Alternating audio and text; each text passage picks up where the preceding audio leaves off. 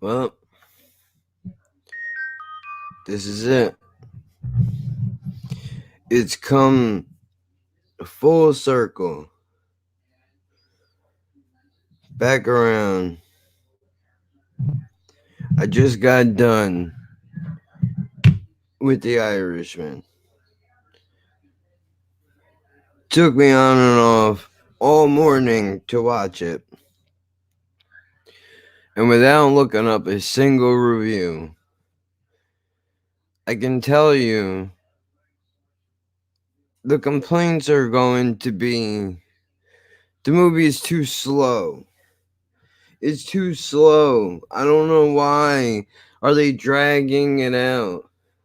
And honestly, I don't have a problem with that. If you can make it through the first 20 minutes of the film, it starts to pick up. Now it's obviously it's like a 3.5 hour movie. It's a lot to cover, but this movie is what it should have been. Exactly what it should have been. It did what a lot of gangster movies don't do. It actually, I think, in a way, it brought it all the way back to The Godfather, in the sense that The Godfather didn't rush its way. And when I say The Godfather, I mean 1 and 2. 3 doesn't exist. Cousins don't fuck. It's that simple. Whether they do or don't, come on. So, you know, that's what it is, man. I really liked it. In the sense that, like, it's brutal. It's fucking brutal. It does what it's supposed to do. I'm going to get into it in a second. I just want to fucking take the layers off before, I rip the turkey open and all that shit to start prepping for tomorrow. I'm probably gonna cook that shit overnight again because it came out really good last time. The key to a fucking good turkey is injecting it while it's cooking with the broth. I mean, obviously, you should baste it too. But I mean, nobody gives a fuck about that, right? So anyway, like I said, it takes its time. And Pesci's in it. Oh, I forgot my book.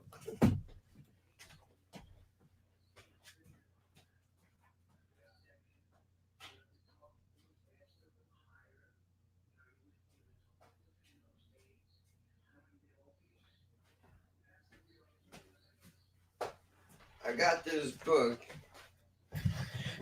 because I started writing down people that I started to recognize.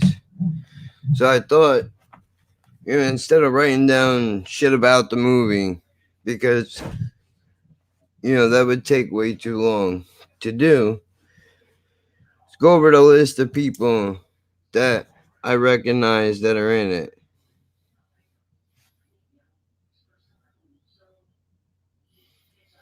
So obviously, we already know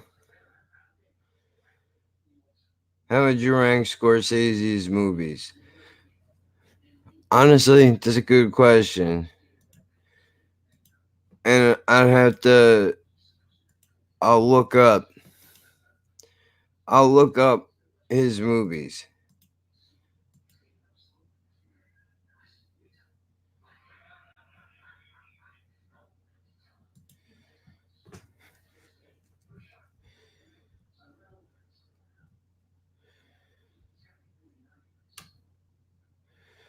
Uh,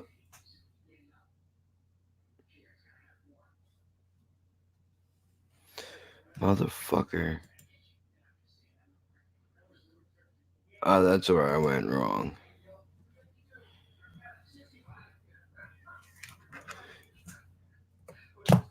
Here we go. Let me get the screen going here. So we can take a look, because before now, I never looked to see what movies he did and which ones he didn't do. I just assumed, oh shit, he did a lot of good ones already. Holy fuck. The Irishman, Goodfellas, Taxi Driver, The Departed, Raging Bull, Wolf of Wall Street, Mean Streets, Jesus, Casino, King of Comedy, Shutter Island, Gangs of New York, Cape Fear, The Color of Money. I never got to watch that. Although I do want to see it because it's a pool film, billiards film. Those are the main ones that I know. I'm trying to see if there's any other ones in here. Shark Tale I've heard of.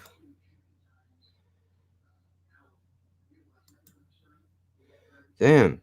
Well, just off of those movies alone, because I can't rate a movie I haven't seen.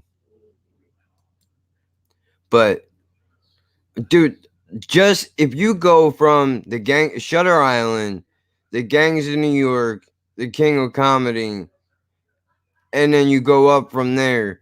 I mean, this guy has a way of really telling a story in films. I mean, I really like what he's done. I hated the fucking ending of Gangs of New York, but I really did enjoy the movie. I was surprised. I thought I was gonna fucking hate it, but I really liked it. But we'll definitely have to get back into that, because Scorsese has a habit of, when he paints you a fucking picture, dude, he goes into detail.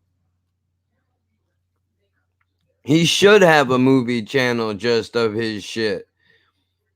Seriously. That channel would be insane. But dude, we're definitely going to come back to that.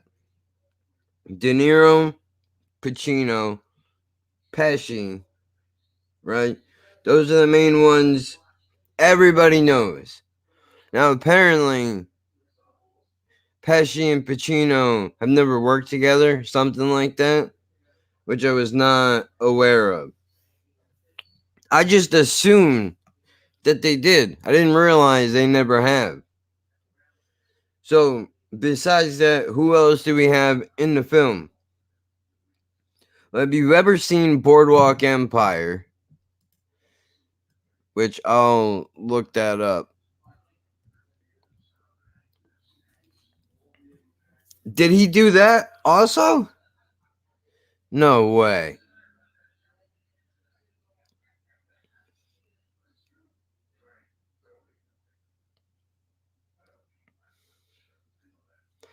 All right, now we need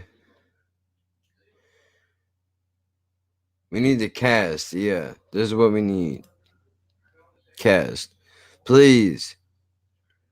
Look at these motherfuckers. Bro, it's a list of killers, dude. Is what this is. But without getting too crazily off topic, this guy, Al Capone, is in it. Stephen Graham. He plays in this film. I don't know character names, even though I just got done watching the fucking movie. I couldn't tell you. There's a lot going on in The Irishman. But Lucky Luciano was in it. And I actually have that. I have it written down. Their character names, because that's how I know them. So Al Capone was in it. Luciano was in it. Ray Romano was in it. Mr. White from Reservoir Dogs.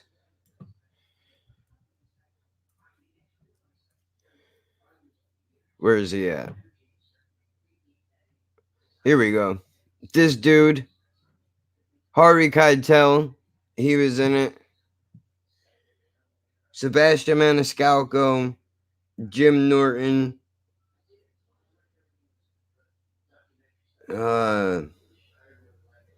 The fucking dude from Breaking Bad movie.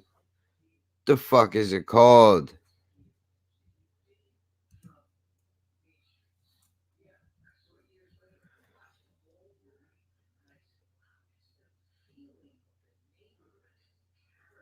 Yeah, where's the cast for this?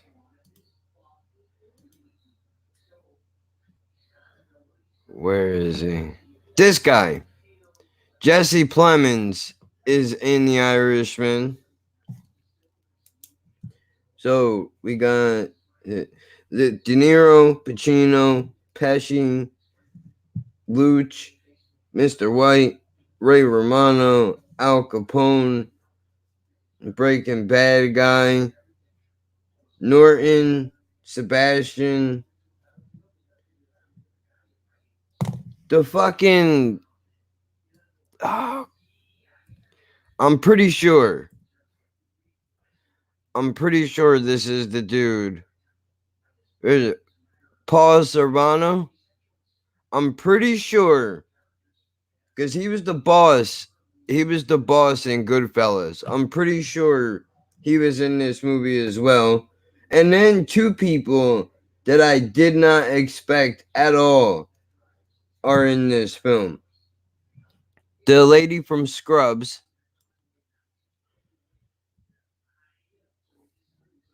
Let me find her. Judy Reyes. She's in this film. And then lastly,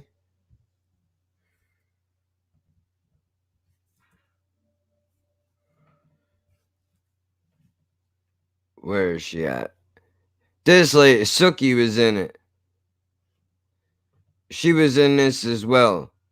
Now she plays De Niro's daughter. Scrubs is in the end of the film. She's a nurse.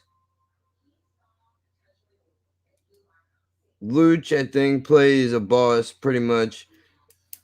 But I mean, this film, what is it? What is it about?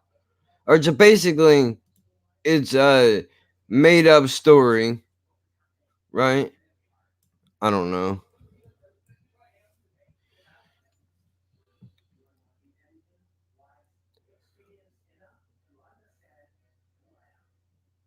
Okay, so I don't know if this is like what this is about. What the fuck is on the? Hold on. This fucking.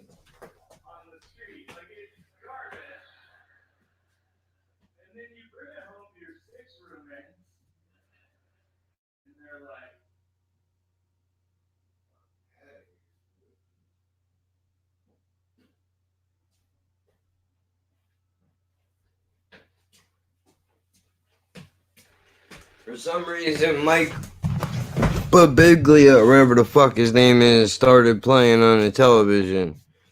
I guess it was after. Oh, and by the way, if you're going to watch The Irishman on Netflix, the credits are 10 minutes long, but if you cut through them almost to the end, there's a bit at the end like they did with the last Chappelle special, where after the credits roll, Pacino, Pesci, De Niro, Scorsese, and I think one other cat are talking to each other at the end. I mean, I let it play, but I started watching it and I was like, well, let me go on and fucking talk about this movie a little bit. So I'd imagine if this film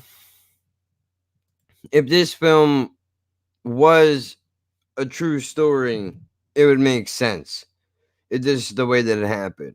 But what separates The Irishman from other gangster films is the fact that I think it shows you almost in real time how shit went down. What has happened. Like, just as an example, if somebody has to go, right?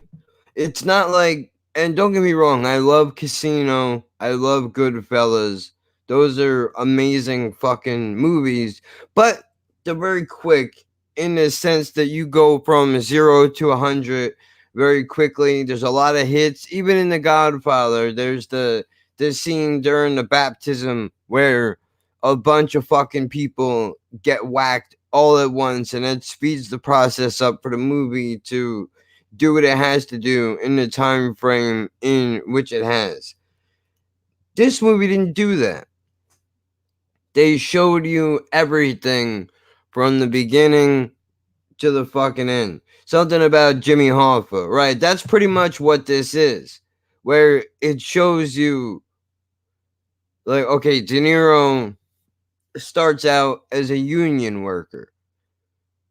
In this film, that's what he is. And it actually shows in the beginning of the film, he's driving a truck. He works at a fucking meat plant where they're moving meat from the plant to restaurants and shit like that. Like in the dead of fucking winter, this guy is working his balls off, which, I mean, I don't know if it's immigrant mentality. I don't know if it's, and I know I'm a few generations removed from that, but I think part of the reason why I put so much work into this shit is because I feel like if you're gonna fucking do something, do it and do it right, or don't fucking do it at all. It's that simple. You know, when you start working on some shit, or at least when I do, I put 100% into what it is that I do. When I worked at fucking retail stores, we can get into all that shit later. I'll write it down because I don't want to get sidetracked. Write it down. Because there's something I want to bring up, because that reminds me of this. But he starts out working in a meat packing plant, right? And in the beginning of the film, him and Pesci, De Niro and Pesci meet right away. They meet right away. De Niro's truck breaks down. He stops at a gas station, and that's where they meet. Pesci comes out, and they're talking to one another. So, he helps him fix his truck, and he's like, go get that shit fixed, whatever. They meet up later on, and it turns out, like, you just know, Pesci gives you the impression right away he's not somebody to be fucked with. It's something so simple as Pesci says to De Niro, what's your name? So he tells him, and he's like, so what's your? I didn't catch your name. What's your name? And he makes it a point to avoid giving his name out, which is just in the most gangster way possible. Like, he wasn't rude about it. He just made it a point that, like, I'm the one that's gonna be asking the questions around here, and while you did ask me that, I'm just gonna pretend like I didn't hear you. I'm gonna tell you to get that shit fixed and move on with your life. But anyway, later on, he gets introduced to Pesci again at a restaurant where the guy, De Niro's lawyer, pretty much says, like, he worked at a Canada Dry factory or some shit. And we all know that's not true, but he winds up getting introduced to Pesci through his lawyer, who is Ray Romano. And that's how this shit really kicks off. Now, the first thing that I want to bring up about this film, which is part of the reason why it took so goddamn long to make it, was the age thing. Because I know, when Norton was in it, they were talking about how, a lot of people were talking about the age regression. Kevin. What? So just nothing. what? Nothing. Just shut the door then. Hold on, she's coming out. Come on, Smart. Come on. Fucking the age thing, which is that, it makes them, I'm not sure if it made them older and younger, because I know they definitely made them younger. But what's so weird about it is that they made them they made them look the way that they used to look. Like they didn't move. They didn't move like young people, but it was young. They looked. They brought them back to, in my opinion, the days of Casino. Because like, look at this shit, dude. Look, it doesn't that to me. They look. They look just as young as they did then. De Niro looks like he just walked off the set of Casino. Let me show you this.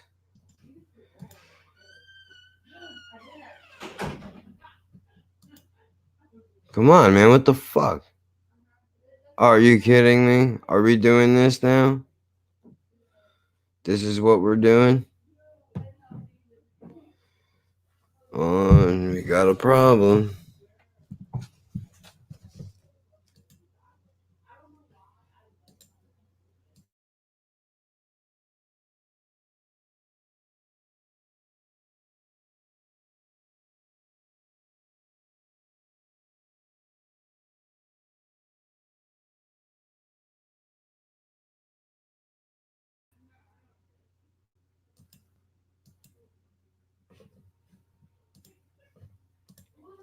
Son of a bitch.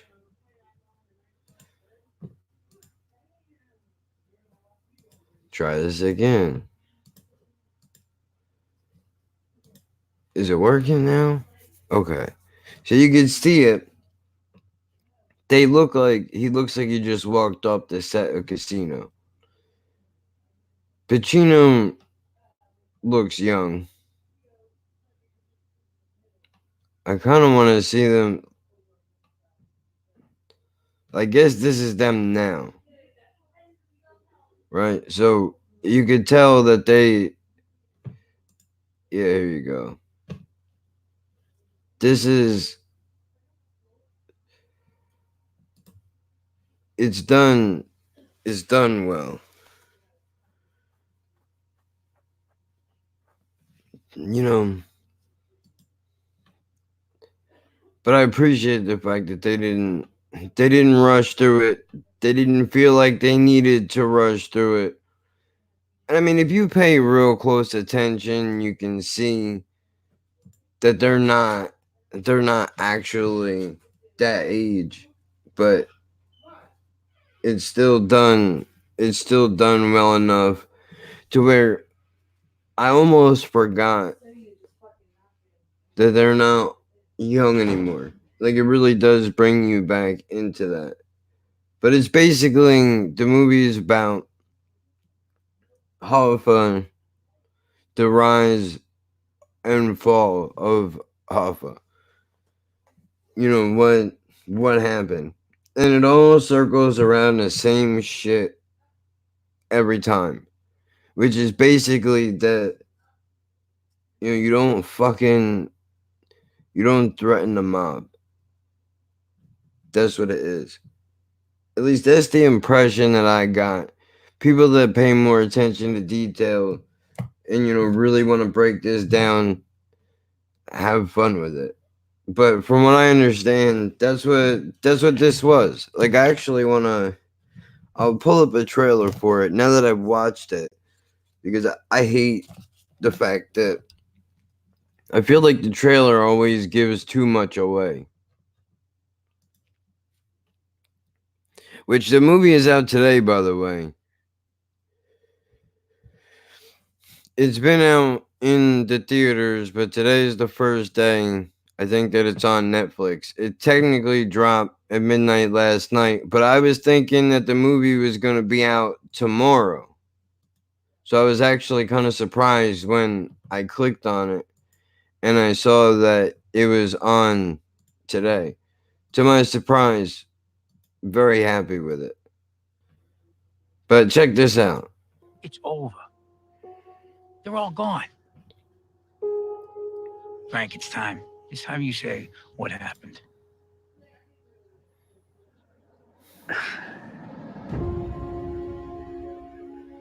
All time great. Frank, I want you to meet my cousin, Russell Buffalino. Better watch. There's a lot of tough guys around here. Did he tell you? You're not afraid of tough guys, are you? I didn't think so. I was one of 1,000 working stiffs until I wasn't no more. You got a good friend here. You don't know how good a friend. See, there's Mr. White.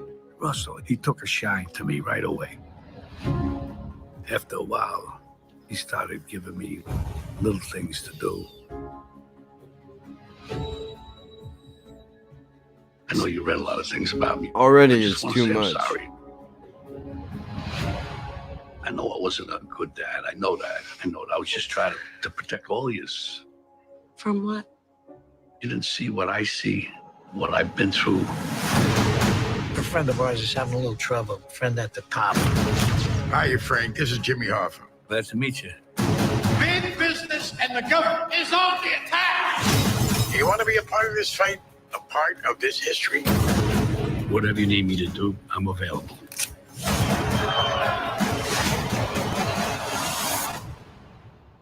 Only 3 people in the world have one of these, and only one of them is Irish.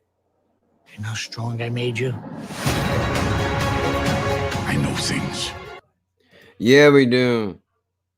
I caught you again. Yeah.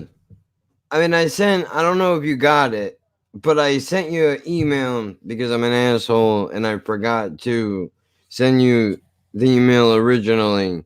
But I did get your message. So, I mean, this week, with the holiday and shit like that, shit's all over the place. Next week, we could do some shit. Whatever you want to do. If you have a day already that you think we can work out, we can do it. I got no problem with that. And surprisingly, no. Pesci was not, he wasn't hot headed. He was very calm and very relaxed. Like, you could still tell that he was not to be fucking played with, but this dude didn't fuck around. When he would say some shit, he talks to you, but you listen to what he has to say. They don't know I know. He said that? You sure he said that? You see what I mean? Like how he did that right there? Nobody threatens Hoffa. I got records. I got tapes. They're done. I had to put you into this thing. Sooner or later, everybody put here as a date when he's gonna go.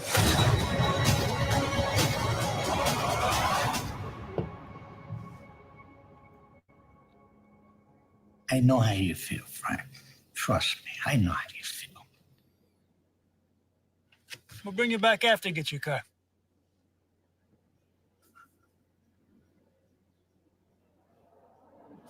Yeah. Too much.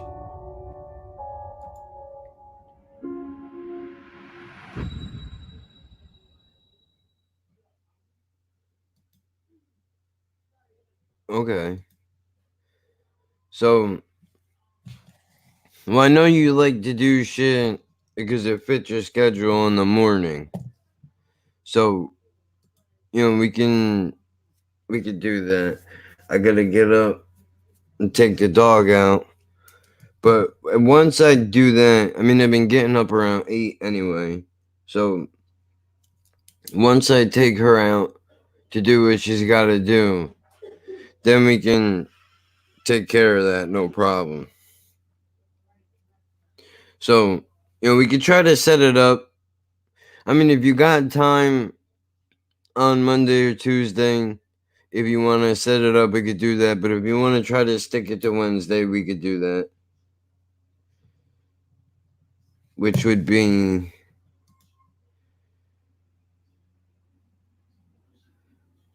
I'm guessing the 4th?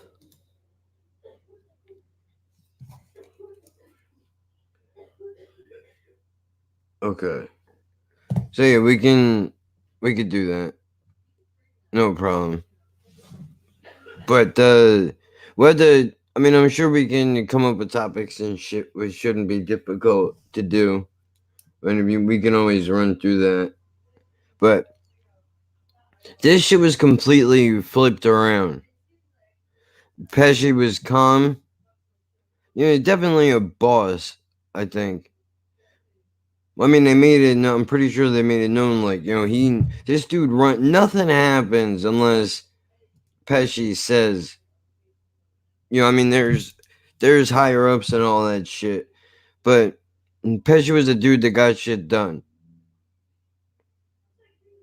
So that's definitely good, in the sense that, like, if he would have Monday and Tuesday is fine for me. Just got to do school run first. All right, well that works.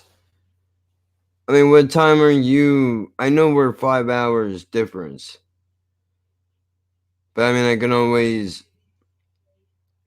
always set some shit up, and we can do it. So, what time are you usually getting done and coming back? Because depending on when that is, Pesci's a legend, bro. He didn't even want to do this film. He didn't want to do it. From what I understand, I haven't watched any interviews that he's done, but apparently he didn't want to do it. 8:30. So that would be 8:30 my time or your time?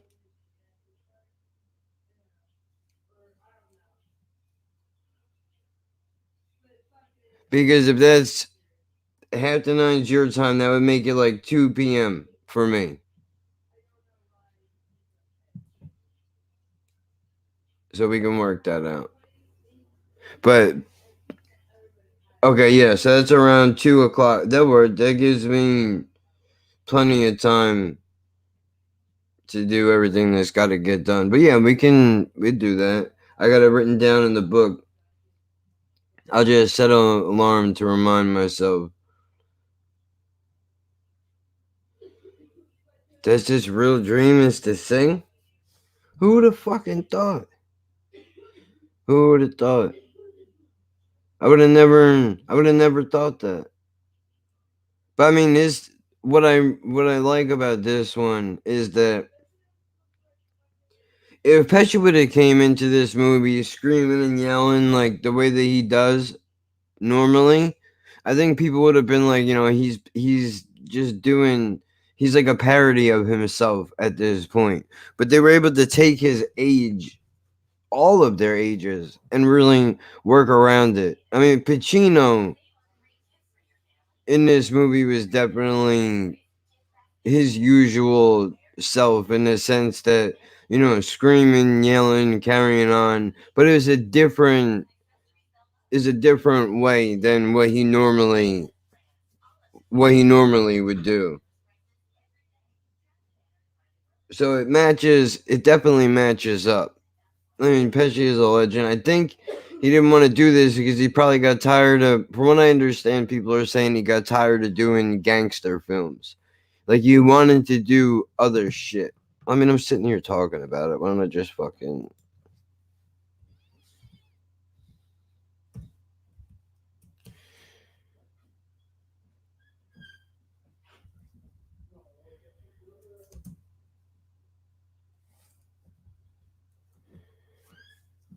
Let's see.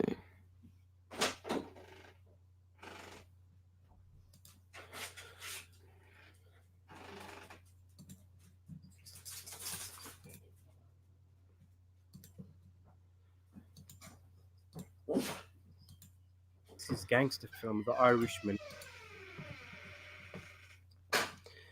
Tried watching Home Alone the other day after watching Goodfellas a few weeks ago. Couldn't concentrate enough without hearing cocksucker in my head. I mean, that's what it is. But that's the beauty, I think, of what he does. Is he has the ability to... The fact that he even pulled... Matter of fact, I'm gonna fucking... Because I'm not gonna watch some asshole talking about interviews.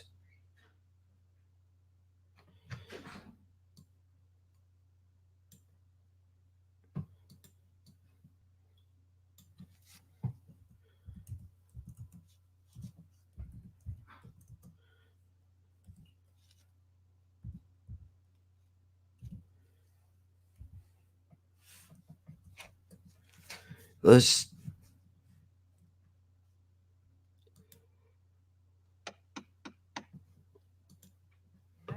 Christmas, little fella.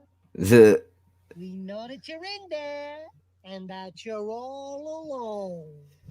Yeah, come on, kid, open up. It's Santa Claus. rat. And it's Elf. We're not gonna hurt you. No. Got some nice presents for you. Be a good little fella now and open the door.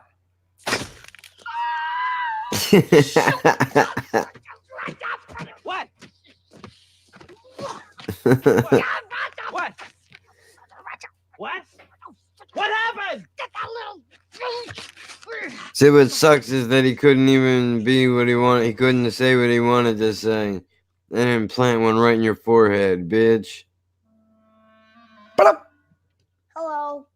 Good night. Wild. Wild, dude. Exactly. But dude, that's what makes this Irishman movie so great, dude, is that like he just when he would talk to you, he would talk to you like that, like, listen, man, we gotta fix, we can't have this. We gotta fix this. This is no good for anybody involved. You understand what I'm saying? Like, listen, I want to hook you up. That's actually, in this movie, Pesci was the guy to introduce De Niro to Hoffa. So he basically said,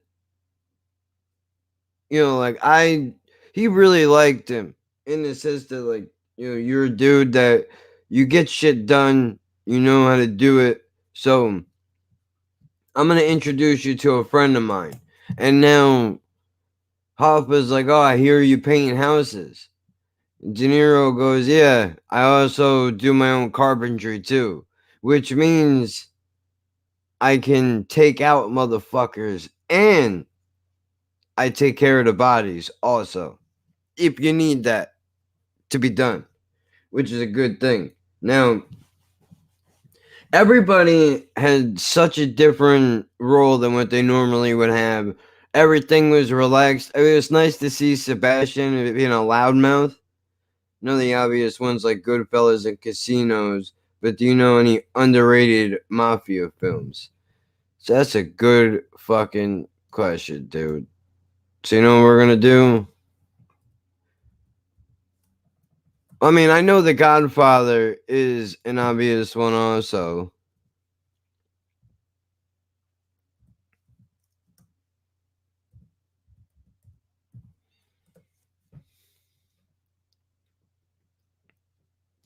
Alright, here we go.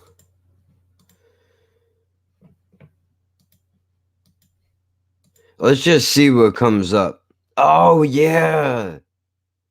American Gangster is a good one. Although it's not, I don't think, underrated. That's the GOAT for me. The Godfather, yeah. Donnie Brasco is a really good one. Scarface is a great one. Black Mass was okay. Wasn't great. Honestly, didn't really do it for me. Fucking snooze fest. Bronx Tale is a fantastic fucking movie. Mean Streets is actually a really good one that I don't think anybody talks about. Like, unless you're already in the know, nobody talks about that.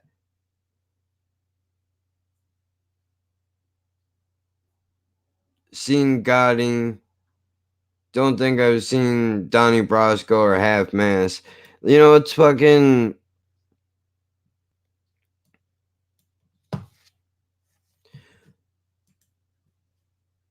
Hold on, let's see if we can. Where's it at? Here we go. I use a clip from this a lot in the podcast lately, which is like Pacino gets to the car and he's like, "Oh man, my dick's on fire." Oh, wait a minute. You don't have sound. Mean Streets, we'll play a trailer for that as well, because Mean Streets is old school gangster flick, dude. There's actually a song. Motherfucker. All right, hold on. Let me open up one more YouTube tab because I want to show you this fucking.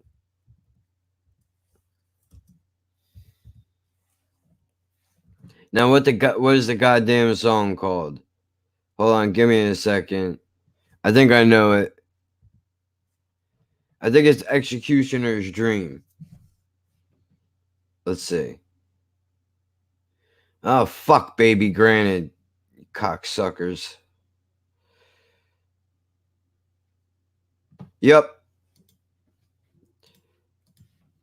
Alright, even though this will get copyright blocked later, I'm playing it anyway, and then we'll go over to the Donnie Brasco trailer. Because that's important. There's no way you do that. Check this out. This is a quote from Mean Streets. Infinite. No, you don't fuck around with the infinite. There's no way you do No way that. you do that. Being in hell has two Being sides. in hell has two sides. The kind you can touch with your hand, Mm-hmm. the kind you can feel in your heart, And you know, your soul, the spiritual side. And you know, the worst of the two is the spiritual. come on, dude, get the fuck out of here. That's a fantastic quote. I haven't checked them out yet, but that's also because I've been on a tear with movies for the last couple of days and trying to figure out what the fuck do I do next with the podcast. I mean, I have a bunch of shit out already, but I definitely have that on my list of shit to do, is to check him out. When I introduce you, I'm gonna say, this is a friend of mine. That means you're connected, guy. Now, if I said instead, this is a friend of ours, that would mean you were made, guy. A capiche? When Lefty brought Donnie into his world, Who's this guy? That's Donnie, a friend of mine. he took a risk on a kid he hardly knew. I'm gonna have to school you, my friend. School me in what? This guy never carries his money in a wallet. See? Always in a roll. Bina on the outside. He gave That's the dude, me neither. How I found that movie was I was sitting here by myself. Jem was over at her mom's house, and I was like, dude, I feel like fucking watching something. So let's just scroll around on Netflix and see what's happening. I came across Mean Streets. I've heard that song, Executioner's Dream, 100 times, dude. And I didn't never bother to look and see where the fuck that quote was from. Just because I know how the music scene is. You know, people don't say where they get their samples from. I probably shouldn't even be saying it, whatever. It's a good film. And I'm watching it, and I hear that, and I was like, holy shit, that's where it's from. him his trust. You gotta get rid of that mustache. Get yourself a pair of pants. Just like me. He loved him like a son. Nobody can touch you because I represent you. Keep your nose clean, follow the rules, be a good earner, and maybe one day when they open the books, you become a wise guy. I'd die with you, Donnie. But he never knew the truth. There's a war going on in that mafia family, and that is where Joe is undercover. Donnie, come here. What a piece of shit. We don't know. You're gonna freeze up? No. A lot of guys freeze up. You said it was going to be 3 months. It's going on 3 years. Who he's with and who he's close to, they're all the top dogs now. He's right in the line of fire. There was a rat in flour that Donnie. You know what to do when you find that rat, right, Left? Could be I found him already. In our thing, you get sent for, you go in alive, you come out dead, and it's your best friend that does it. Yep. Got to pull him out. You think I'm a rat? How many times I have you into my own house? If you're a rat, then I'm the biggest mutt in the history of the mafia. If I come out, Lefty dies. They're gonna kill him. Because he vouched for me. Because he stood up for me. That's a fucking great film, dude. So is The Departed, is a great one. Those are a good place to start, for sure, because it gives you a look into shit that, you know, movies just people don't take the time to write them anymore. Lack of positivity in worldwide media and music. Have you seen the Iceman movie? I started to watch it, and I tapped out of it, but I'll have to go and actually sit down and watch it. I watched all his interviews, which makes it kind of difficult to watch the movie after you see, what that motherfucker is actually like. And in general, society, even family. Well, I mean, honestly, I think it's unfortunate, but it's not surprising. It's definitely not surprising. I mean,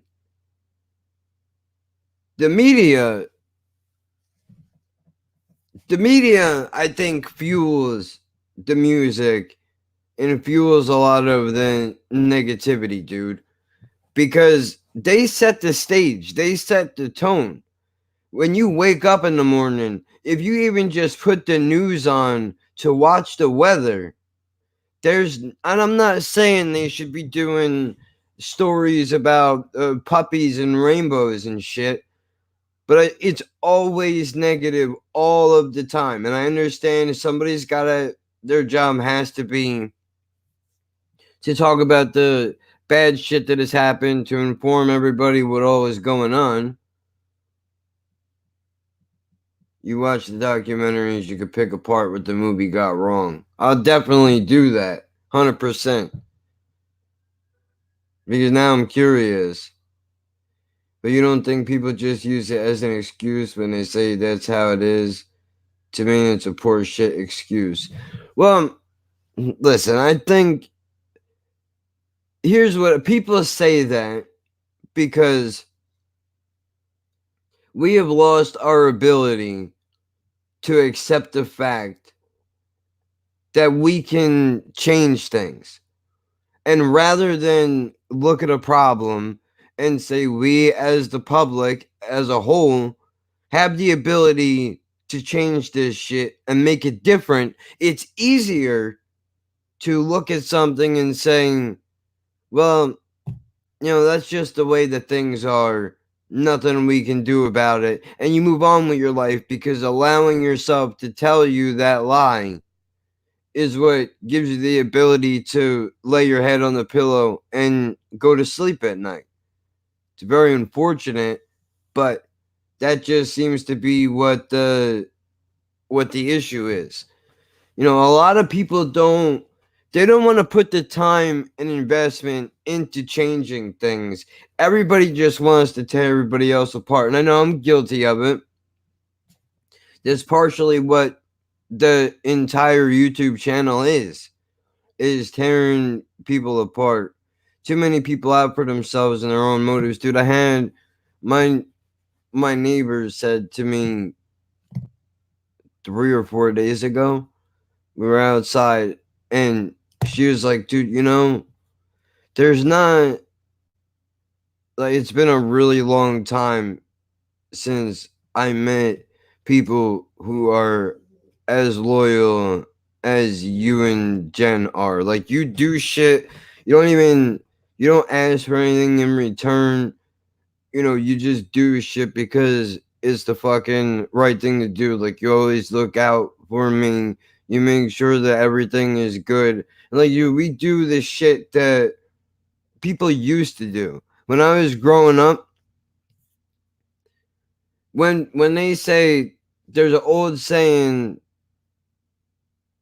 so we need some topics for a new discussion time episode. Is there any subject / topic you would like to speak on? Or like me to speak on, rather. If not, no worries. But definitely, give me a second, I'll think of something. But they used to say that it takes a village to raise a child. The village is gone now because everybody is turned into, hunter gatherers. Like, they're all out for themselves.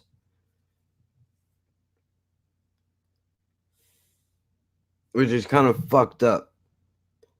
Well, like, since you're on the subject,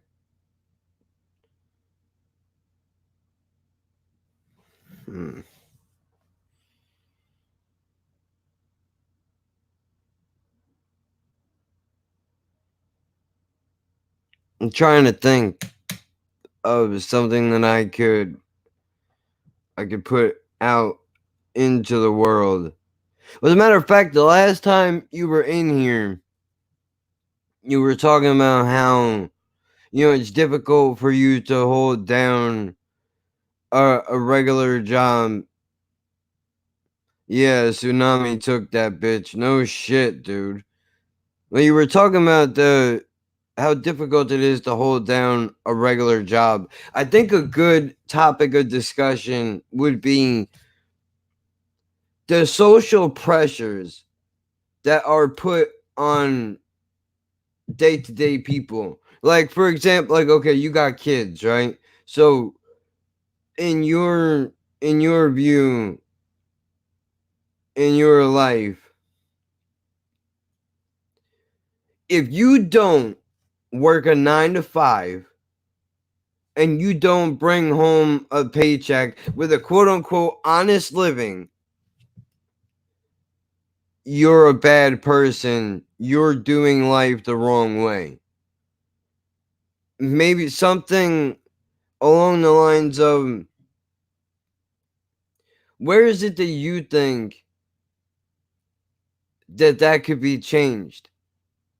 In the sense of, is it possible to be happy working a part-time job, having a hobby on the side, and not being able to satisfy the status quo or what society's general view is on what you should and what you should not do?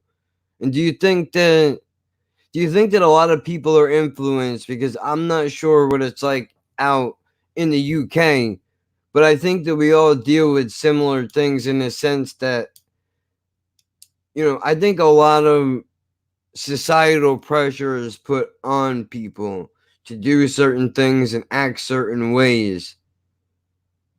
But how much of that do you think influences what people's day-to-day's life is, what their decisions are? Like, is it possible, is it possible to be a good fucking parent, work a part-time job, and still do something that you enjoy doing? And obviously we know that it is, but then why is it not okay for people to do that? What's wrong with that idea? Why is it that you have to make yourself miserable just to be able to provide for your family? Yeah, no problem, dude. I mean, because you're in a unique position in the sense where, like, you could talk about some shit like that in a better perspective than I could, just because I don't have kids. But so I don't know, dude. The Irishman is a great film, dude. It's a long one. It's a slow burn. But if you enjoy the acting, I think you will like this. And it's not that it's everybody doing almost the opposite of what you know them for. In the sense that, like, De Niro is a guy that gets shit done. Pacino plays Hoffa, who got out of control, and you don't ever threaten the mafia with any kind of information. You'd never do that. I don't understand how somebody like that, if that is the case, I would really like to know how much of this movie is true and how much of it is made up. Is this speculation? Did he pull this together from what information he might have gathered from other people talking over the years? But you would think somebody as smart as Hoffa would know there's just certain things that you don't do, that you do get euthanized for. They bring up Kennedy in this film. I mean, I'm sure at this point, it can't even be a fucking conspiracy that the man was involved with people that were running the fucking mafia. That's just what it is. So they got that shit. There's actually a quote in the movie where Pesci says to De Niro, Scorsese needs to do a John Wick crossover. That would be fucking nuts. What would that look like? I mean, in a way, you can almost say that that's kind of what this is, in the sense that, like, De Niro is a retired hitman. So he's telling you this entire story from his perspective. As an old man, he's the only one that made it out alive. The only one. Everybody else is dead. For various reasons, not just the way that you would think, like, oh, everybody gets whacked. This movie did something that a mob movie, in my opinion, I don't think has ever done before. Which is that, you know, after Hoffa gets taken out, everybody goes to prison for something. You know, you didn't make your fucking bed, you're going to jail. They found a reason to take everybody. And they showed something that I think is extremely important, much like how Scarface did when that film came out. They showed you the rise of Scarface, the magnificent everything, how a drug dealer could rise to the top and be the fucking man. But then it also shows you how greed can intercept those things. And there's 100 times where Scarface could have stopped. And he would have been set for fucking life, dude. But a guy like that don't know how to stop. This movie does the same thing, where they show you in prison, you have some of the most powerful men of their time. And they're old men in prison, dude. And they're sitting around, they're all fucked up. De Niro's talking about how arthritis is taking over and shit. And it's refreshing to see that, like, this is not, it doesn't always end in just a casket. Doesn't always just end in prison. But this is like the most real to life depiction of the mafia I think that there's been in a long fucking time. And I think it's a nice addition. Goodfellas, Casino, The Irishman. This will probably be the last real gangster film that we ever get.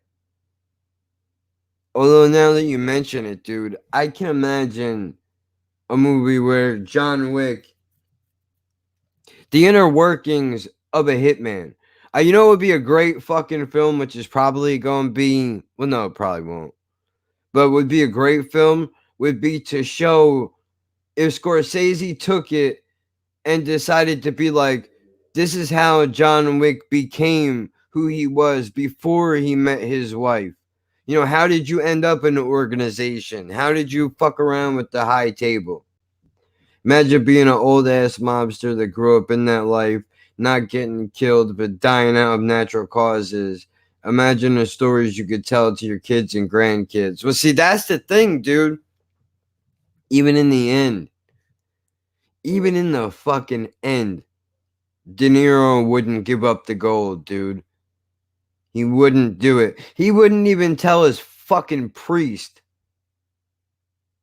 Told nobody nothing, not a goddamn thing. Took it all to his grave, man. Which is wild. And his daughter hates his guts. Ironically, you know, there's a scene in the movie where Pesci and De Niro are at the bowling alley with De Niro's kids. And, you know, Pesci tries to call over De Niro's daughter. You know, come here. Let me talk to you for a second. He's like, dude, I think she's afraid of me. And De Niro's like, well, yeah, I mean, she is afraid of you. But, you know, don't feel bad. She's afraid of me too. And Pesci's like, well, wait a minute.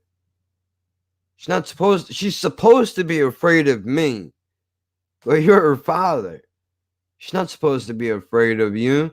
She's supposed to love you. You got to take care of your family. It's the most important thing that you can do in your life is to make sure they're taken care of. So, like, she calls her over, the kid is sketched out. So it's ironic that even at a young age, this child was able to see that Pesci was a bad motherfucker that she didn't want to get involved with. And yet, somehow, Hoffa is just as bad, but I guess because he had the public persona of being on television and not being that guy. I mean, I can stick around, or if you want to come back on later, I can come back on. If you're trying to jump back in, just let me know what time.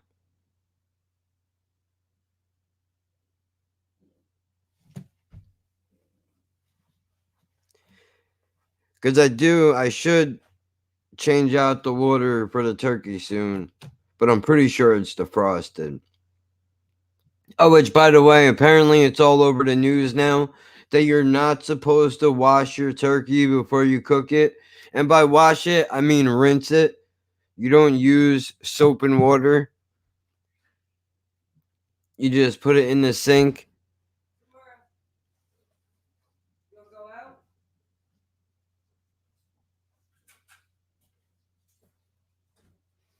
Samara, you want to go out? Come on. Let's go. Come on. Come on, Rashad's going to get off the bus soon. Come on. You go see the kids? Come on. Come on. But dude, apparently they're saying that you're not supposed to rinse it off anymore. Which I find kind of wild because I always thought you were supposed to rinse the blood off of it.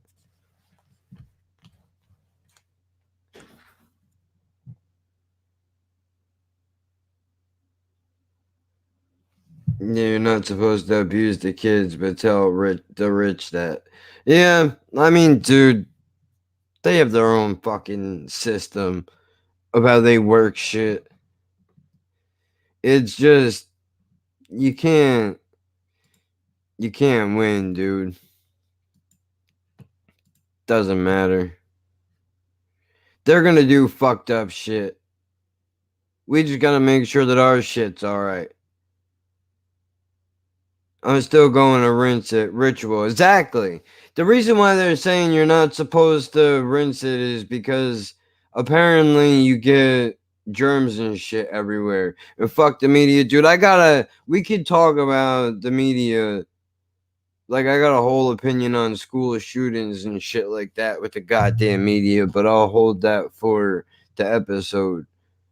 But, dude, they're saying that because of transference of germs and salmonella risk and all that shit, that you're not supposed to rinse it. I don't know about you guys, but I'm a fucking psychopath when it comes to cooking and cleaning this food, right? Like, here's what's gonna happen. I have it sitting out in a pot of water right now. The sink is going to be cleaned out. I'm going to put the turkey in its wrapper. Turkey is already fucked up with God knows what. Exactly. But dude, I cut the wrapper in the sink. I drain it out. I rinse all the blood off of it. I take it from the sink. I put it in the fucking pan. I dry it off with paper towels. I put the butter on it, all the seasonings, which reminds me I have to pull out a stick of butter to soften it. But okay, once that turkey goes into the oven, out comes the fucking Lysol and the gloves. Which, by the way, I wear gloves when I prep this goddamn thing too. And every time I'm done with a step, I change the gloves out. So we don't have to worry about, like, if I'm touching the spices, I'm not touching the turkey. Everything is done in sections. There's a glove for the butter. Take them off, wash your hands. You could drop the seasons on it, and then you put it back on when you're moving it. Like, everything is done in sections. And then every countertop, every surface, the entire sink from top to bottom gets washed and rubbed down with Lysol to make sure that you clean this shit as best as you can. I'm sure there are 100 jerk offs that start, they do all that, and then just in cooking shows alone, it drives me crazy with the amount of cross contamination that there is, dude.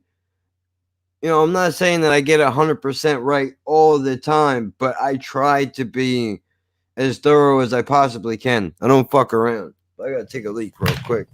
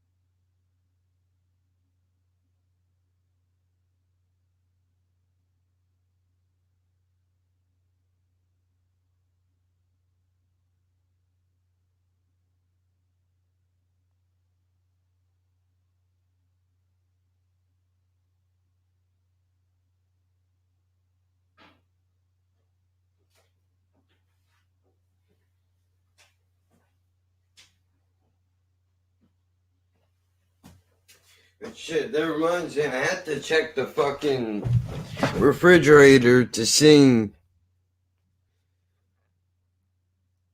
what is going on with the chicken.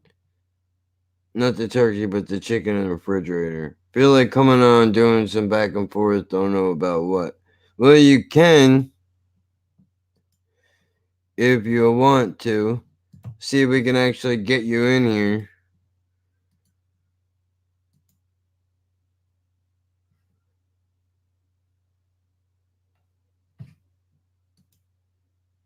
I mean, it doesn't matter about what. I can always, if that don't work, I can always stop this and start a new one. Or I can just let it live. What does it matter? But while you figure that out, I'm going to fucking just see if the other chicken is defrosted in the refrigerator. You're fucking starving, dude. Hungry as shit.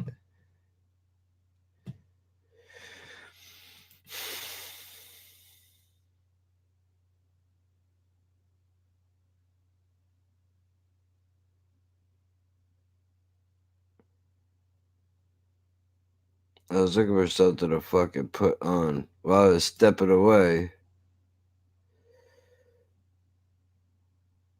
Oh, okay. We'll be about 10 minutes, probably the same as last time.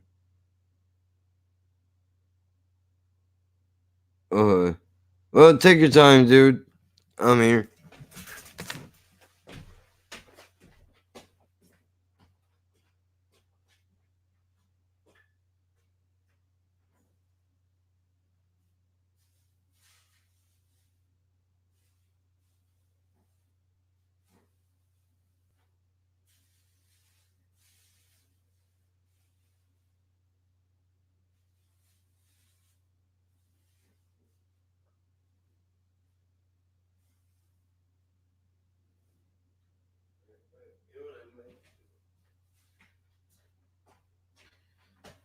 You know what I might even do?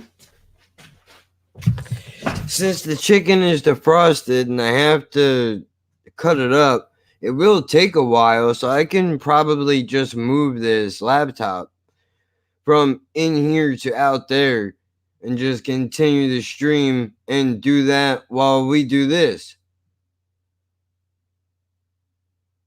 Although placement might be a bit of a pain in the ass with the microphone.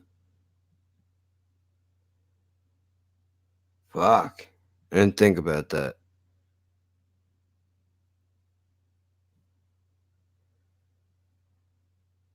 Well, we could try it.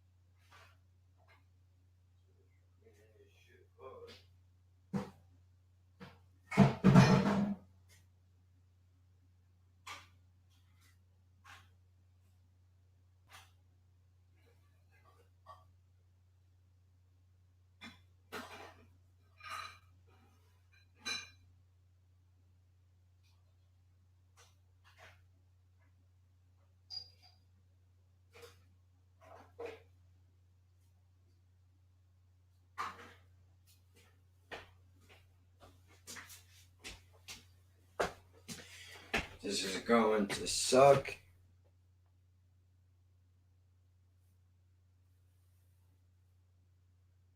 Not a fan of turkey anymore. Forced to have it on Christmas. That sucks. I fucking love it, but that's because I only have it maybe once or twice a year, if even that. But I could do it. I found a spot for it, I think. I can bring it out. Let's try it. I mean, why not? You can see the fucking... Yeah, that's exactly what I think I'm going to do. I think that's exactly what I'm going to do. Be another live prep cooking session like last time.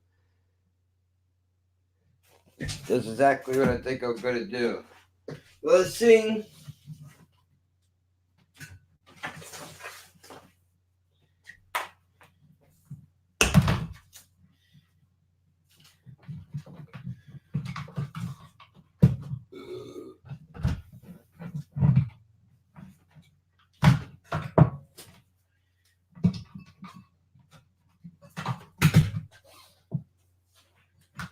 Now, I'm not going to be able to bring the pop screen, but that's all right. Stick the mouse in my pocket.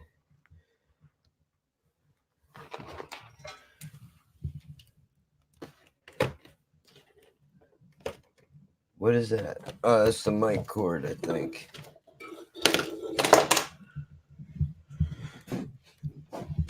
Are we good? Are you going to give me a problem? No. The fucking rest of the house is a mess, but whatever. I keep getting on her to clean this fucking bar off. She does it, and then it goes right back to where it was before.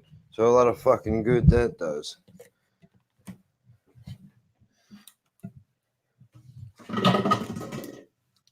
Oh, I'm clicking shit.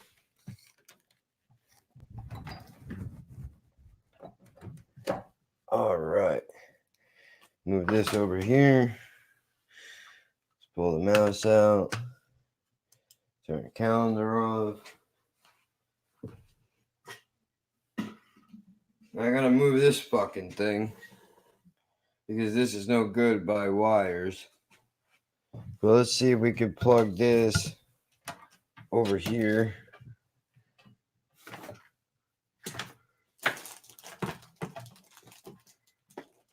Let's see if it works. All right. Seems to be okay. And we're going to take this garbage that nobody eats, and that's going to be our new mic stand. Let's take the wire, let's put it over here, and I need more gloves, I think. All right, hopefully the audio will be all right.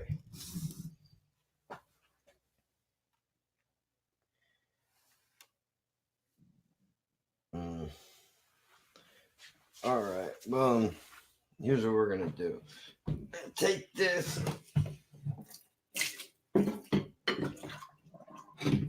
We're gonna slide that in the sink because it's just gonna sit there anyway.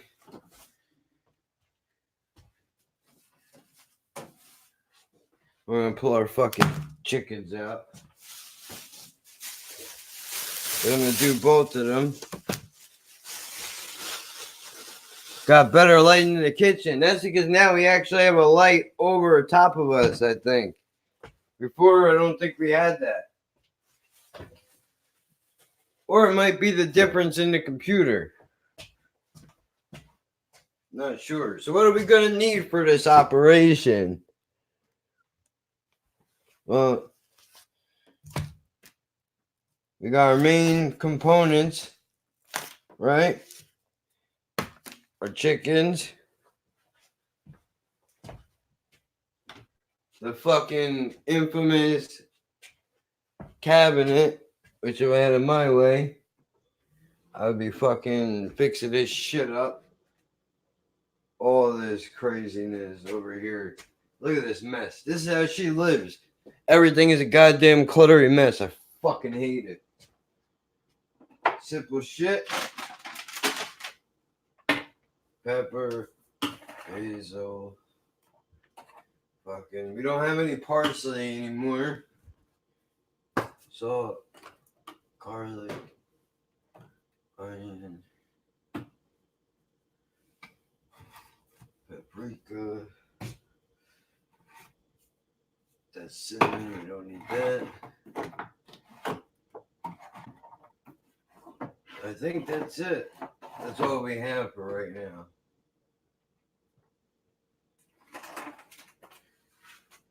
Move our shit over here. I don't fuck around. I should have wiped the counter down. That's alright. I can still do it.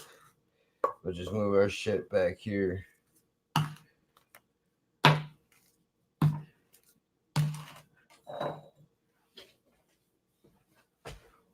So it's about to get dirty anyway.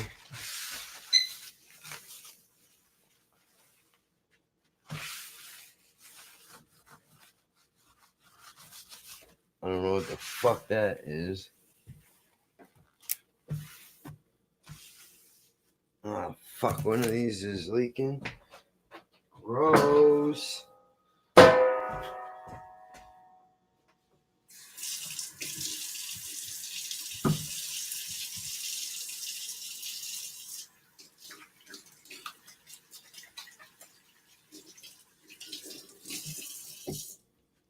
And you gotta make sure I stay away from the fucking turkey with it. Because I'm gonna move it again before I put any dishes in there.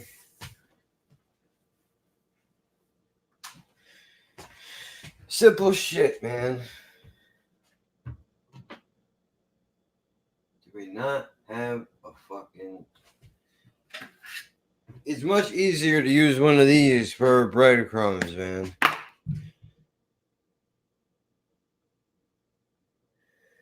Let's just think of what a shame it is that we are in the same country.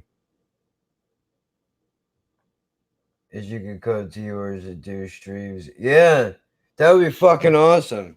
It sucks that it's not. We're not. It'd be a lot more fun.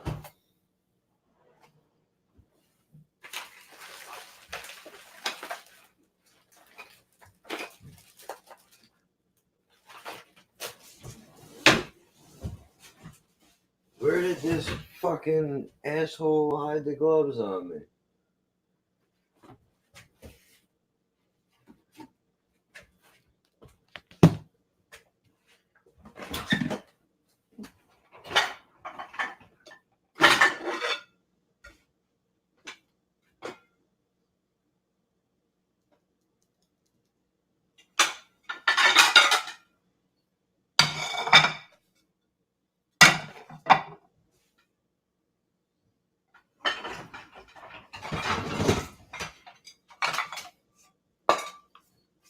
the key to success right here, man. These things are so much easier to use when cooking. Shit, you gotta deep fry it, or not deep fry, but fry in.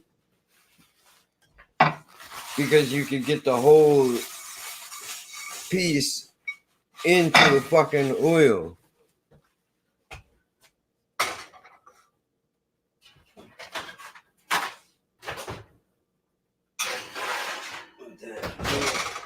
Now where's my other one at?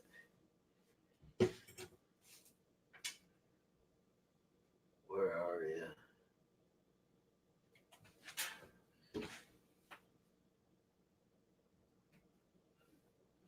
I know it's around here some fucking place.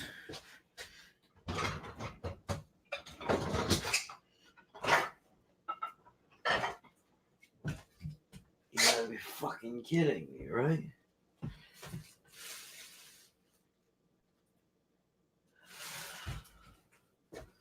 What the fuck?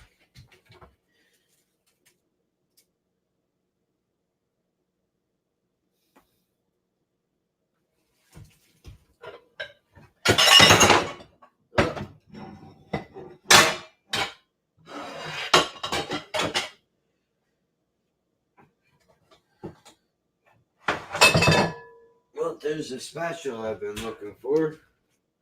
Nice to know that that's where it lives. I don't know where my fucking other wok is, dude. The fuck? Or the goddamn gloves.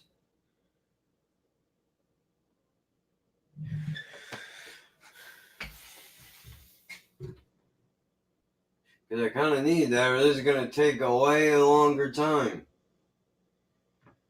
The whole point to using two fucking deals is that it cooks faster. But I don't know where the fuck it is. All the good that is going to do me now, isn't it? Son of a bitch. I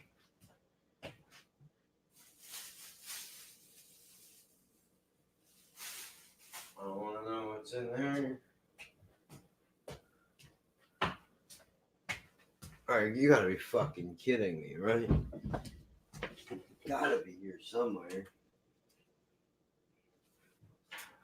I mean, at this point, I might just use the fucking one and be done with it. Because I don't want it. The longer I take looking for this shit in the same places, the longer it's gonna take me to do. There it is.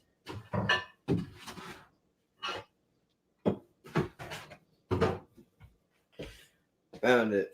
This motherfucker right here will hurt you to death. Because this shit handle gets hot.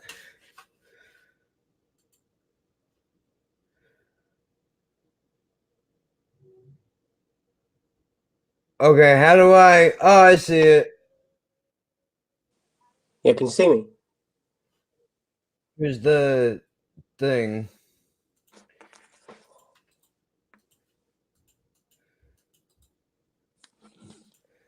Now, I think if I unplug the headphones, there might be an echo. But give me a second and let me... Once I start cutting, I could just put the headphones in. Because I won't need to use my hands. If I could just find... So can you hear me at the moment or not? Why does she make everything difficult?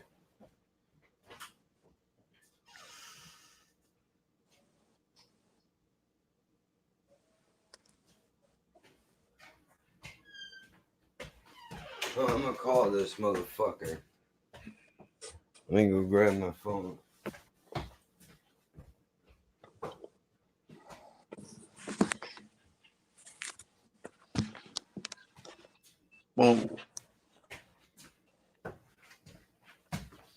Well, at least you got in this time. Psh.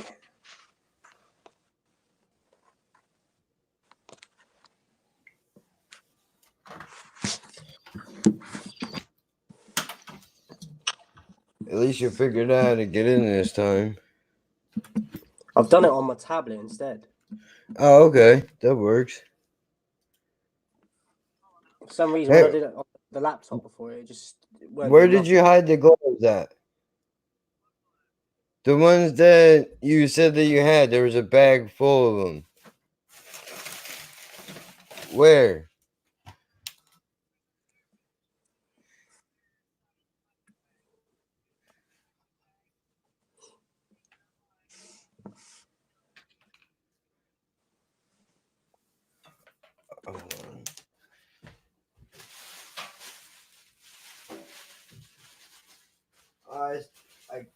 I got it. All right. No, I got it. Okay. All right. Bye. All right. Now we're fucking. Now we're ready to go. I didn't really plan this part out well, but hold on. Let me fucking pull this over. All right, we'll shut the lights, all the headphones later. Okay, but this is a lot easier anyway. Now that you're actually here, I can't we don't quite have believe to. it's happening because of all the shit from last time. So Yeah. Well, I mean, dude, this shit's gonna happen. At least you were able to figure it out and you got in.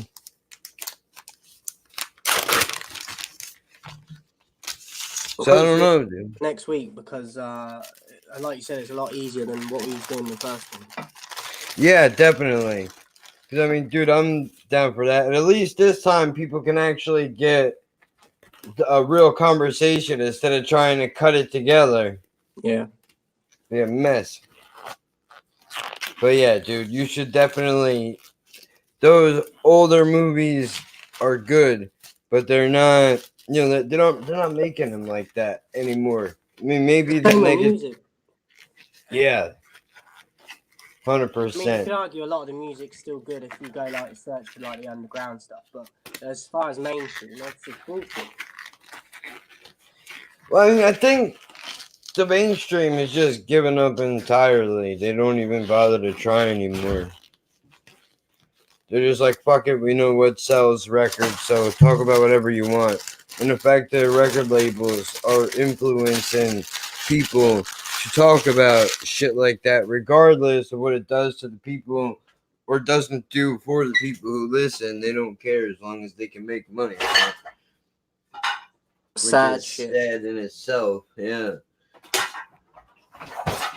So here's the plan. I'm making chicken because we're got to figure out what the fuck we're going to do with that. So in the meantime, I'm going to do this. So you know what the fuck is happening.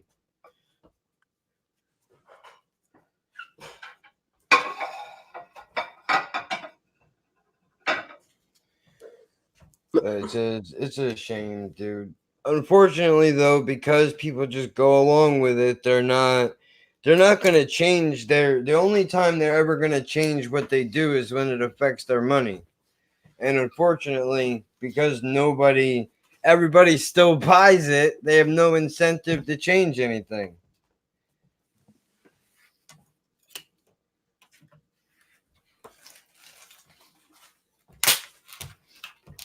It's ridiculous. I mean, if you would have told me that this is the direction that shit was going to go in, I'm not sure a part of me would have believed you, but I definitely would not have thought it would have been this bad. You definitely want to have more faith in people. This is supposed to be like a sterile. Well, no, not a sterile net. That's not one of those. No. I mean, it makes you lose faith in everything in its entirety. I mean, I know I reference this movie a lot, but Sunset Limited, there's a line in there where Tommy Lee Jones says to Samuel L. Jackson, when he asks him, like, what is the reason why you're trying to kill yourself? He's like, you teach at a college, you know things. How could you simply just take the easy way out like this? And he's basically like, what sent you over the edge? Like, it wasn't anything personal. And he basically says, well, that's what an education does, is it makes things personal. So, now that I'm looking at all this and I see it for what it is, I can't ignore it. And the death of movies, the death of music, all this shit is a big part of the reason why, or at least you're left to speculate that that's why he winds up trying to do that in the first place. Because when you don't have those things left anymore, what can you really hold on to?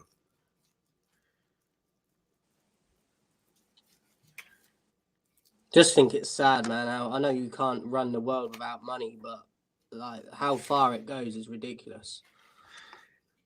Yeah, it's fucking crazy. Especially because you could run shit ethically and still make your money at the same time. Yeah. I mean, I think the problem is not, people always go like, well, I mean, this is just the way that it's gotta be done if you want to make money. No, you can. It's like, it's the same mentality of thinking between drug dealing and working a regular job. If you work that regular job, you'll still make money. Maybe not as much if you were a drug dealer, but you'll still make it. But the fast pace in which you make it as a drug dealer is the same thing, the way that the world is run. Like, if we run everything like this, the way that we run it now, we get our money fast and we don't have to answer to nobody, where they're not willing to take a sacrifice and just slow it down a little bit, even though it would be the betterment of everybody, which is insane.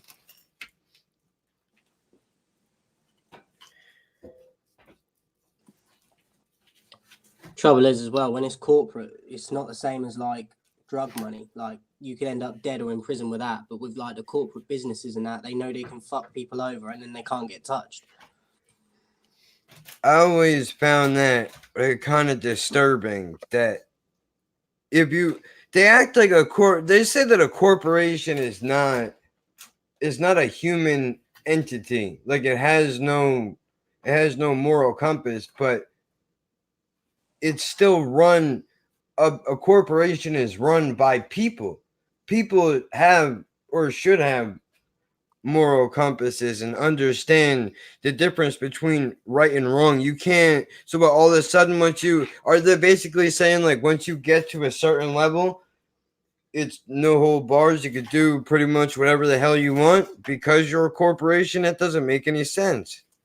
It's just like being a rich gang. Like, they're rich people. Like, it's like a gang with suits on. That's what it is.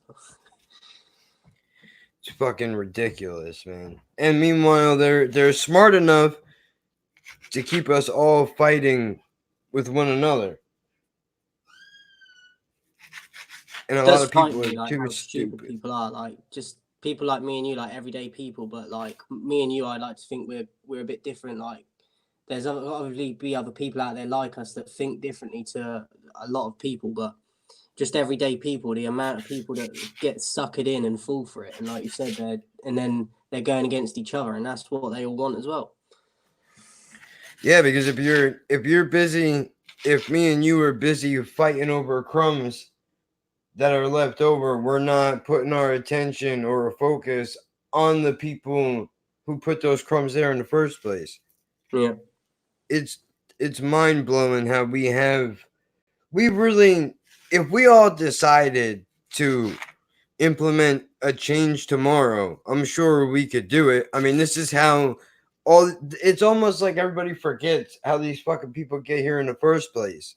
You're there because we put you there, and if we took half the time that people spend bitching and complaining about how things are not going to change and force them to change, that would make a difference. But nobody's willing to sit out an election cycle to force that to happen. Oh, well, they're just going to do what they want anyway. As long as you let them, yes. But if everybody decided across the world, we're not doing anything until you make this shit change, and not one person showed up to vote, that would force a change because they would see they don't have any other choice. Trouble is, you get so many people saying that they will like join and do like go on marches or whatever you're trying to get them to do, and then when it comes time to, the action's not there because they don't do it. Yeah.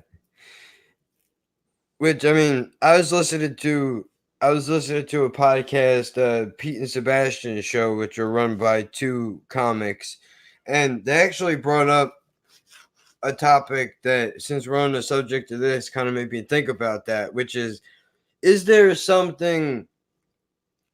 We always see these people marching and they have their signs and shit. Is there something that could happen that would make you go, "Oh, this is the thing that's going to make me want to draw on a sign and go out there and pick it"? Is there a certain thing that they could do, a certain subject that could be touched up on that would make you feel strongly enough to want to get involved in that kind of a forum? I feel the only way you can get people to do that, like normal people, is it sounds sick, but I think it is the only way is to like something happen to one of their family members or something that's been done through one of these companies or something, and then they want to kick up a fuss because then they're mad and angry, but it shouldn't have to take something of that level for you to fucking put in action. That is true. I agree with that. But unfortunately, though, it goes back to what you were saying before, which is it's all self-centeredness and negativity now. There's no we anymore. It's all, everybody's out for I. It's about themselves. What can I do? My own mom actually said to me one time, like, "Look, man, I got to look out for number one. Because if I don't, nobody else is going to. And I'm number one. If I don't have my back, nobody's going to have my back." And that got me to thinking, like, if you're in your 50s and you think like this, it just is there. I don't think you can turn that around. I don't think there's any chance that you can change that in any way, which is kind of sad, but at the same time, I understand it. I see why you would think that way. I just don't. I don't get it, man. It's fucked up. We fought for so long with each other. It's like we don't even see the purpose anymore of redirecting any of it. It just goes so deep. Like everyone that I see around me is just, in whatever sense it is, they're fucking brainwashed, and it's just frustrating. Do you know what I mean? Like, because you can't change it, but when you can see it, and it's people closer to you as well, but they refuse to change as well, it's just it can turn you mad. It's like it's almost like I kind of look at it in the same way. Once you know how a movie gets made, it's almost like you don't look at movies the same way anymore. Like, you've seen behind the curtain now and you see what it is, and the fact that everybody else around you is still acting like they don't know what's going on, it's almost bizarre. It's like they've all come to the same conclusion of, like, okay, I know we all know what's happening, but look, we have to still pretend like we don't know what the fuck's going on. Yeah. And you feel like you've been trapped in a twilight zone.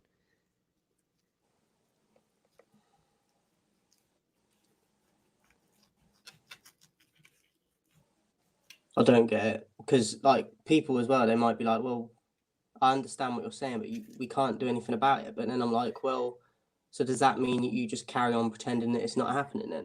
Like, even if you feel you can't change it, surely more of us feeling and thinking the same way, that's going to build and get more people to think like that anyway. So I just don't understand it, because it's like you said, they just accepted it of their way of thinking about it, which is denial.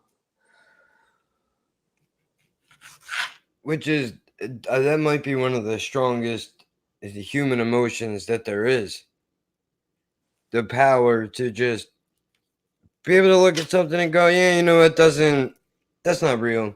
Even though it is real, I can't acknowledge that it's real. It's like we're in we're in an abusive relationship as a whole. The human species is with this concept of ours that nothing can change. Everybody always talks about the founding start of all of this, how these countries became to be what they are. I can't imagine what somebody who lived however many hundreds of years ago would look at the system that is in place now and go, dude, you're doing exactly the opposite of what the shit was designed to do.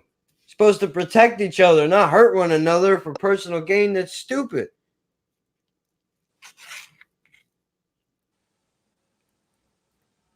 My problem with it is as well, but like especially with history and stuff, like people take things like on what someone's told them, but someone's had to have wrote that book or started that. Do you know what I mean? Like, how do you know that that's facts unless you can actually show me evidence? Like, and so many they do it with so much in the world. And I'm thinking, yeah, but anyone could have wrote that. That's like their perspective on it, and you're taking that as fact without evidence. What? And then you think we're crazy for even bringing that up. Well, the most interesting part about that is who decided that this particular thing was going to be taught in classrooms. Was there some kind of a process where people decided, like, okay, this, and this happened, which was a chain reaction to cause other things to happen? But who decided this is the story we're going to tell? Like, just as an example, all through middle school and high school, I don't think it was ever brought up that Columbus came here, killed millions of people, whatever it was, and then now, fast forward, here we are. Once everybody cooks a fucking turkey, and that's the end of it. But they never even brought that up.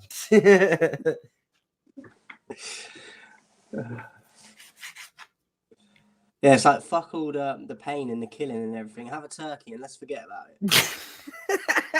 it. That's one of my that's a idea I have for a fucking shirt logo. Is I want to have a bunch of pilgrims standing around with an Indian head on a platter, and there's a bunch of people that are sitting at a table waiting. Instead of carving up a turkey, that's what it is. So just the whole concept of the holiday. You're like, oh, you think you know what's really going on? Let's talk about it. See how long it takes for that fucking shit to get turned on its head and canceled. It's wild. I don't understand it, man. I get it though. I mean, it's much easier.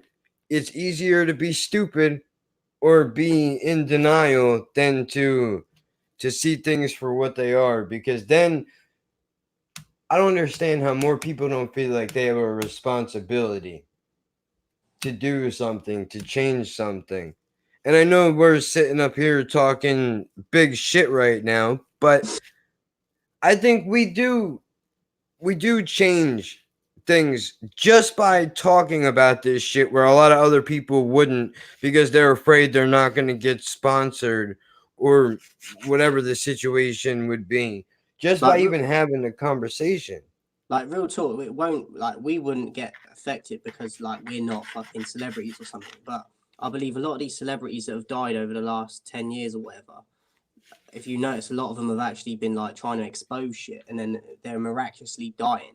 And, like, that seems suspicious to me, because I feel like that's people from higher up, like, taking shit into their own hands. Like, but what I was going to say is, like, even if we were both celebrities, I would still take that risk in talking about this shit, regardless of if they fucking try to kill me, because there's not, I don't feel like there's a good enough excuse. But obviously some people that put so much fear into them that they will never speak on the actual things that are going on.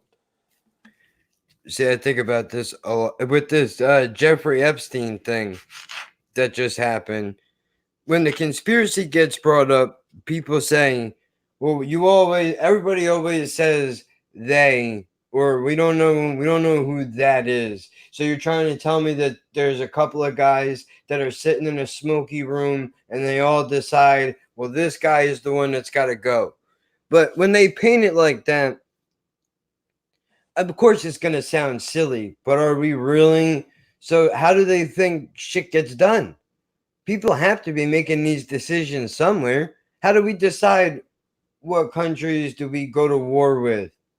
Shit like that. Are we gonna sit here and pretend that people, the political figures of the past, have never been executed? Was JFK really killed because he didn't want a secret society? Was it the mob that was paying him back for not doing shit that he said he was going to do? What about Martin Luther King or Malcolm X? Where's the conspiracy there? Guy gets shot in the face because he wants peace between white and black people, but let's just never talk about that. We don't bring that kind of shit up.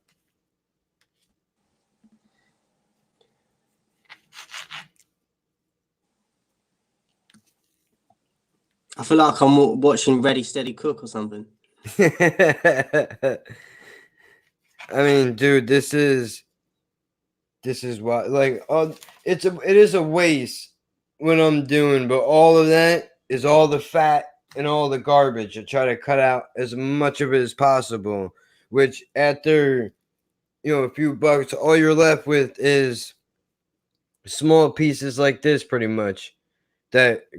I'm going to bread and cook and just try to get rid of all the fat and all the other nonsense. Even though, I mean, it's probably completely useless. I mean, this shit probably has more antibiotics and whatever the fuck else in it than I can't even think of what to compare it to. They're worried about HGH and sports and shit, but it's completely all right. They could beef up our food. Nobody says nothing. Which, that's the interesting thing I should ask you. I would assume that a piece of chicken in your country does not look like this. It depends. Like, you can get it like that. It comes in all different like shapes and that, which says a lot. Like, it's fucked with. Like, I used to be on quite a health kick, like, or worry about what I was eating. But that daylight guy I was telling you about, he's done it before, and he's tried to eat healthy and shit. But even he's done videos where he's like, just fucking try and feed your mind instead of your body now. Don't worry about what you're eating because everything's fucked with anyway. Unless you're naturally growing something and you've got like protection from like getting herbicides and all that sprayed on it, like everything's fucked with. Even the fruit in the supermarkets and that, even the healthy section. He was like, every aisle in the supermarket is poisoned with something in it. And he said, you think they're going to put a healthy section in with all that?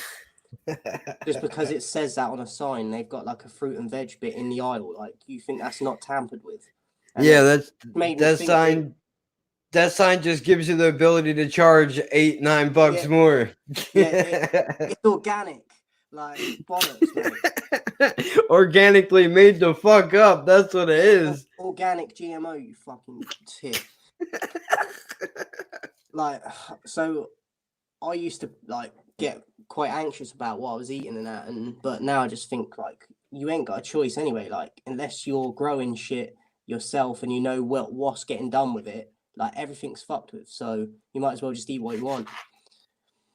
I mean, there's that, but then at the same time, when you say that, I mean, not that I don't agree with you because I do, but by even putting it in the fucking ground, we're probably contaminating it because we've used so much garbage over the years. I don't even think, is there any place that's even left clean anymore? I'm not sure. They probably got some other universe we don't know about where like the rich and that fucking fly off in a spaceship to it, and it's like fucking Total Recall or something, but just with like freshness. I mean, shit, they're making underground bunkers for a reason, but we're all paranoid conspiracy theorists. We don't know what we're talking about. You wouldn't be setting that shit up for no reason, man. You're gonna know something. I mean, to be honest, like, we all gonna die anyway. I wouldn't want to live forever anyway. So even if you had the freshest food and that, like, what's your end goal for it? Like, you trying to live forever? Because for me personally, I don't want to live forever anyway. Yeah, no. What would be the? I have a friend that fucking goes off on this all the time. He wants nothing more than to live forever. I have no idea why. He's like, well, dude, if I lived forever, then I wouldn't have to worry about. I would have all the time that I could have to learn everything, and then I could actually know things. But yeah, okay, well, then what do you do with that fucking knowledge once you have it? That's the problem. And How? once you've done that and affected something, even if it's positive, like it never ends. So what's the end goal? Yeah. Like, what are you going to do? What could you possibly do with all that information? Because there's always more.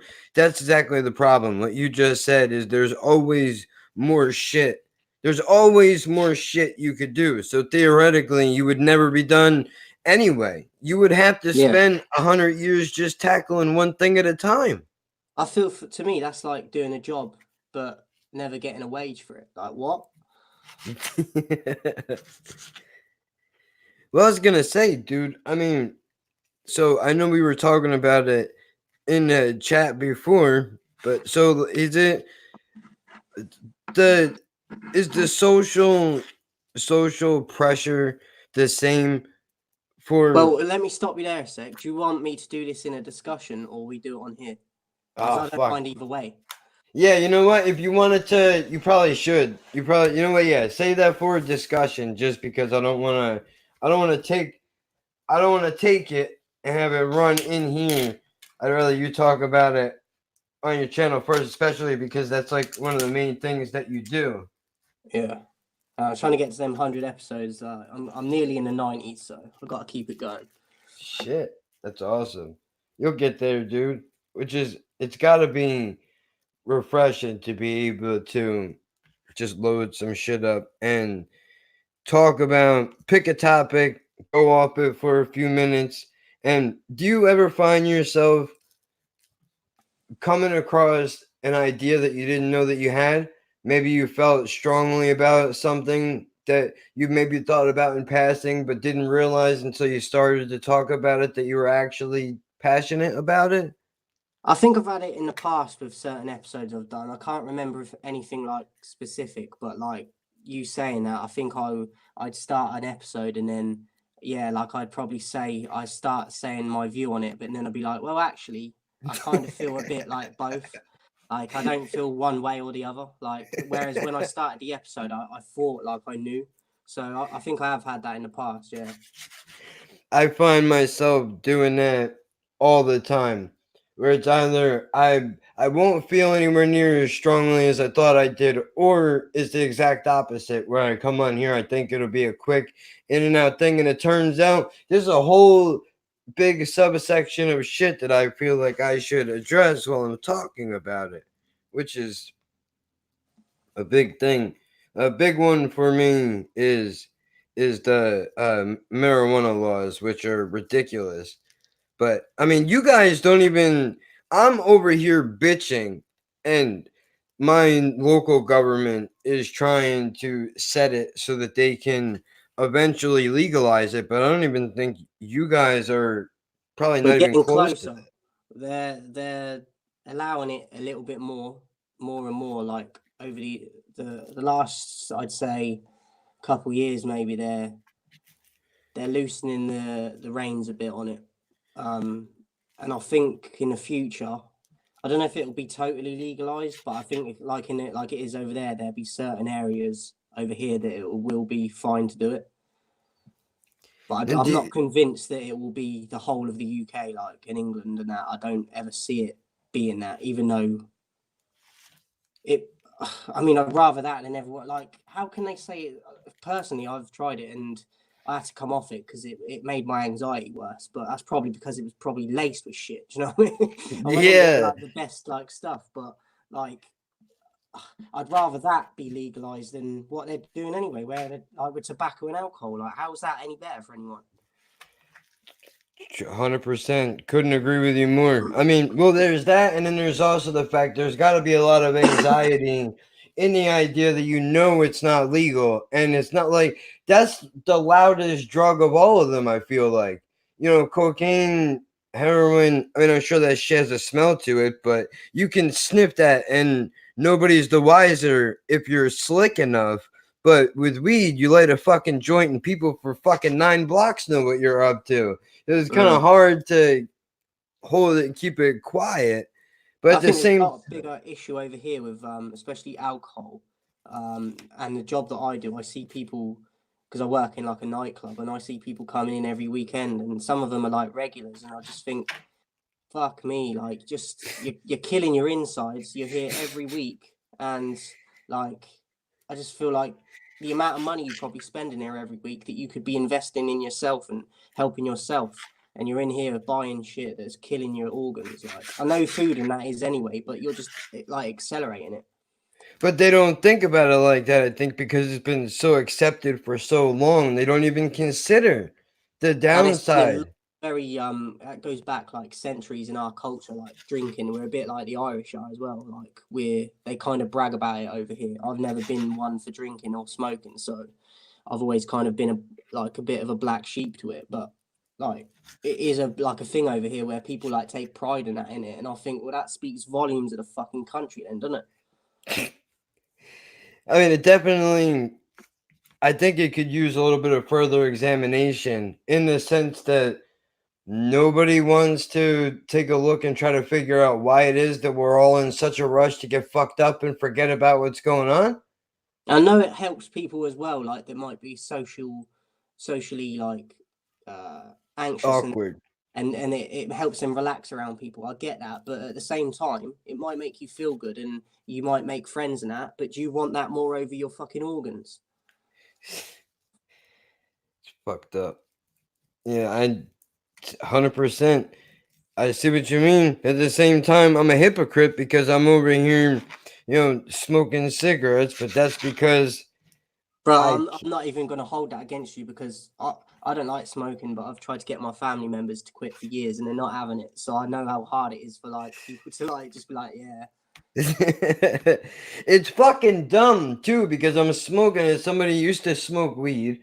I can't smoke anymore because the doctor piss tests me. Like, okay, if we find out there's marijuana in your system, you are going on a list and you will be banned from getting any painkiller from any doctor in the entire country. But please feel free to go ahead and walk to that pharmacy over there and buy all the nicotine you want with no value in it whatsoever. You can do that. We've started selling vodka behind the counter now as well, if you want that. They'll probably do it as a deal, the fucking cunts. Dude, how they got us was they used to sell them 2 packs at a time. So it'd be cheaper for you to buy the 2 instead of the 1. And before you realize it, you're going through that 2 packs. And people thinking they're getting fucking bargains. Yeah, you're getting a bargain to an early coffee. Dude, and bro, when you're drinking, fucking forget it. That's like the most amazing thing you could do when you're having a fucking drink is having a smoke. I don't even know what it is. It must be designed to be that way. I don't know why, but when you're where I don't really drink a lot, but I've done it on the rare occasion, and I did it once when I had a bit of weed, and my God, I thought I was dying. So I never did it after that one time because I literally I come home from somewhere, sat down, had a little bit of a smoke after I was drinking, put some sports on to watch, and all of a sudden, like I couldn't, like my head was just gone. Like, I closed my eyes and that, and my head was just spinning, and I was like, "This is what people think's great." I'm like, "What?" Well, the problem is that nobody probably told you this, but the weed is notorious for actually increasing the alcohol volume inside your body because the weed will make you feel like you're way more drunk than you actually are, which is why you definitely should never mix those two things. But I only did it the one time. That was enough of a warning for me to never do it. Oh, fuck, it's brutal. But at the same time, everybody thinks it's an urban legend. Like, oh, if I fucking smoke this weed, I'll be able to pass out and the alcohol will wear off. Like, no, dude, this not. Maybe if you're lucky, I played Russian roulette many nights, but majority of the time doesn't really work out well. It's just And I used to, crazy. like, try and talk myself into like smoking because I'd be like, well, a lot of rappers do it and it helps their imagination and that. And I'd do it, and then I'd sit there with a pad and just stare at the pad, and I'd either fall asleep or just sit there and stare at a pad, and then I look at the time and like an hour's gone by and I ain't wrote shit. Like, what the fuck am I gonna do now? I thought this was supposed to increase my creativity. I can't hold the thought down to save my life. It's mental. It's fucking crazy. I mean, is there something that you do that kind of makes it easy for you to sit down and write, or do you have to force yourself to do it? I kind of have to force myself. Like, I don't really do it as much now anymore. I used to do it like quite regularly.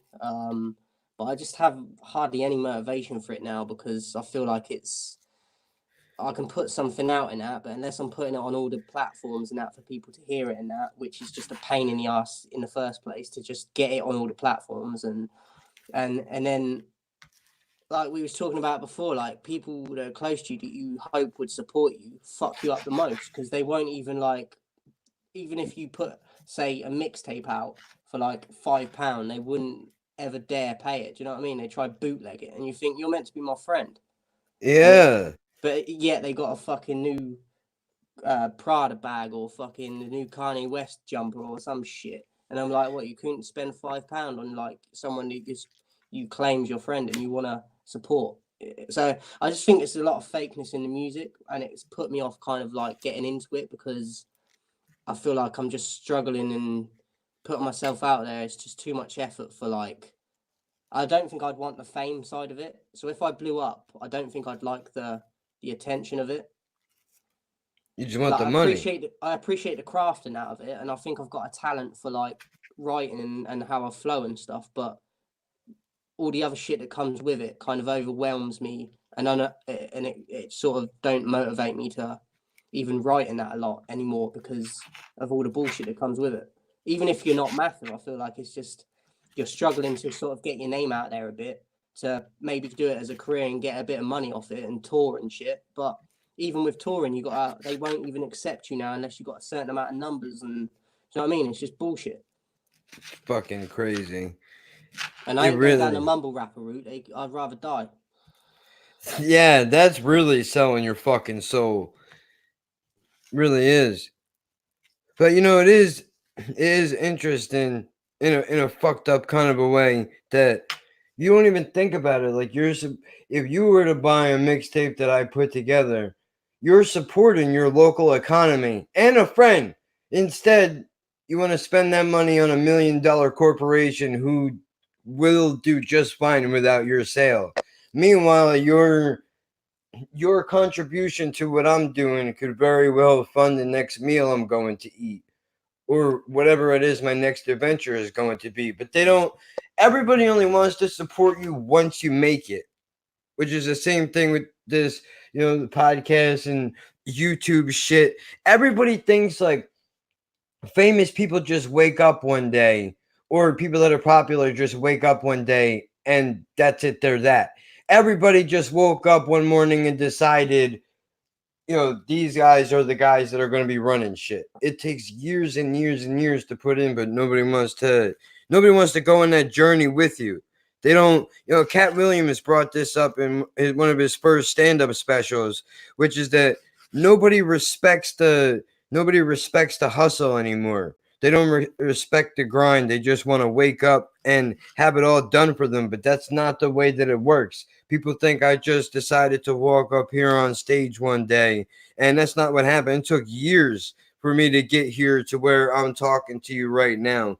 But I would do it all over again just because of the fact that it gives me the ability to come on here and be able to make a fucking difference. But I mean, most of them do say the same shit, which is that they don't want the fame.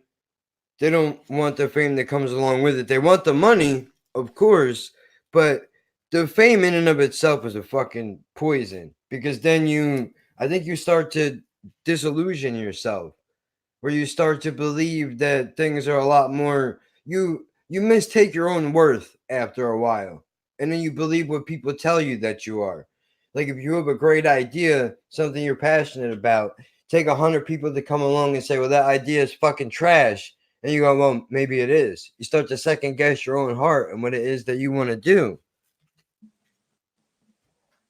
As also as well with like what I was saying earlier about the platforms and that, like iTunes and Spotify and all that, like Daylight spoke upon it. He's got like his own website that he uploads his music and that onto, because he he said he's put it on platforms before, but you lose so much money when you do that, because them platforms take the majority of the percentage of money that you make off the sales and the streams and the downloads for them platforms. You get like a really minor percentage of whatever profit you make, because the platforms get the majority. So essentially, what you're doing is you're handing them all your royalties, and you're saying, "I will trade you my intellectual property for a possibility of getting exposure." So you get famous, but you don't get that, like the profit from it, basically, unless you're doing it like he is and setting up his own website and that. Which, as well, though, people for some reason think that's more difficult to go to a link that's his own website and do it that way rather than going on iTunes and that, because it's more convenient for them. But at the same time, you're fucking that artist's career up and potentially their future, like, because you could blow up, get majorly like mega famous, but like TLC did, they got made like mega famous, and in the contract and that they signed, they were owed so much money.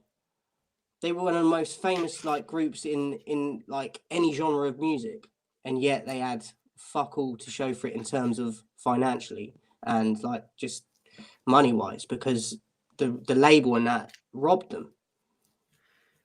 Left Eye, I think, has one of the most famous and well spoken interviews on how the record business fucks over their artists.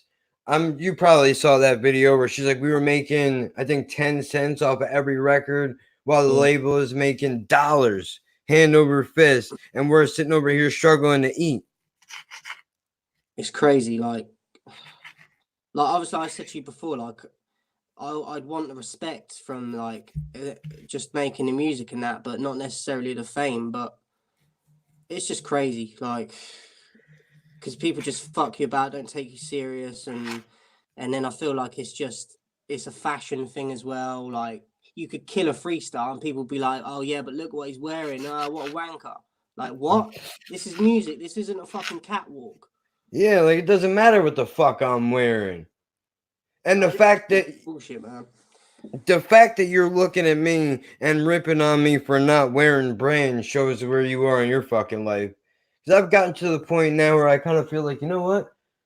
The fuck am I paying $20 for your logo for? You should be lucky that I wear something that has your fucking logo on it. I'm gonna pay you $20 to be a free fucking billboard that walks around and talks to people? Fuck that. I've been thinking about it quite a lot recently of making my own clothes and that. I've got a t-shirt that I had a quote from just something I said on my channel, but even that I've had to go on a website and get it designed for me. Even though it's my quote, I'm still not making money from that unless I sell them on after I have to order a load basically from a website to then sell to people. But because I'm using that website, they're still making money from me, whereas so essentially I'm trying to make my own clothes, but I'm not actually making them. Do you know what I mean? So I'm still losing money. I know what you mean. I thought about doing it. I wanted to do the same shit, do t-shirts and stuff like that, and then I looked into how much that shit costs, and you're better off trying to fucking grab a inkjet I need to printer. learn fucking a sew or something so I can do it myself. Yeah. Well, I mean, even then, at least you putting the money into the fabric is a lot better than having to hand it over to someone. It's not great, but I'd rather do that than like going to a website and doing it. Yeah, because I was gonna say you get an inkjet printer or something, and then you could just design the logo your fucking self. You get decal paper and you iron that shit on because that's all you're paying them to do. They just make it seem like it's a lot more difficult. And then you go to Jiffy, I think it's called jiffyshirts.com, where you could buy t-shirts in bulk and you get a discount price because it's like going right to the manufacturer instead of going to a major store and buying them where they're selling hoodies for $10-15 a pop that are plain. Like, because I obviously want to do that, like, as just advertising my brand a bit more, even if it's just quotes or whatever from my channel, rather than because, like, I'm getting sick of like you come to a certain point where you're like, why am I constantly wearing like Nike or do you know what I mean? You're just making them people richer.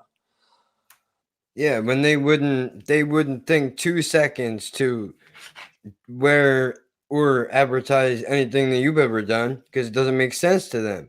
But yet somehow we've all accepted the fact that a complete stranger somewhere in some building came up with this shit. One or two people thought it was cool and then it took off and now that's what everybody wears. So that's what makes you cool because it's what everybody says. But if we pay attention to what goes on in the world, apparently there's a lot of people who could be lumped into the everybody that don't know what the fuck is going on. You're probably fucking people with like doctor in front of the name and professors that wouldn't even understand these conversations. And that's how fucking deep it goes. Because even they're brainwashed. It's insane. It really is. It's fucking disheartening.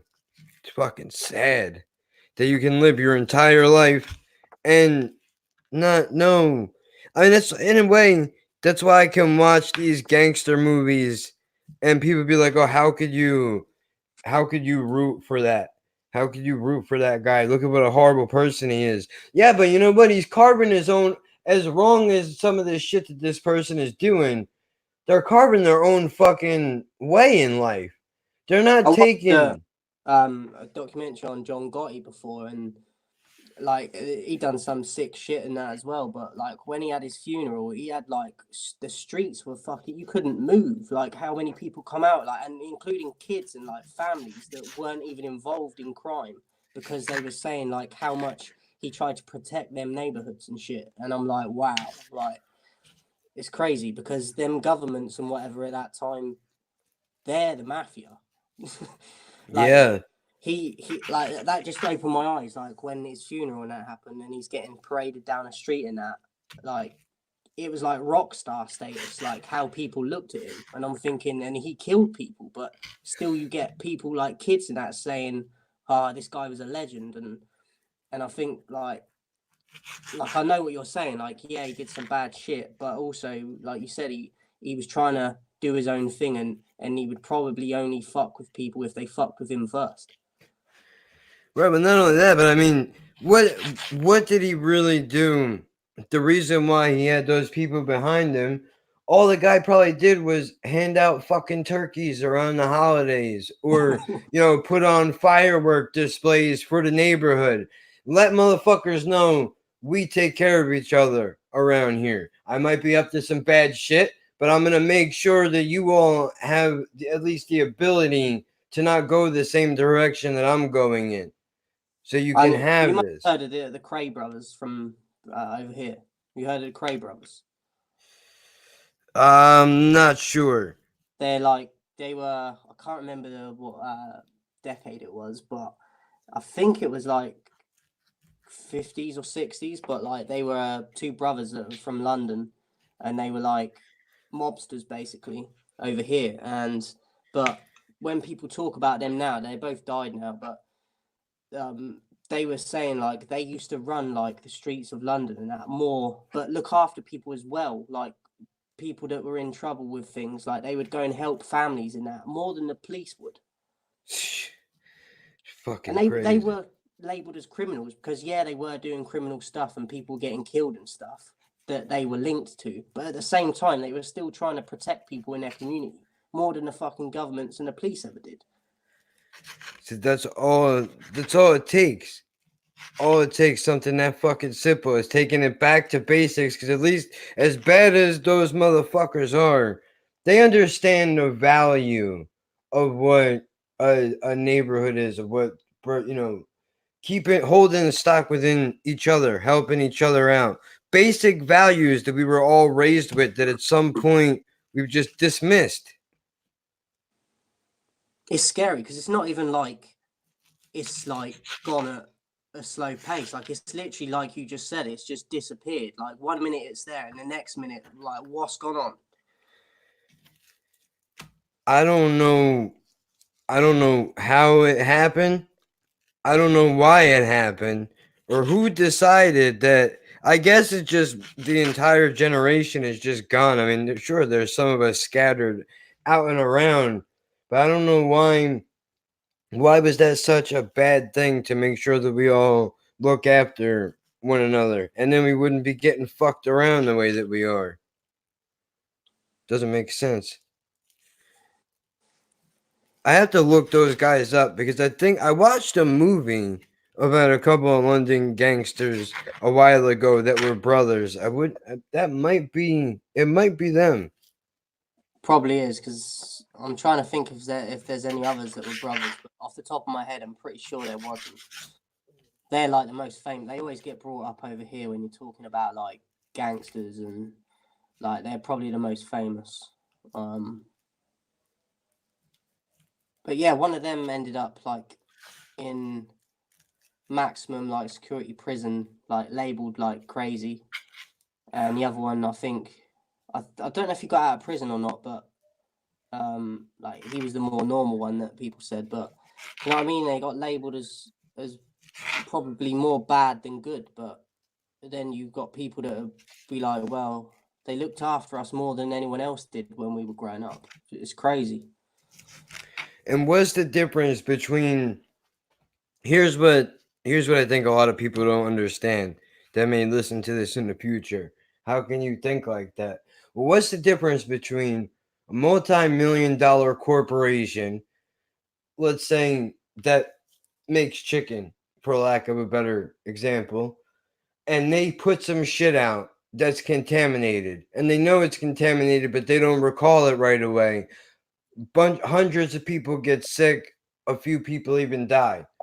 How much different is that from a couple of people that are, within the same organization with one another, have settling disputes on their own, as violent as it may be? It's just a matter of which level of violence we seem to accept now.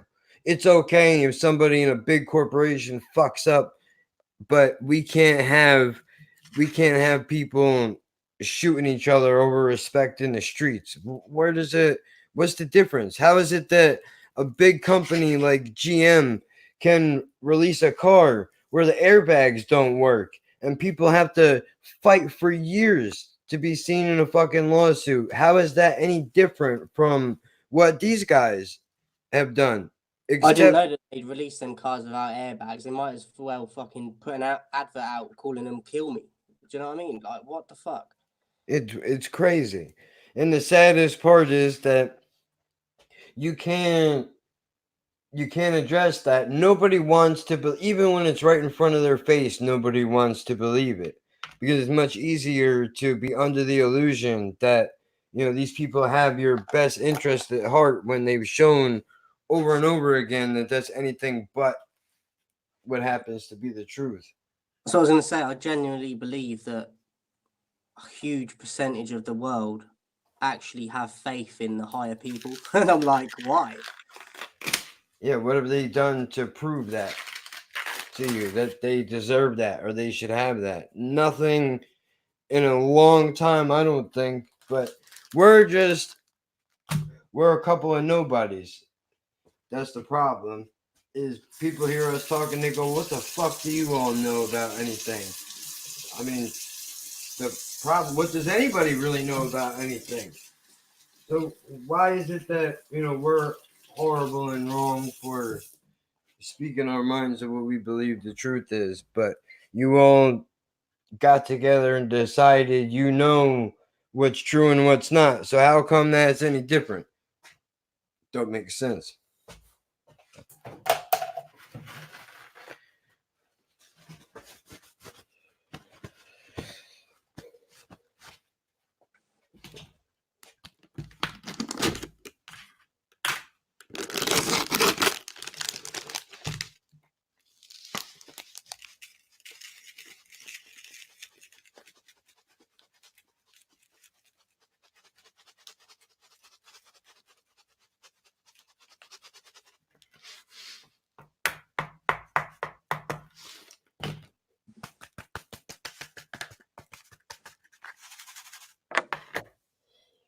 Now here's the hard part.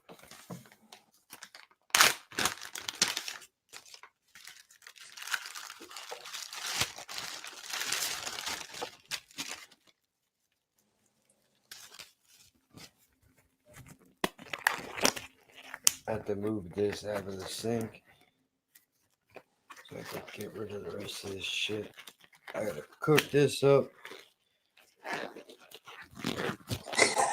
You look like you're on Breaking Bad or something. Yeah, I'm ready. All right.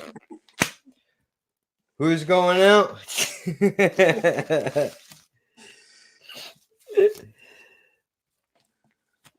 You look at me and you think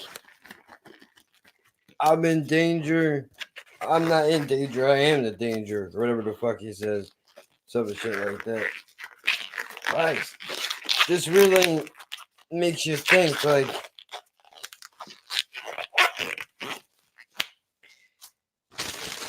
the amount of work that goes into just getting these fucking things done. Crazy. I did not think this out far enough, did I? Oh, no, yeah, I did.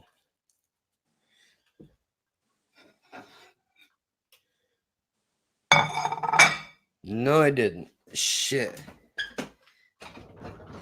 Hold on.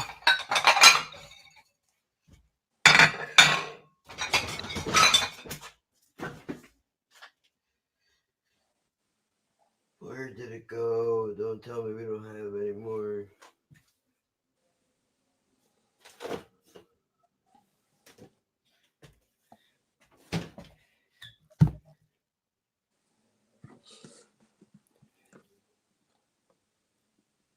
Okay. This is the move now. When we were broke and we didn't really have shit.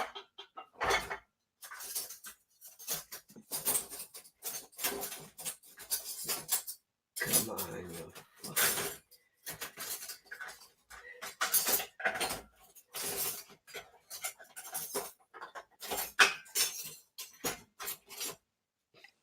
Jesus.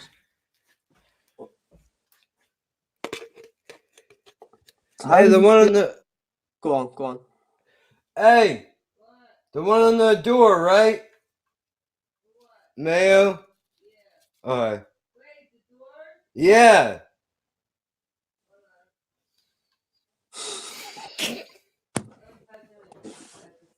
Don't tell. Well, it's not in the thing yet, so we got a minute. Let me see.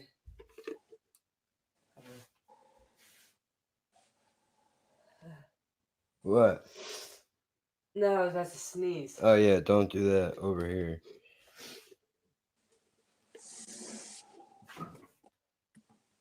Yeah. All right. I had to make sure there was no other mayo. Well, you could have done that. What? It doesn't. No, go ahead. No, go ahead. I don't. Tell me. I easily could have just did that myself. And it's not like I can smell it. Really? Fucking there, my nose is all stuffed up. Oh shit. Y'all assholes. All right. Well, you want to do me a favor, real quick? No. Cool. Thanks. Appreciate it. What do you need? Paper towel or something I could put this down on. How about on your ass? Yeah. How about put it on your ass? How about that? No. Just stick it anywhere. I don't care. It's all getting wiped down anyway. Yeah, stick it up there. Fuck it. Just so I don't have to dirty up another one. I can wash that and use it. Finish shot. Yeah, great idea. Bump into me when I got raw shit right in front of me. I did it nicely. You know what? You're not getting any now. Yeah, I am. Fuck. Yeah, you forgot? Yeah. Wait, what? I should have put the spices in first. Where? Into the breadcrumbs. A little bit. A little bit of everything. You got everything? Yeah, everything that we have. All that shit is clean. I just need you to take all of this. I know.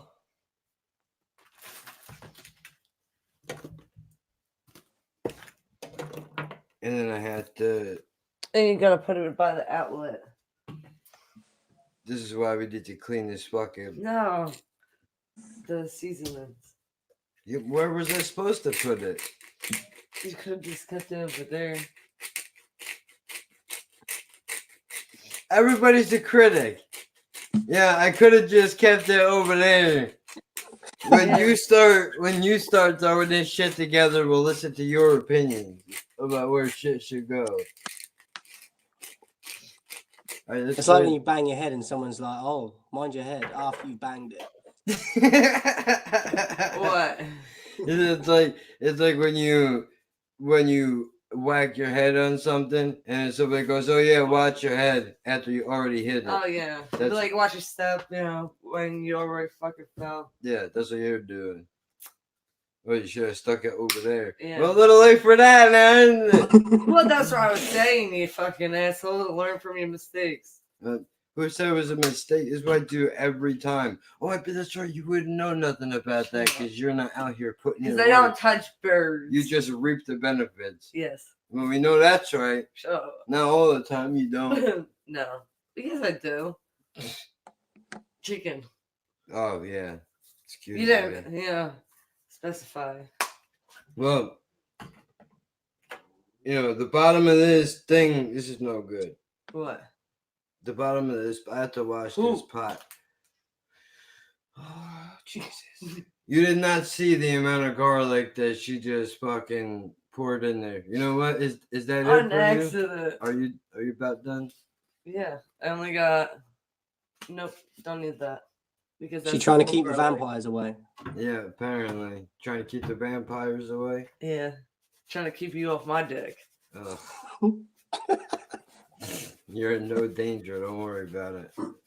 You don't got a big one, do you? Yeah, all right. Well, you got a bigger set of balls than me. I'll give you that. Yeah. You could just put it down. I'm going to mix it around. Well, you know what? It's all right. It's all right. This needs to go. This in here, in there. That's the way that it's going. If you want to... No, I don't want to touch it. Okay, well... Wait, yeah, you're going to ask me. Yeah, I was going to say... Oh, I can put gloves on and do it. I was going to say, if you want to put some oil into the woks... The woks. And just put them on, like, 2. Okay. So that when I'm done with this, I can fucking wash my hands, and then that's when all I have to do is throw the spices in there. But, the piece of the chicken fell into the sink, so we had to watch it when we move that big pot out. When do we get veggie oil? I don't know. I didn't buy that. I've been using the canola because I don't know where the fuck that came from. Well, we were using it. That's our brand. And then we also have a other veggie.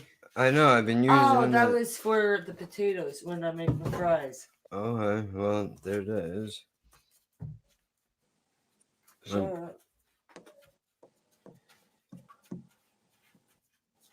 This is a fucking long process, but I want to learn to cook more stuff, but I don't think I've got the patience to even be doing what you're doing. Just stood there all that time. It's a killer on the back, but I mean, this is once you, yeah, that's enough. The problem is once you do some shit yourself, it's not the same to go to a fast food chain and get it. Like if you make your own fries at home, cut up some real potatoes, and then go try to hit a McDonald's. You'd be like, what the fuck am I been doing with my life? That's because they're probably fucking made out of plastic, though. Yeah. I saw a video once. Someone set fire to a McDonald's chip and actually started smoking the chip like a cigarette, and there was smoke coming out the other end of it. Yeah, because the extra crunch. And people are like, I want a McDonald's now. What the fuck's wrong with everyone?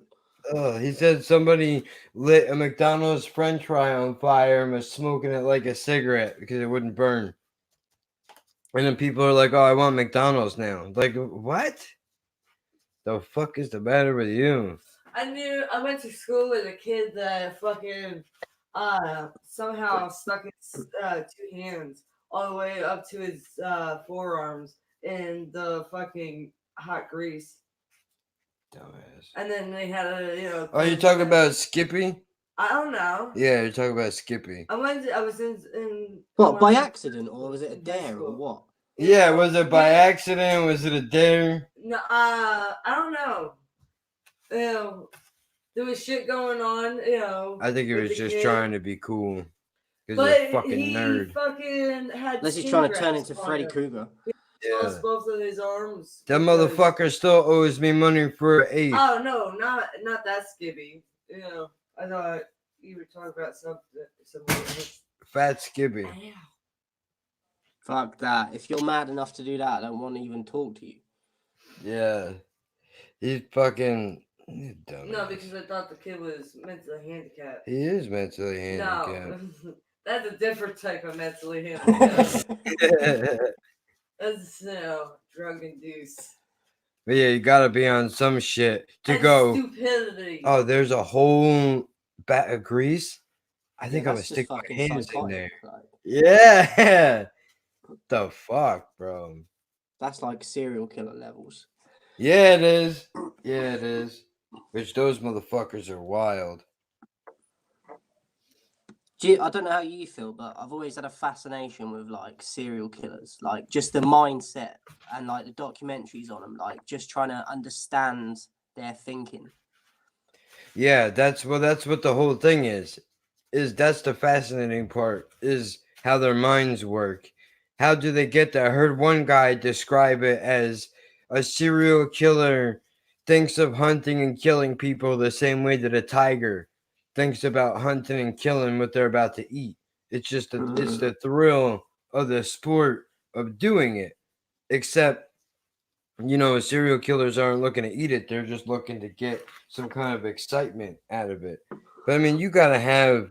There's some serious. I just wonder if it's all damage from other people through trauma or whatever it is, or can somebody actually be born like that to have their mind work that way? See, I've heard a lot of people say you can't be born like a monster, but I think you can argue that because, like you said, if you're born with like your wiring's wrong from the get-go, then yeah, you might not be a monster because you're a fucking baby. You can't do nothing at that point anyway. But right, like as you get older, that's just gonna get worse. Especially if it's undiagnosed and you don't know, like, and something's wrong with your brain, like you're technically different from the majority of people. So if it's not diagnosed, like I would argue the case that you can be born fucked up. I would think so. Definitely. And then even if you were only a little fucked up, it doesn't take much, I don't think, to send you over the edge to get you really in that position where you give in to your urges. Because I feel like we all have those thoughts. I've argued with therapists about that before. Which is like, oh, but do you have violent thoughts? Yeah, of course I do. Well, what do you mean? Describe how do you mean? What do you mean? I'm going to arrest you. All right, you asked me. Yeah, like, well, okay. So I go, you know what? I'll put it to you like this. So you're going to tell me that never one time were you ever sitting in traffic or you were driving along and somebody cut you off and you didn't think for 2 seconds about punching that person in the face? You're a fucking liar. You're a liar. Don't tell me that. And they were like, all right, that's a fair point, but just don't go around saying shit like that to people, Not everybody's going to be as understanding. Like, dude, it's not like I said that I was standing out some old lady's house thinking about how I was gonna break in through her garage, go into her living room, and cut her fucking throat, and then wear her skin as a Halloween mask. That would be a different story if I said some shit like that.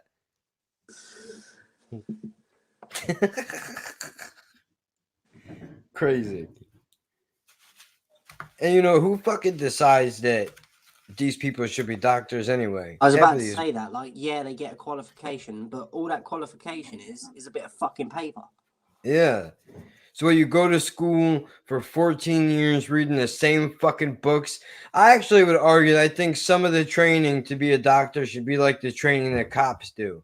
You should be thrown into real situations where you have to actually analyze. Maybe they put you, like, you know, they talk to people in two-way glass or some shit, and you actually have to observe them and pull out of that what you think is happening. And that's how they should test you to see, you know, maybe that would lessen how much medicine everybody walk into a shrink's office right now. No matter what your problem is, you'll walk out with 7 different prescriptions.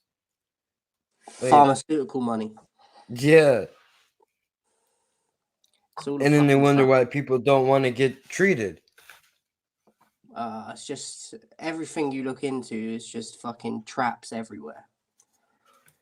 Yeah, they get you one way or another. System is undefeated. And like, question as well, why do they not teach you at school about money, having a mortgage, how to fucking get a house, and because they want you to get fucked up and fail from the get-go. Dude, I have thought about that. Yeah, they Since teach algebra, like X equals Y. No, why does my life not equal my house? But yeah, like no, okay, so I'm supposed to go to my landlord and be like, hey, X goes into Y this many times, and then we get number A if we minus B from that. He's gonna be like, do you got the fucking rent money or not, asshole? Because what you're saying right now, I don't care. You know, ICP, as shitty as some of their music is, they actually made off of one of their songs how many times he goes he's talking about school, and I think he mentioned biology or something like that. And he goes, you know, what's the fucking purpose of knowing that I can make limestone out of gunpowder? Are they gonna give me if I go into McDonald's, are they gonna give me a free cheeseburger for that shit? No, then shut the fuck up. I don't care. What's the purpose? What are you telling me? It's just, it's crazy. You know what's wild though, dude? In high school, they taught us how to use credit cards, but they didn't teach us how to balance money. Yeah, they did. Oh, did they? That class, Yeah. give me your money, bitch. You just didn't pay attention. Man, fuck that. Because who had to teach you? I don't even have a credit card because I don't even want to trap myself. I've got a card just for cash. I don't even have a credit card. But you kind of already, knew kind of. Yeah, that's what I got too. I don't have a credit card. Fuck that shit. My credit score is 0. I'll keep it just like that too. Like Your certain people say bank like card's a you should credit have card. multiple credit cards because you build up It's your like, credit no, score it's and it can make you money. But at the same time, it could also fuck you up quicker than you know it as well. So I just stay away from it. Dude, my aunt is in the hole for I think 60,000 in credit cards, something like that. It's insane. She's like, dude, you don't. Everybody says, how the hell can you rack up 60,000 in debt and not realize it? She goes, dude, when all you got to do is swipe a card, you don't think about how much money you're spending. It's different when you have to count the cash out and hand it over to the person in the transaction. And a lot of time you're like, oh yeah, I do it with the card. Balance But at out, that what time you when got you're doing left. it, there's not actually money in that fucking card. So you're paying it off at a future time. And that's why some people die never paying it off because they're buying things that the money's not actually there. Like they're using their card, but they're trying to pay that off the rest of their life. And that's why they got problems. Because it's a fake sense of money that's not actually there. Yeah, and then interest rates on top of that. Like, sure, you can spend. They're legal loan sharks. We're gonna give you a $10 limit, but then after you spend it, we're gonna charge you 18 to pay us back for giving you that 10. There's no difference. Like the majority of stuff I learned at school, I might as well not have been there. Like, I don't use it. Just get the fuck out of here, will you? Shut up. Don't waste my time. Don't waste your time. If you can't touch the fucking, if you can't hang with the big boys, then go to fuck home. Yeah, like there's no sense in it, dude. If you don't wanna touch the chicken, it's fine. Don't touch it. I Don't don't go care. to KFC. Yeah, go to KFC. Kevin's KFC. You know, I'm not gonna hold it against you. I mean, for fuck's sake. I've been doing it for how many years? Although you should know how to do it, because if I get hit by a car one day. I know how to do it. It's Yeah. just trying to get over the texture. Well, what is it? I don't understand. What do you think you're touching that grosses you out? I don't know. It's just a feeling. I don't even like slime. Yeah, but you end up eating You that like same feel bit of jello food. It's just with 'em. cooked in the end. Like it's the same bit that you're scared to touch. You end up eating that. Like What?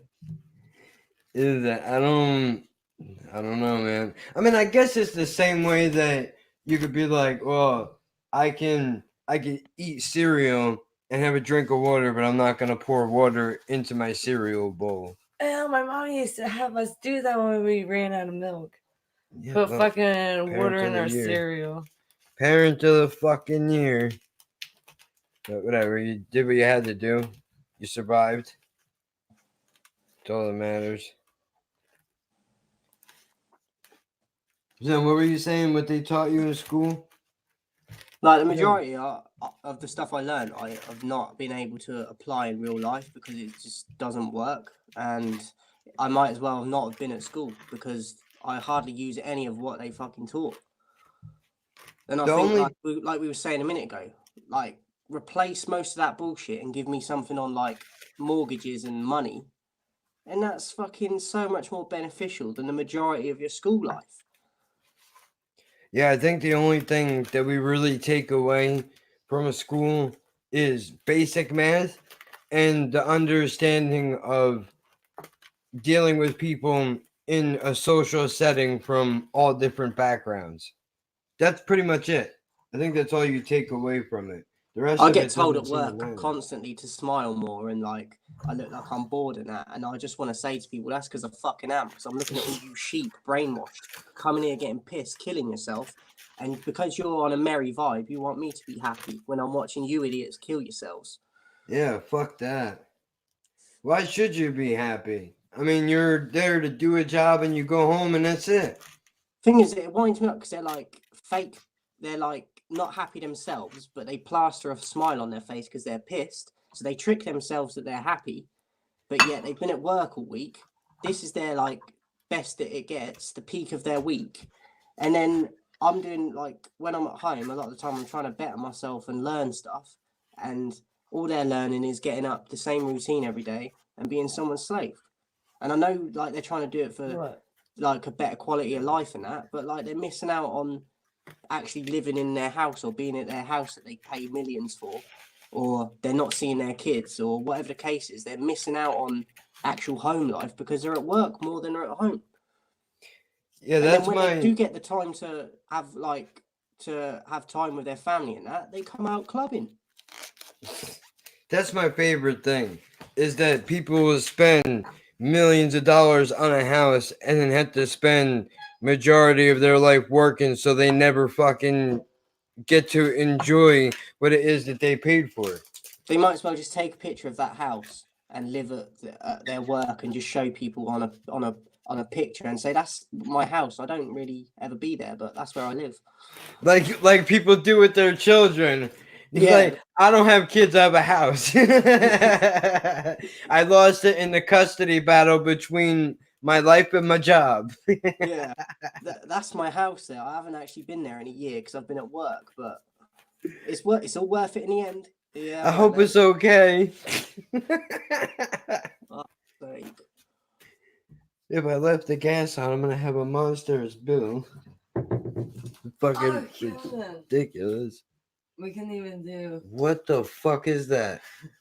What the fuck is that? coconut. Are you trying. If you want, okay. Coconut turkey. Yeah, I'm doing chicken, and she's like, "Oh, you know what we could do? We could do coconut." First of all, I want a couple pieces. I want to you try can it. have these 1, 2, 3, 4, 5, 6 pieces and put your coconut on there. But then I'll take the rest of this and I'll move it out of the way so you don't contaminate it. No, you just bread it, I guess. I don't know how you can cook Coconut with chicken. eggs. I don't know. I don't know. Yeah, it says. But so I bread it. Yeah, you would just bread it. So I do the same thing that I'm doing right now, but with that instead of breadcrumbs. Yeah. But and also I think you would have coconut milk too, but we don't need coconut milk. I will then pour it in here then. Because if it's gotta go on like breadcrumbs, apparently it's coconut flakes that they replace the breadcrumbs with. But has she tried it before? Is it her first My time? uncle Like, did it. Before my mom passed. Remember? You Yeah. actually ate like 5 pieces. I said I was hungry and there's nothing else to eat. I didn't have a choice. Oh, shit. Hold on. But I do need more mayo. All right, well, I gotta wash my hands first.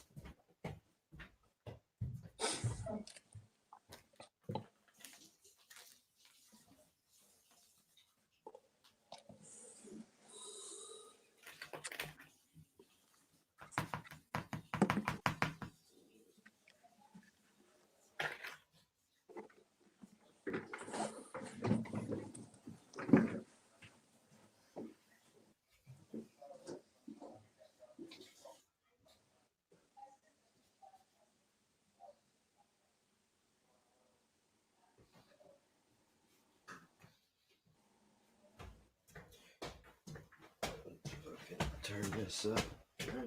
You didn't even, you cocksucker, you didn't turn these on. You didn't tell me. What a fucking asshole! This whole time I think that these burners are on, they're not even on. What a fucking, I should ban you from the kitchen. You should be banned right now. You should not be able to come back in here. Shut up. You didn't even say to turn them on. Yes, I did! You just said, can you put oil in them? Come on, man. It's fucking, it's implied. I'm gonna have you put oil in them so we can look at the pots all day? Like, what the fuck? Here I am thinking we got a smooth operation going. But you don't gotta do that because that's gonna get too hot. It's gonna burn the fucking chicken. So now we have to wait for them to heat up naturally. That's just what we do.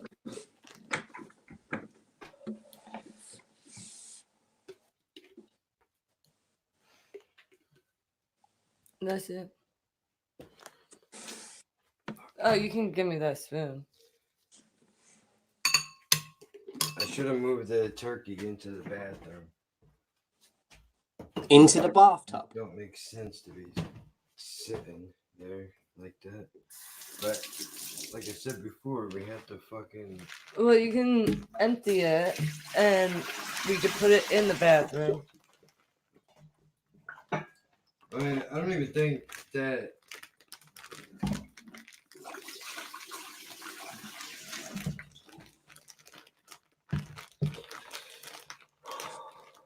Yeah, now it wants to fucking float.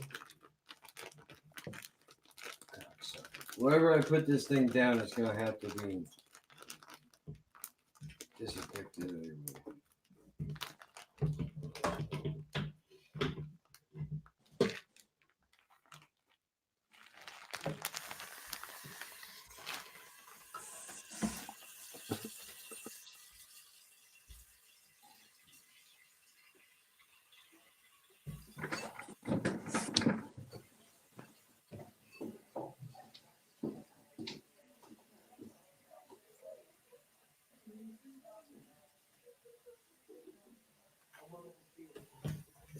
Son of a bitch.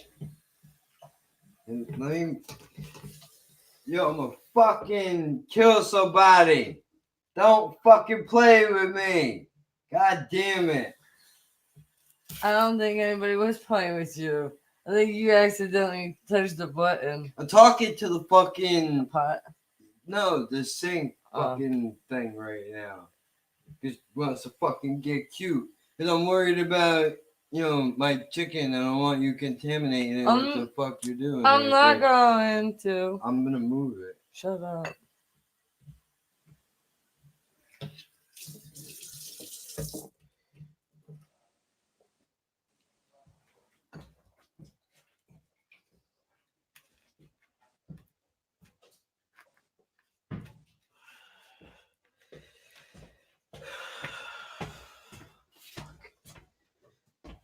Yeah, I'm not. Even while I'm touching everything with my dirty ass glove.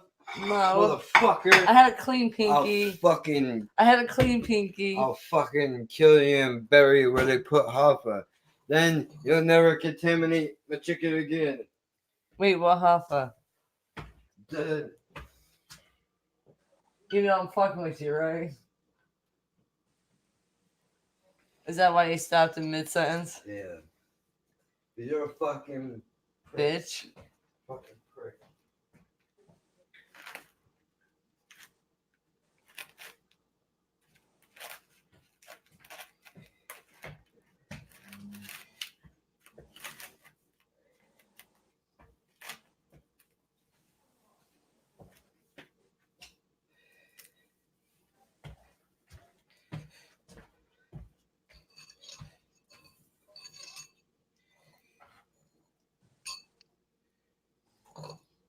He came, back and then he disappeared again.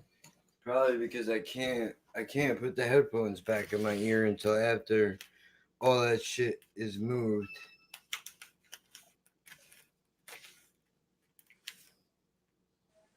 Because I have to disinfect everything.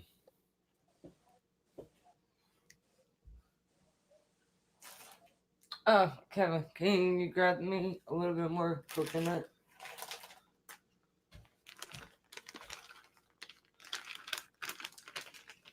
You can flip that lid.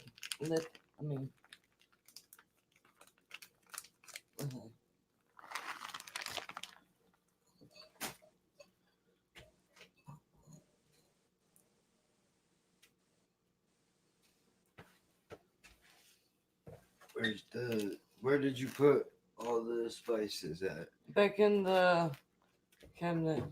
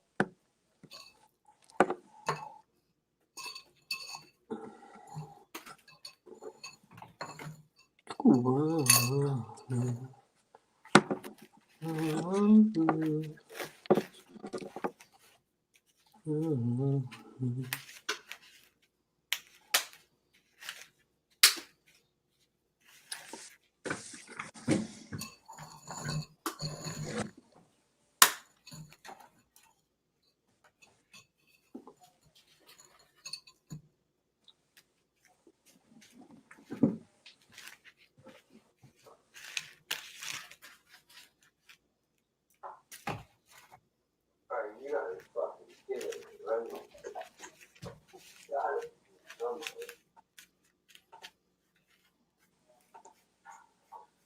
At this point, I might just use the fucking one done this. The longer I think shit in the same places, and you could just put your, well, never mind. I was gonna say you could put your chicken in there, and then you could throw that away. As soon as I wipe the counter down and all that shit, then I can pop the headphones back in. It'll get hot.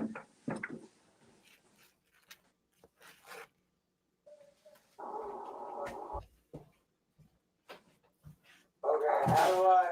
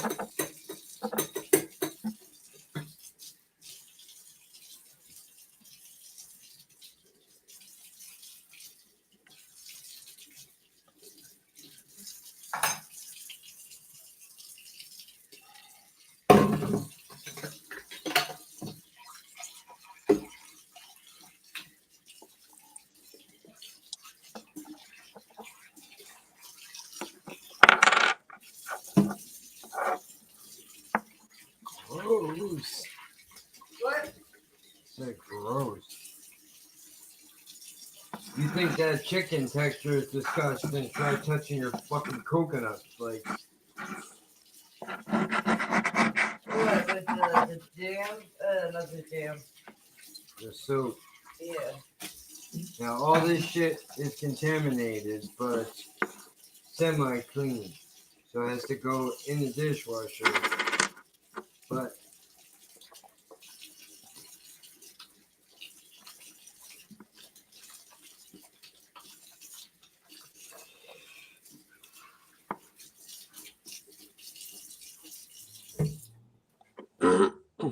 almost.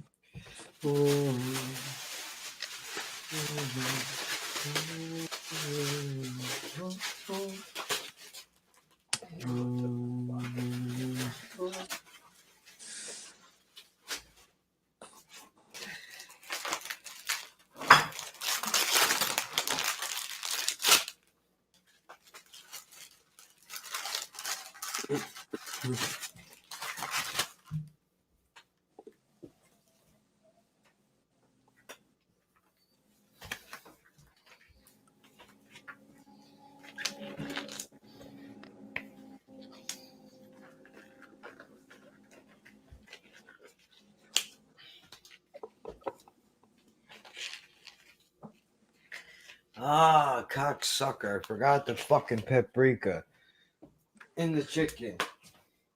So sprinkle it on. Or just place the oil. Well, I think they're about ready to go in. This is how you test the oil. A little bit of breadcrumbs. Or a wooden stick. If it pops, it's ready. Now I can only clean with one hand.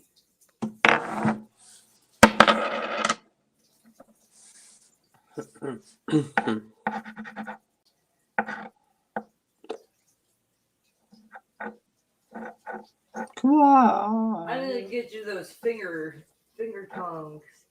They're like finger teeth things. Or you could actually probably use the dollar store vampire teeth. You know, just to pick up chicken. So, you know, like nasty chicken, you can toss them away.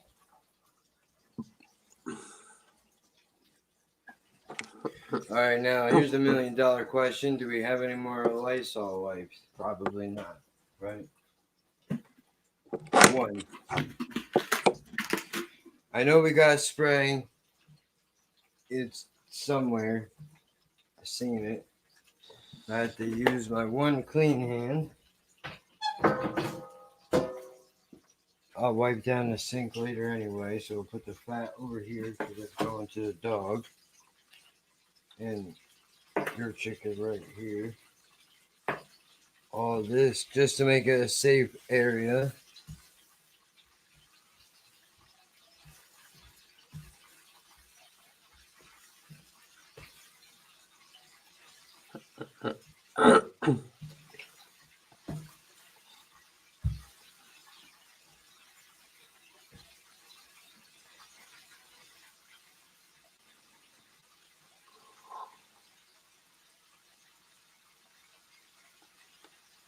Bro, I don't have a life insurance policy. I need to get back and forth. Don't. I don't fucking believe you. Here, give me a fork. There you go. Or a spoon or something. You can. It's a spoon or something. But we only got spoons and knives so far. Okay. Go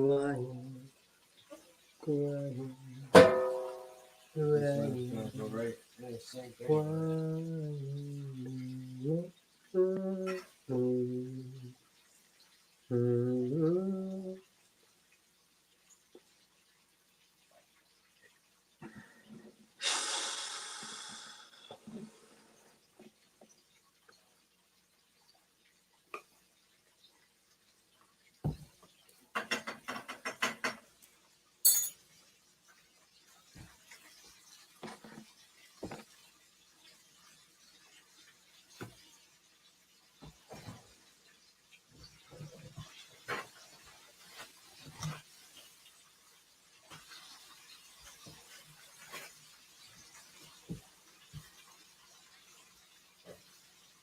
Oh, cocksucker, I needed to wipe down my headphones. Just give me another paper towel. And just spray some of that stuff.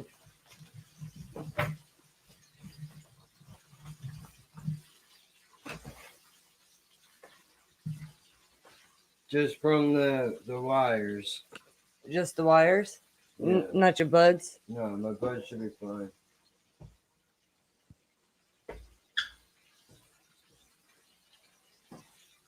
Just fucking retarded doing this shit like this.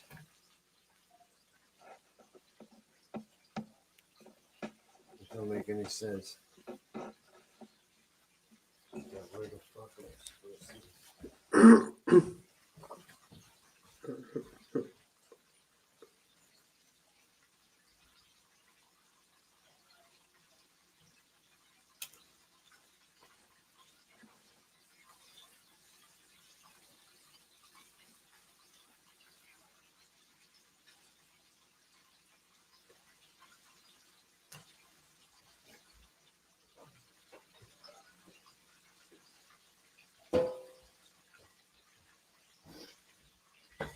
Alright, you go.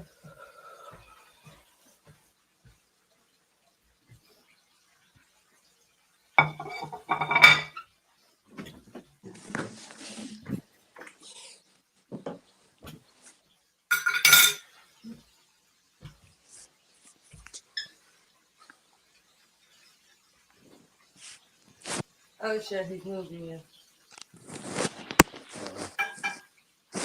No, he's moving, but yeah.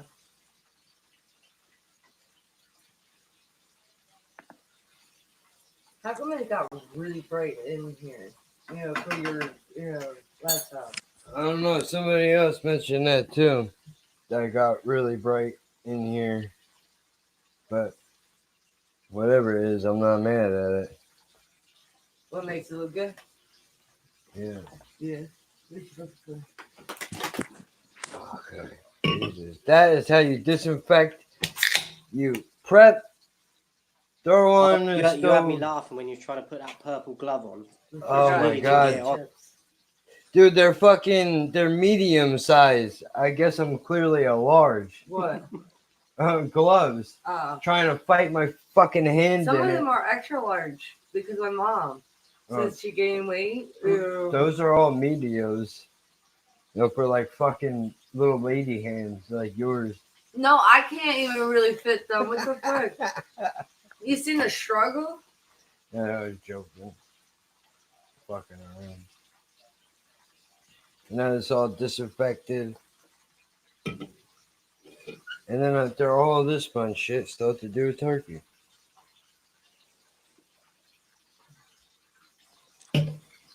Unreal. I really wish this didn't They fucking. need a headphone extension. Yeah. Oh, why didn't you use the Bluetooth one? I never tried to use Bluetooth on the computer before. You got Bluetooth capability. Well, I'll try.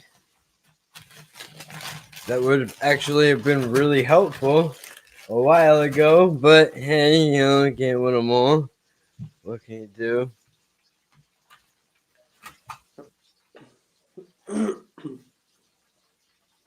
What are you looking for? No. I was trying to see where you could put it so you could still have access.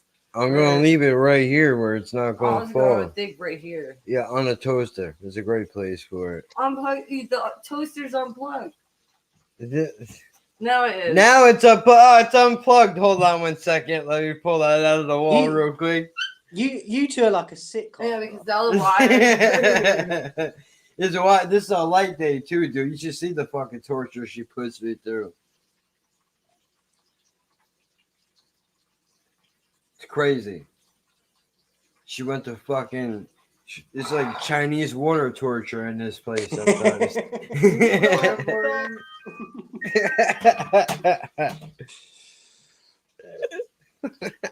Oh shit! It's trolling me. No, I'm not. See, you're lucky, really. You probably have like moments where you're at each other, but like, imagine if you live with someone that you could not stand. Like, it'd be a whole different ball game. Well, that's true. I mean, Maybe someone else poison them and then clean them. there's definitely been plenty of times where if I gave you the tour of this fucking house right now, I could show you shit that makes me want to fucking strangle her. Shut up! I know.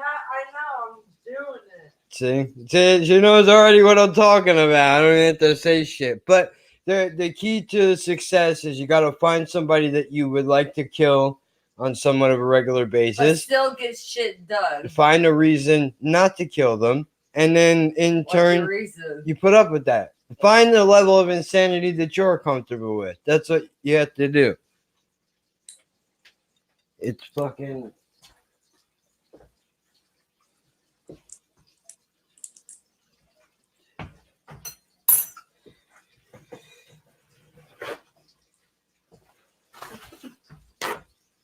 I'm going downstairs to real quick.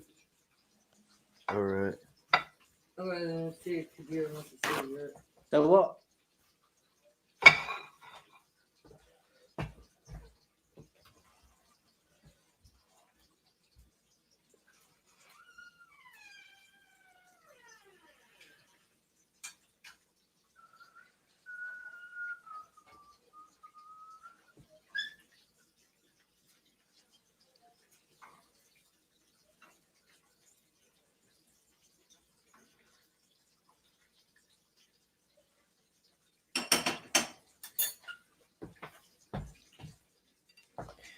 It's not easy, but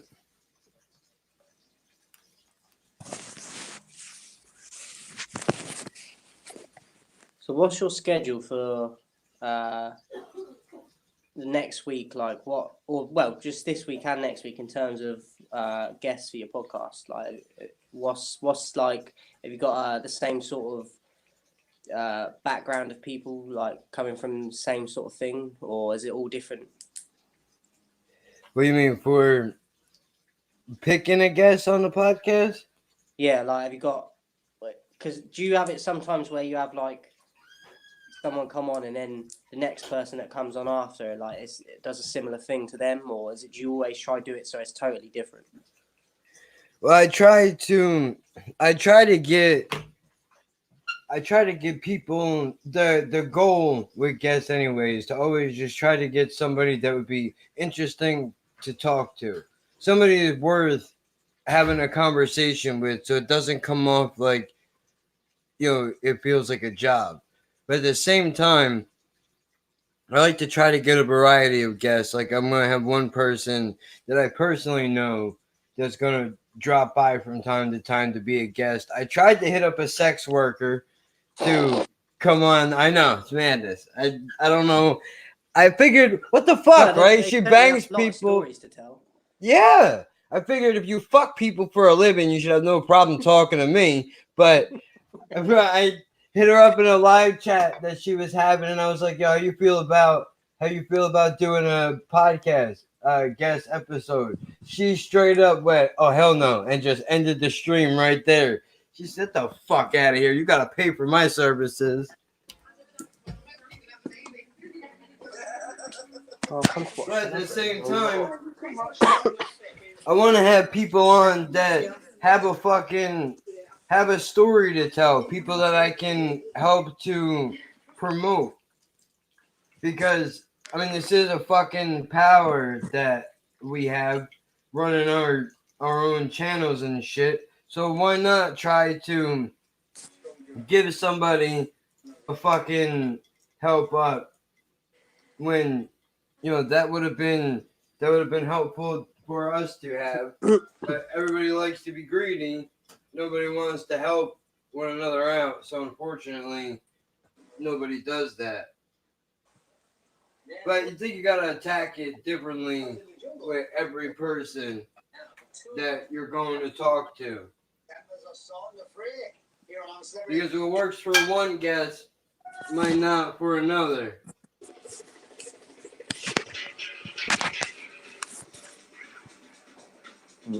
I'll tell you what I mean by that in a second.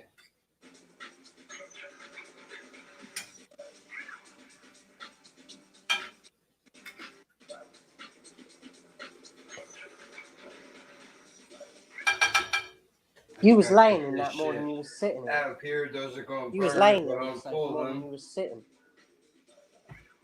And now for anybody paying attention at home, that spoon is now fucking useless for shit that's done. So we got our fork out now. These are burnt a little bit. That's a little bit. Well, that's not a good idea. Let's not do that. They could dry and then I'll show you. But this is the most crucial part.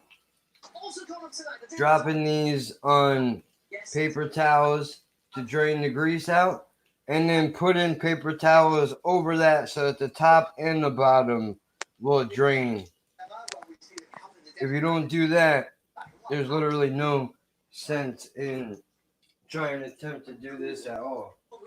Also, it might Is there enough be water in helpful there for for me you to do one? to not have it on heat directly when you're dropping the new pieces in, so that you don't have to worry about the oil spitting in your face. And also could help if you don't make a fucking mess while you do it. Can't eat 'em. Fucking cunt. As I said it, I did it. Whatever, it's not a meal if you don't hurt yourself in the process of trying to make it happen.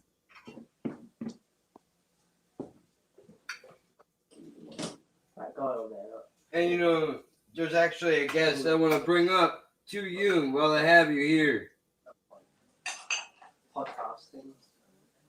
That's just good, isn't it? So,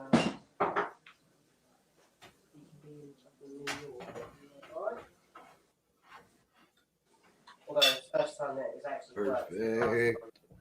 Try to be like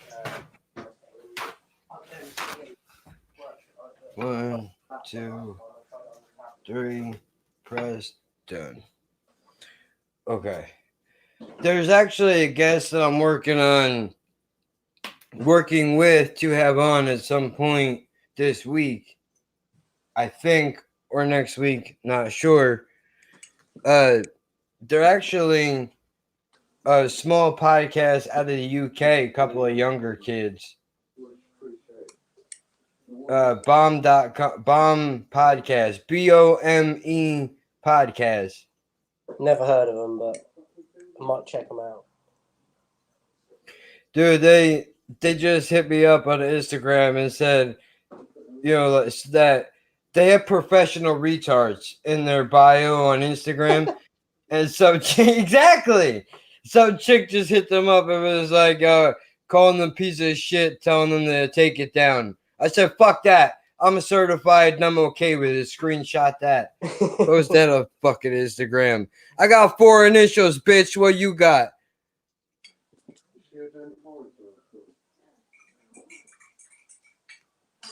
Crazy.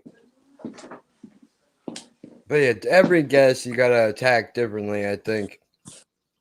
What works for one person might not work for another person. It's weird though, because with some people you have to try to be, ultra professional and all that, but I try to just be relaxed. I want people to feel comfortable. Trouble is, as well, it's getting a balance of being professional, but you're also having them on your platform, so you shouldn't have to kind of cater to them more than them to you. Do you know what I mean? Like, even Yeah, though they're you just entertainment, shouldn't. Yeah, exactly. You shouldn't be. Don't sacrifice what your personality is at the wealth of having a guest, because then you're cheapening the people who come to listen to you. They're not getting the person they show up for. Yeah. They're just getting some random lookalike that sounds like you but doesn't act like you. The best, I know I mentioned them last time that we talked, but the best guest I ever had to date was Traveling Cannabis. I bigged them up every chance that I get just because they made it so fucking easy to deal with them, dude. They were just cool, relaxed people. I wish it was all like that. Yeah.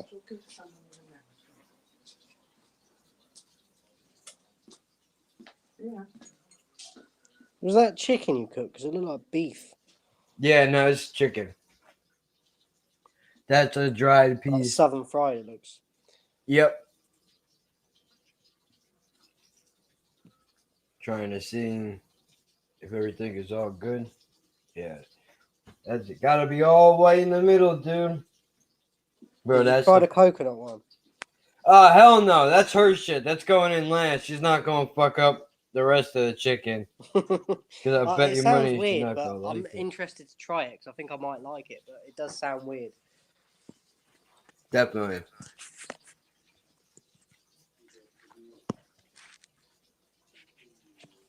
You could do this shit no problem, man. Breadcrumbs? I learn to cook more, innit? It's just like, it's one of them things that I need to just dive into because I keep saying I need to do it and I just don't do it.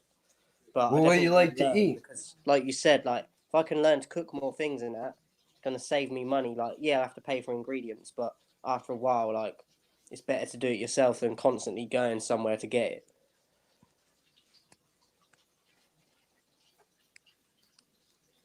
Plus, then I can teach my kids as well, like, which is always a bonus. Definitely. Especially with like pizzas and fast food things, if you can make them yourself, like there's not always that pressure of actually going to the place to do it. Well, pizza is definitely a hard one to replicate at home. I think only because their ovens are so differently designed than ours. But everything else you can get at a restaurant, you can pretty much get at home, arguably better because you don't have to rush it. You can take your time, you can toy around with ideas and add in ingredients and shit like that. Whereas you get it however they give it to you. But what do you like to eat? I'm not great with like I eat quite a lot of different things, but I need to experiment more. Like there's definitely things I can't think of anything like as an example that I haven't tried, but maybe like Mediterranean style foods, just different foods from different countries, really. Because I eat a lot of like pizzas and things like that, but me too. Not necessarily like things with lots of like different herbs and spices and things like that. I don't know if I'd like it, but it's something that I need to like try more. Do you know what I mean? Hungry. I eat chicken, meatloaf, Chicken. and that's pretty much it. Chicken. A pizza. I eat And like the subs. basic, yeah, and Italian subs. That's pretty And much all I eat. I don't like messing around with shit I never had before. I like to know what it is that I'm going to eat, what it's going to taste like. I know what the textures are, so it's real hard and to pasta, honey vodka, you eat mess chicken with that. Alfredo. But dude, I could easily. You don't eat salads at all. I don't know if you would like meatloaf, dude, but you could easily make one at home that would take you Like, altogether probably an hour. That's prep and cook time, and you can have it out on your table. A simple meal, cheap to throw together. Most expensive thing that you're going to need outside of the meat itself is ketchup, barbecue sauce. It sounds Worcestershire fucking sauce. gross, And but some people, my mom used to put a little bit of mustard in there. it sounds disgusting. When I give you the list of shit, you're gonna be like, bro, there's no way I'm fucking eating that. I said the same shit until I was hungry enough, and I was like, you know what? I'm gonna take a chance. I'm gonna take a chance. This is the funny thing, like with like Americans to like English people, like And I think that you there's ate probably a one lot of of my foods mom's in that raisin we're like. meatloaves. I'll say to you, you'd be like, you're fucking crazy. But if you said it to me, I'd be like the same. Do you know what I mean? Like how can you eat that? And then, but if we said it to you, you'd be like, Remember yeah, I'm never when eating my that. mom So. made Yeah. meatball. Like how y'all eat beans with your breakfast. That's wild to me. So what I eat? You are not in. You do what? This bitch puts mustard on Pop-Tarts. Don't listen to what she says. Her opinion is completely fucked, dude. You eat olives. Only one thing of Pop-Tarts, the cinnamon ones. Yeah, like that makes it better. She'll eat olives right out of the can. This fucking savage, like a Viking, bro. She just tear it open. There's no consideration for anything at all, dude. It is wild though. We probably have two completely different. We have two completely different diets, being from two separate countries and all that shit. Like But I think we can have a slight crossover. You like their what country is England. Yeah, okay, so you like their I think they're called their biscuits, the cookies. You know, their butter biscuits or whatever. Those fucking ones with the horse on it look like somebody's golfing. I don't know. Your mom, gets the bootleg Amish versions. You know. You remember those blue cans with the cookies in it, Kevin? You dip them in. Oh yeah. You like their one. I'm trying to think though, dude. Like, I know in episode 5 of the podcast I did, when my friend was still doing it with me, we were talking. He brought up the English breakfast. That's how I know that y'all eat beans with your shit, because we were talking about that. And he was like, "Man, that shit looks so good." And then we got into a fucking huge argument on another episode. You know what? I'm still keeping this beef going. I don't give a fuck. I don't care if he's not even in the state anymore. He's on the whole other side of the fucking country. I don't give a shit. So I don't. Do you eat ketchup? Yes. Yeah. Okay. Do you eat ranch dressing? Yes. I think I've had it on a Subway, but before that, I'd never had it in my life, and I only had that about a year ago. Okay. Do you think that it would sound like a good thing to do to mix ketchup and ranch together? No. That apparently this fucking guy is like, oh, Cranch is where it's at, dude. That's what I tried starting a movement on YouTube. Fell flat in its face, but fighting on behalf of regular people. Bacon You with put a syrup. French fry in ranch. To me, that's Yeah, weird.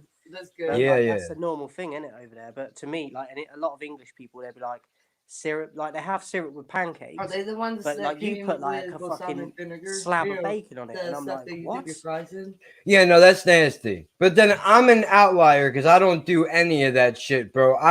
It's all 1950s segregation in this kitchen. Everything is separated completely. You Nothing. flip out when when they have to soak the lettuce in vinegar. Yeah, I don't like that. To revive To keep it from wilting and shell 9 to that. Once you taste vinegar, you're like, What they fucked up on myself. You know, But I've I never taste heard of that in my vinegar. life. Like, we have fish and chips and we have vinegar with fish. We don't have it with fucking lettuce. But he eats like a kid. So he said, I never heard of that in my fucking life. What? Here we have fish and chips, and like they'll have French fries. Oh, my grandma I mean, loves their fish with vinegar. He's never heard of them putting lettuce in vinegar. Well, and yeah, some they do it people like an even ice put bath, and then they put vinegar in the ice water. And that's then to revive the lettuce after it fucking dies from sitting around for too long. And when it starts Well, turning if the brown, lettuce dies, go a and little buy a bit of fresh brown, one. I you mean, can how make stingy it can you be? turn green again. Yeah, horrible. But dude, I mean, there's wild shit that people eat out here that I would never eat. And we have I don't think you guys probably do excess like we do. Like they make shit out here. Some things are in such big proportions, and we wonder why everybody's walking around fat as fuck. Like it's. If I go to the cinema over here, I ask for a small drink, and they give me something that could last me about a month. I'm like, what am I supposed to do with this? And I'll literally have like 2 or 3 sips of the drink, and like I've just wasted my money, even though I asked for a small. That's Like, I crazy. don't understand it. So it's getting more like that over here now. I used to work at Asda, which is like a supermarket, which is owned by Walmart. Kevin, So you could have just grabbed this one. I used to work at Asda, which is like a supermarket that's owned by Walmart, and they've got they've started bringing in like continental aisles and like American food stuff and that. And even there, like it's all like massive stuff. Like you can only usually buy it in like packs or like bulk.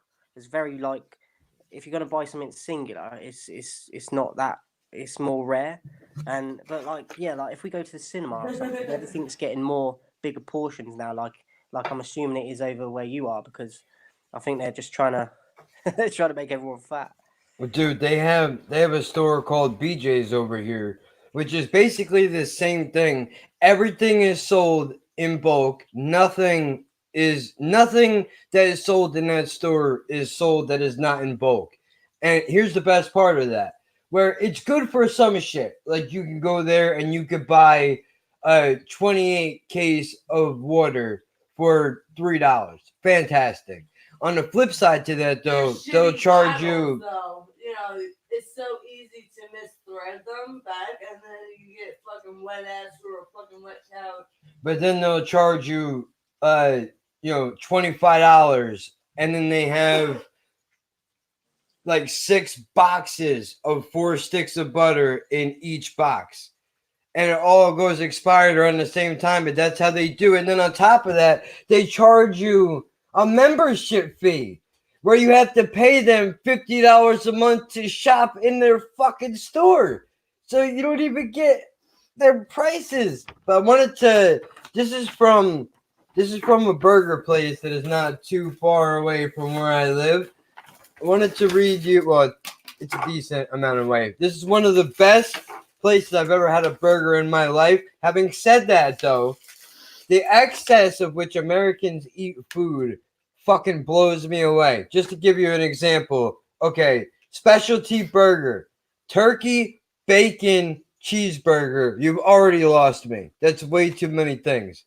But it's a lean, fresh ground turkey, topped with turkey bacon, cheddar cheese, Swiss cheese, lettuce, tomato, sweet mayo on a deli bun. That seems like a lot, dude. That's not a good example, though.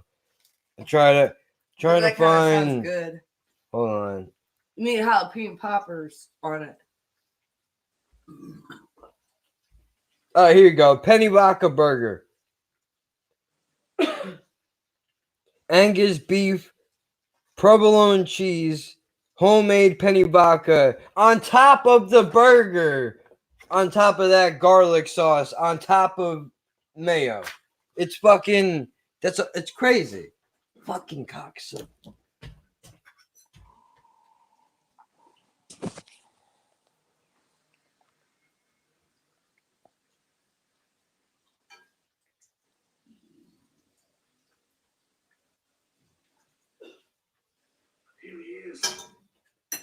Like, I don't know. Apparently, the chicken I just cooked is I think it's French style. Most people will do it where they'll cook it and they'll dip the chicken in eggs and then put in the breadcrumbs and the thing. But I use mayo instead. I don't know if it's healthier. Probably isn't, but it definitely tastes better. I mean, yeah, dude, we're all fucked, bro. It's Why are fucking we? crazy. Yeah, but why are we labeling it French chicken? Why has it got a matter? Why can't it just be chicken? I mean, it's a good. I think it's all the wars. Honestly, it's probably all it was. We stole shit. I mean, how do you? You know what? Here's a question for you, dude. I don't know how you feel about this. I feel like America is has become a fast food culture.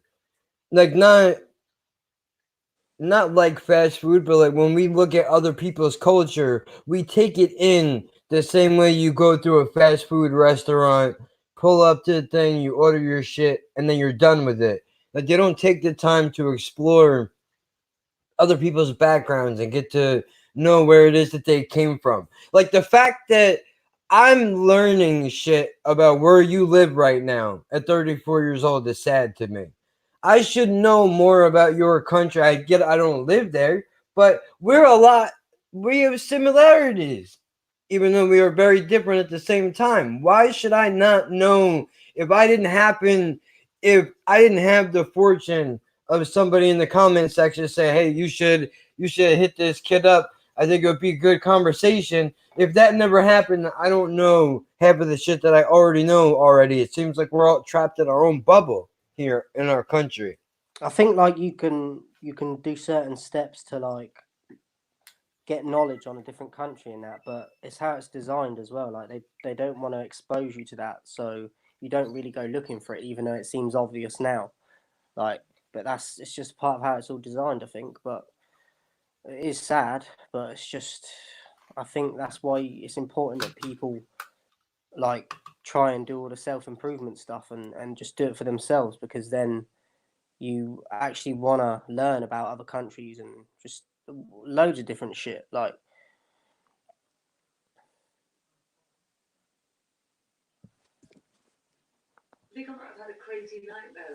I can hear you. I unplugged the headphones and I put my microphone on mute so I can hear what. so yeah, like I think it's sad, but I think that's how it's been set up. But like I said, if you go looking for things, like there's stuff out there for you to all learn. But a lot of people, like we were saying earlier about people saying they want change, but then when it comes to doing the action, you can tell that they're bullshitting. And but at the same time, I feel like it shouldn't be set up like that.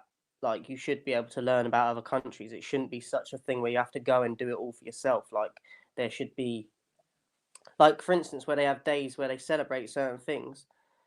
Like why don't they have days where you learn about another country? So yeah, man, I don't know. It's just sad how it's set up. But when you start to learn about things, you can then you actually can kind of be in your own bubble and witness shit happening in the world, which still affects you, but you're actually aware of it.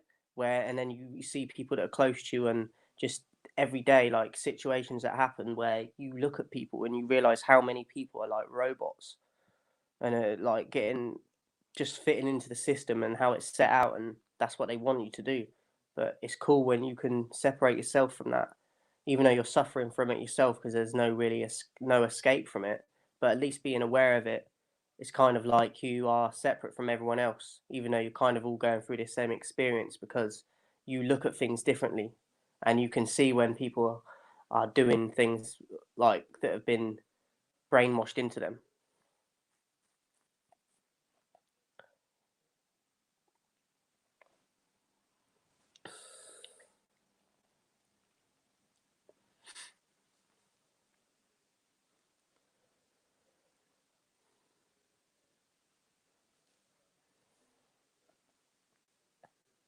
I definitely agree with what you just said.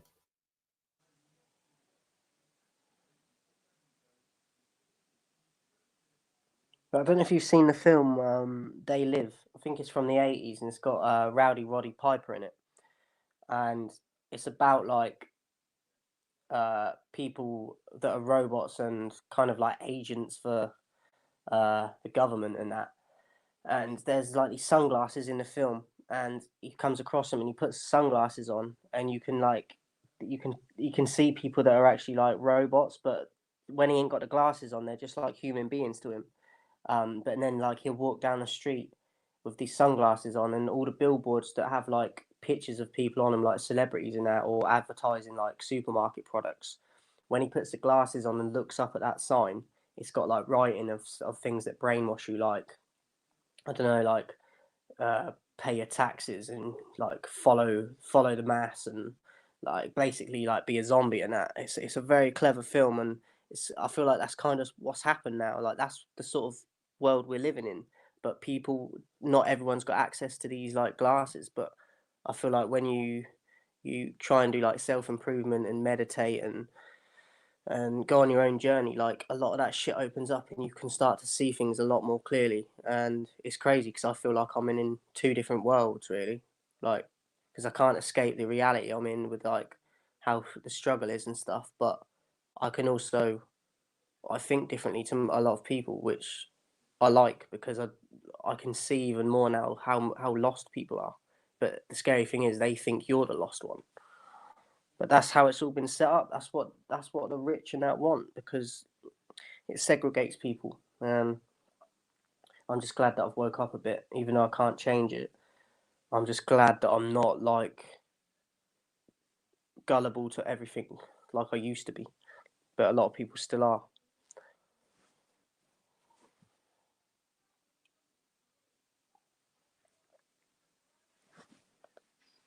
You were talking. Was I? Yeah.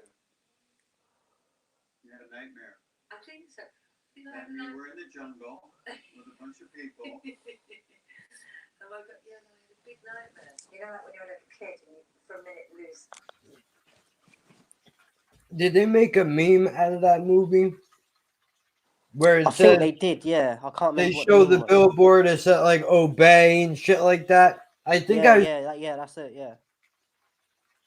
I definitely have heard of that. You should. I only watched it and knew about it because Daylight said about it on one of his vlogs he did. He said he saw it as his dad took him to see it when he was really young at a cinema, and he said ever since then, like his mind and that changed about the world and how he sees everything, and now he's like he is like because like his dad was like that and thought differently, and it's just interesting, man, because I definitely feel like that's the kind of world we're living in now. And that film was like in the 80s, and it's kind of like they predicted the future. And you don't really see them films getting made now as well, which I think speaks volumes too. Yeah, I was gonna say now the difference is almost like everybody wants to sign up for that, which is fucking crazy. It's definitely worth checking out. Like it's a bit corny because it's like the 80s and that, but like the level of like of what's going on, it's definitely worth watching.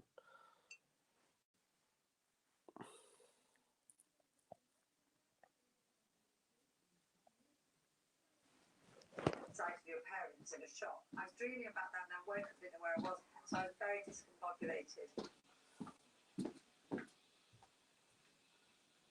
Adele, do you remember a thing called Morris Day? In and around Prince. He was in that film. Is he the one that's the rival in the nightclub? Yeah. Really good. It's like Michael Jackson. I lost my voice at Michael Jackson at Wembley. When he done it was a Scream song. Was he amazing? It's Michael Jackson. Yeah. With Michael Jackson's music, it's very I different. definitely would want to check that out. And I think self-examination is important. I don't think a lot of people really do that anymore. Instead, they just talk shit to each other on Twitter and things like that. Instead of just actually sitting and thinking about different ways that they could actually improve their lives. They just think instead I'll take this energy and I'll forward it to somebody else because that's a lot easier than trying to fix the things that I think are wrong with me, which is definitely a big problem we have now. But at the same time, I know that's not all that there is.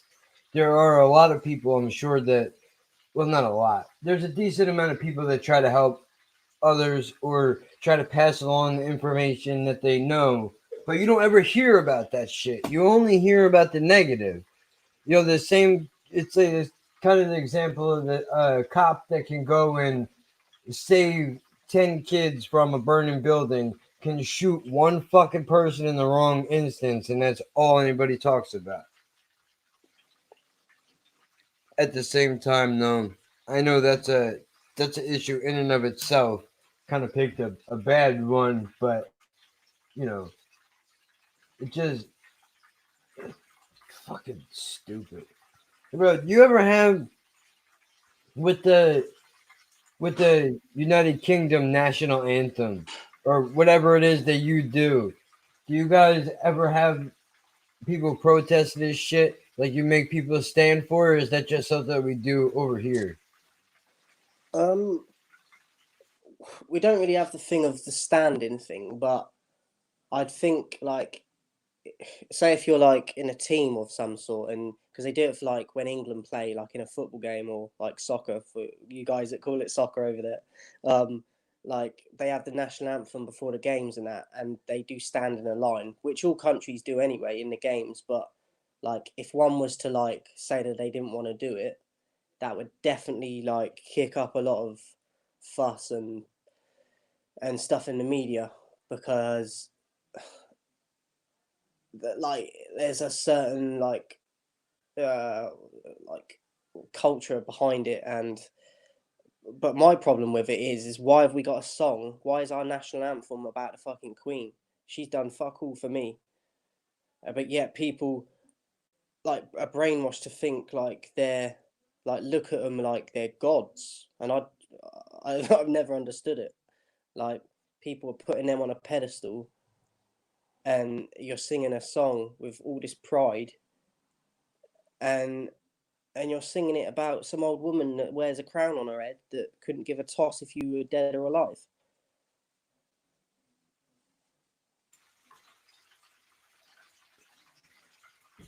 Now, I've done videos in the past on my channel about like the royal family and that, how I don't agree with it and that. But people, if they watch that are over here, like the majority of people will look at me like I'm crazy, because that's like a cultural thing. But like no one can answer my question. What have they actually done for everybody?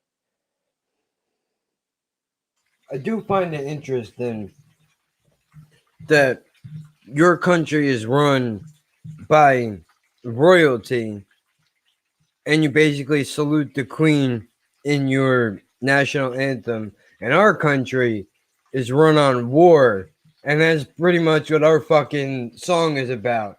And God forbid you don't fucking stand for it, because we're going to shoot people that don't believe what we believe so we can steal their shit. It's a whole nother thing. But this shit going on with the royal family right now, and this Jeffrey Epstein guy, people really do, like, they really give a fuck about what this guy thinks. I don't understand that. I mean, I guess it's the same way people care about what fucking Trump does or says or doesn't say. I don't understand. What's the purpose of putting all your faith into one fucking one? He's a person. He's gonna fuck up. And I'm not trying to defend this Prince guy. I don't understand the logic of thinking behind.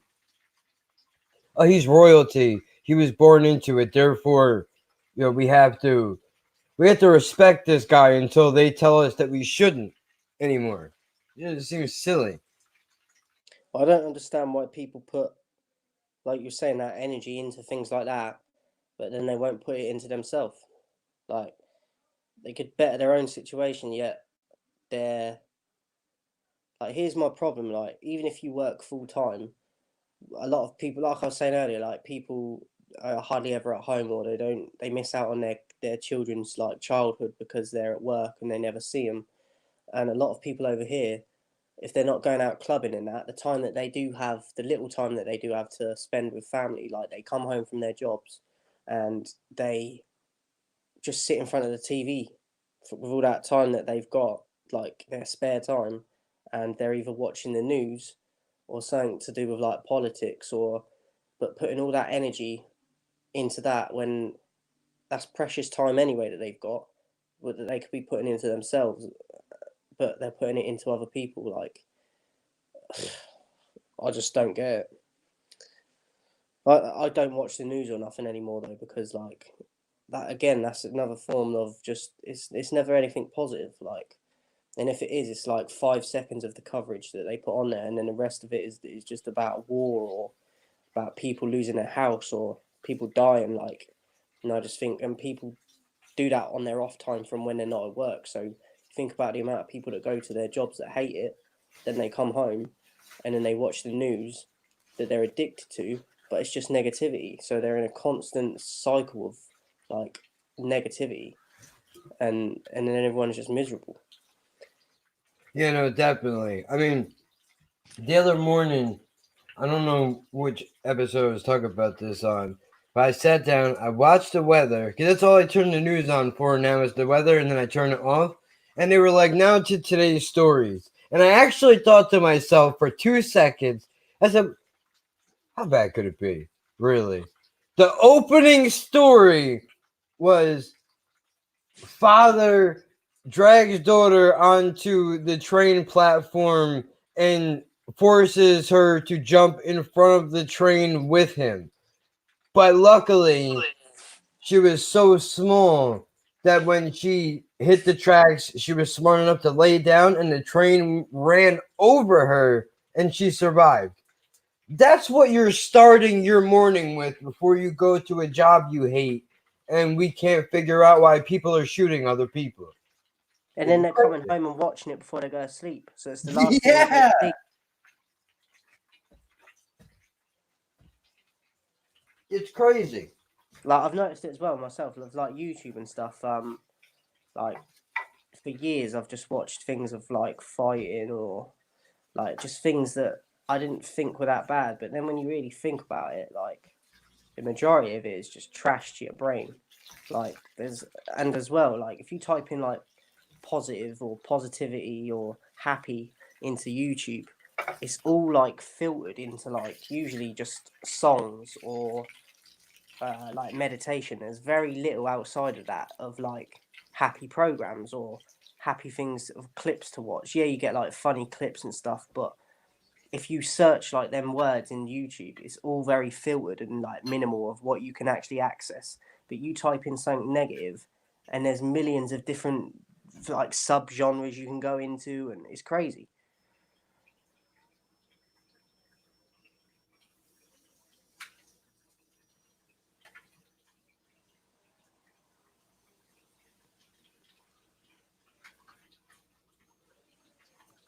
Dance like this, do it. Yeah. You can't. You have to do it good. Yeah, you have to. Yeah. I tried it. You tried to dance. You can't. I was gonna say Joe Rogan was the first one, at least for me, to point this out. That Facebook and all that, they show you negative shit because they have figured out that's what will get you. You being angry will get you to engage with the platform faster than anything positive, which I think kind of says a lot to what they're thinking about. That I'm guessing you've been on it before, but have you ever been on WorldStar? I know what it is. I used to go on that every single day for hours and watch how? fight clips, and I'd watch all like the fights and stuff and all the negative shit, and then it just suddenly hit me. I was like, what am I doing?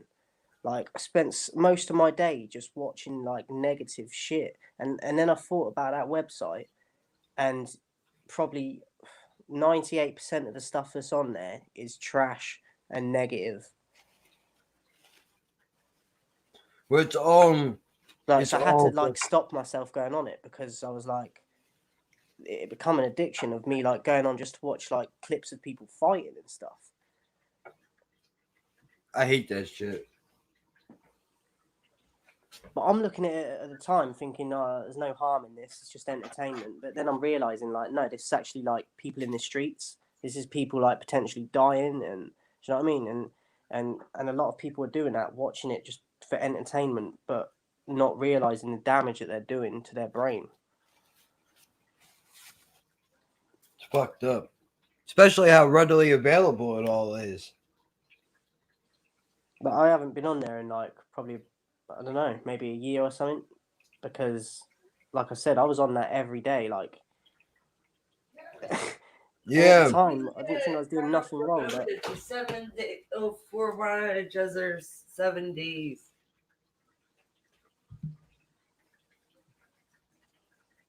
Here, let's look here.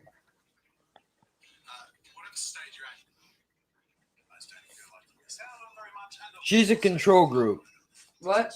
essentially. What's that? You are the average YouTube viewer, I think. No, I'm not. Well, I guess with art ones, maybe. now, do you know No, what are as you well? talking about? He's fucking.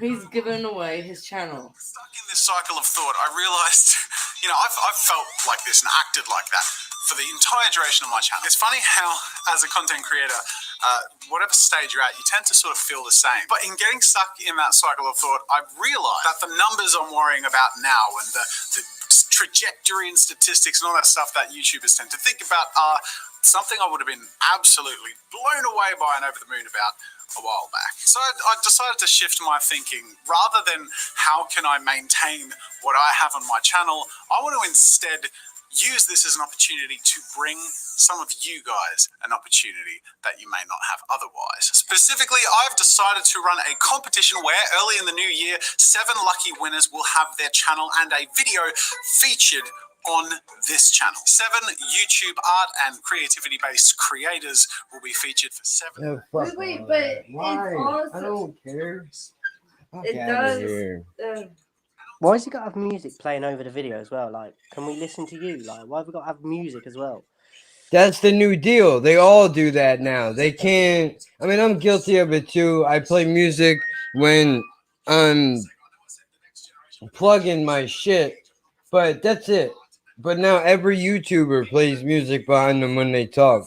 I guess it's because it probably makes it easier in post so you don't have to just listen to the You have sound of to your own have voice. under 50,000 subscribers. If you got 50,000 or more, you don't qualify. Just the fact that he said you have to have less than 50,000. I to mean, enter. shit. That Yeah. means that you could enter and have one of your like one of your comedy bits, with the That dreadlock. dude's audience is not. Well, he said any type of creativity. Yeah, that's bullshit. Because man. he said music, It's- or like I could probably do with art, but not art, fashion, like clothing. But he's like, it has to be entertaining. So I was like, oh shit, Kevin's character is very entertaining. That's debatable, but I know what you're saying. No, I think he would definitely get your character. And I would think that you would make him laugh, and he would think that you're funny. I don't know if you would be, fucking on his channel, like you would win one of the 7 places. I mean, I said it for the fuck of it, just to do it. But other than that, I don't care. But I appreciate it. Yeah. Even Well, though- no, even for his I appreciate it, but no.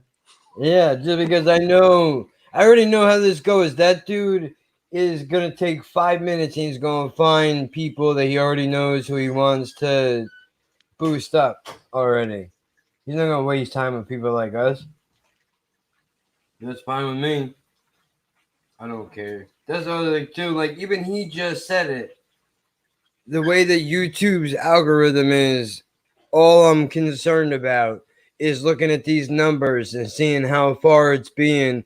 And numbers I have now that I would have been ecstatic about months ago don't even do shit for me anymore. That Because should for me, tell like, you. what's the end goal with that? Like, yeah, you set yourself a goal to get to a certain amount of number, then you get that number. You can only then want more. Like, when does it end? Like, you're never satisfied.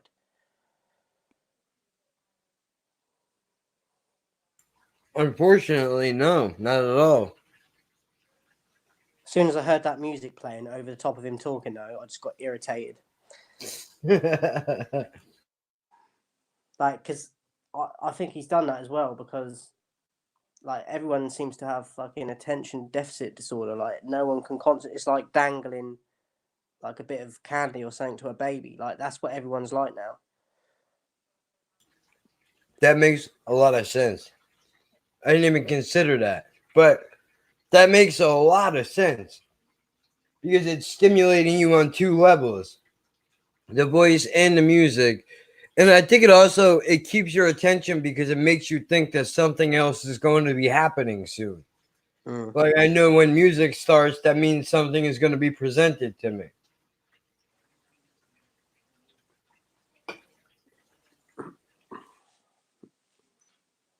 And notice the tone of that music as well. Like that was a bit more upbeat and like light, where because he's trying to like attract people into what he's telling them about. Like that wouldn't work if you had like metal music to that while he's talking. Like that wouldn't work if it was rock or like just I don't know, like horrorcore or something. He's purposely picked that tone because it attracts people's attention in terms of like you were saying, like something that's positive, and they feel like they're going to have an opportunity to do something. But at the end of the day, like we don't know for sure, but me and you both feel that it's like there's some sort of catch to it.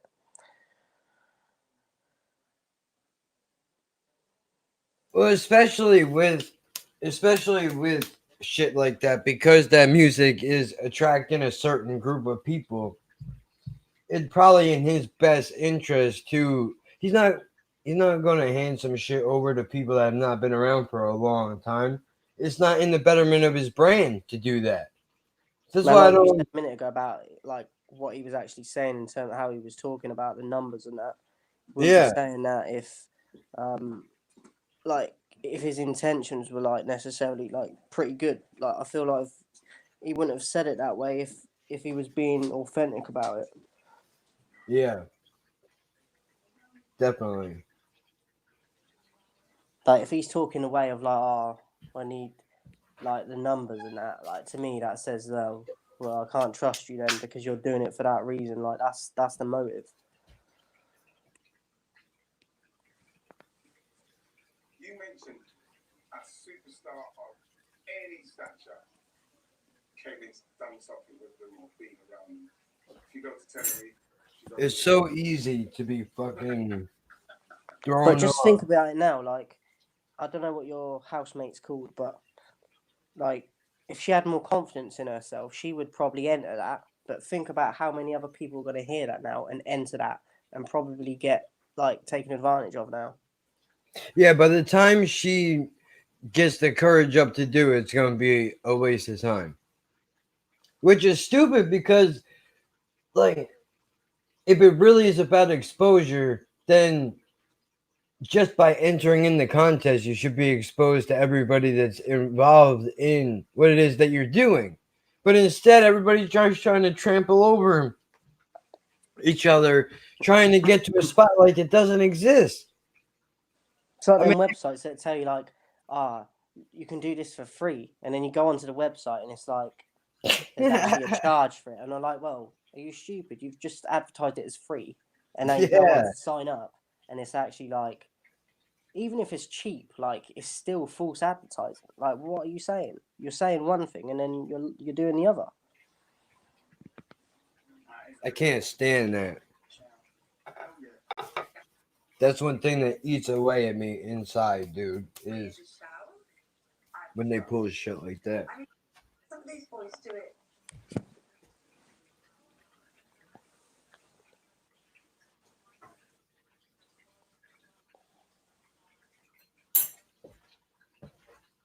The other thing that makes me crazy is when people say they're going to do something, and then they don't do it, or they avoid you. They come up with 100 excuses why they're not going to do it, why they didn't do it, and you know that they're lying.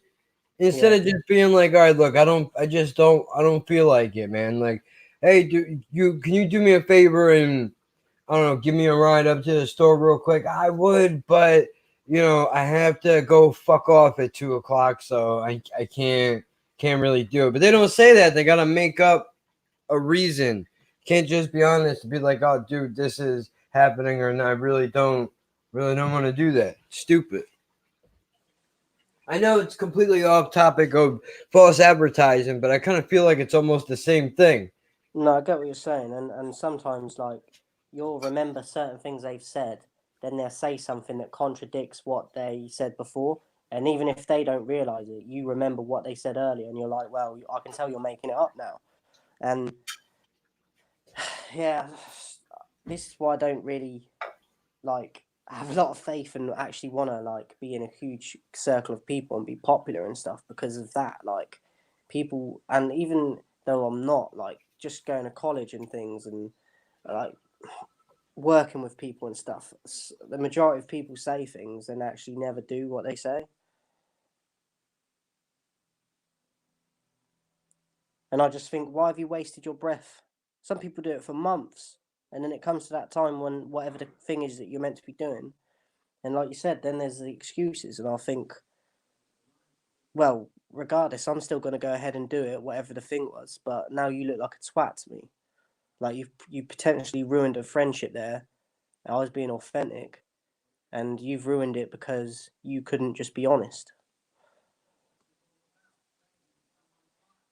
Like I said to you before, when we first tried to do the stream and then it didn't happen the first time, like you thought I was fucking you about, but then I said to you like, if I say I'm going to do something, unless there's an emergency that happens at that time or whatever, I'll do whatever I can to like do what I said I was going to do.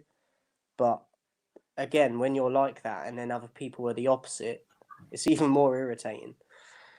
But see, the thing is too, though, is right away the difference between you and other people is you came right out immediately after it didn't work out. And look, dude, if you don't want to put me on, I understand.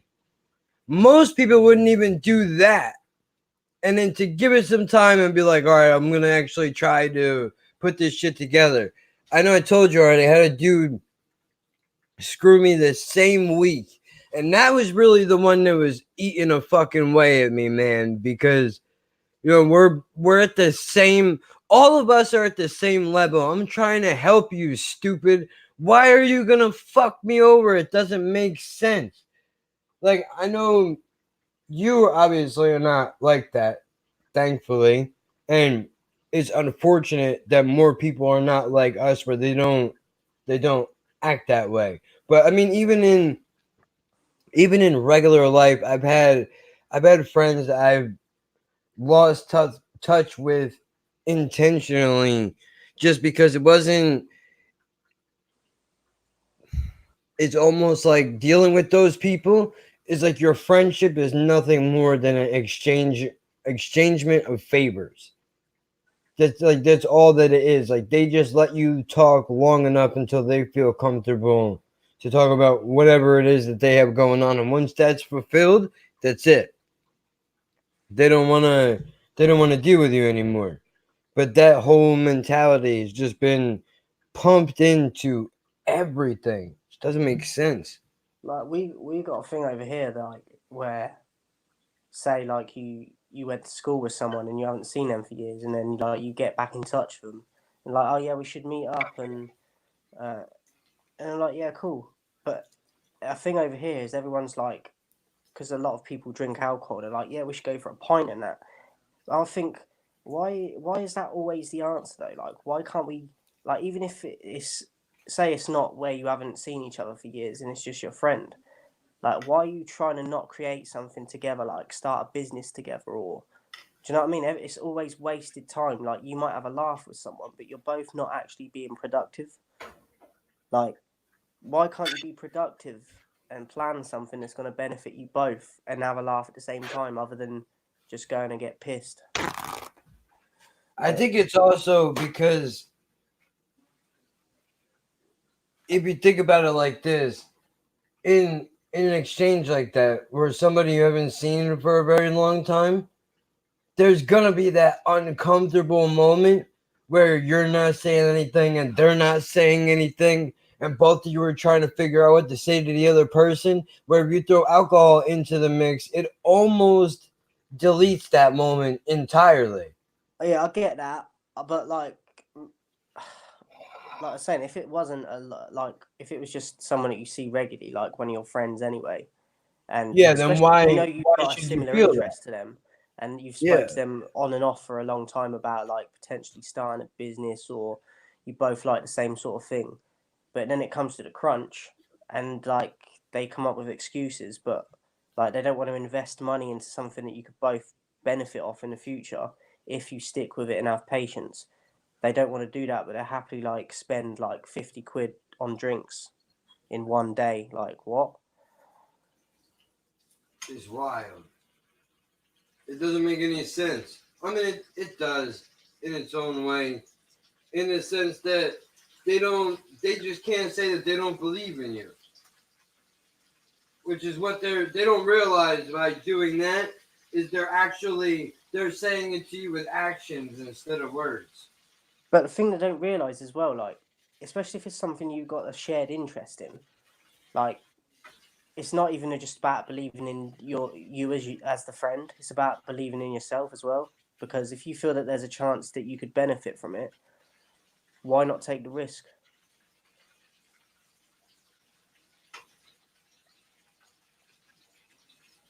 Because like I said, these same people are putting that money elsewhere into most of the time to things that don't actually benefit them.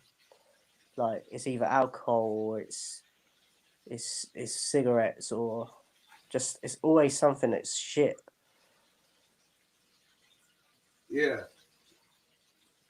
And I'm not saying like starting a business and that's easy, but especially like say if one of you's got background in it and has got a talent for it, but you're the one that's being like standoffish about it, like you've potentially just changed the course of your life for the worst. Yeah, like it could, but that's the problem though, is I think they don't believe that it can. Like they think just people are just successful out of thin air. Like it starts somewhere. You know, whoever you can think of was at one point in time somebody's fucking friend before they took the gamble and tried to do something, and now they're successful. Which we've created a lure for ourselves where we think like it only happens it's the same way people walk around and go, people hit the lottery, that will never be me. They do the same thing with success, like, oh, some people are successful, that will never be me, or that could never be anybody that I know. But at the same time, a lot of these rappers that I do listen to, the few of them that I do still listen to, will say, when I was trying to put this shit together, I had a bunch of people that never fucking believed in me, and nobody had my back, but I said, fuck them, and I did it anyway. And now that I made it, now all of a sudden you're my fucking best friend and you're looking for fucking handouts. Well, too fucking bad for you. It's fucking crazy. But it's worth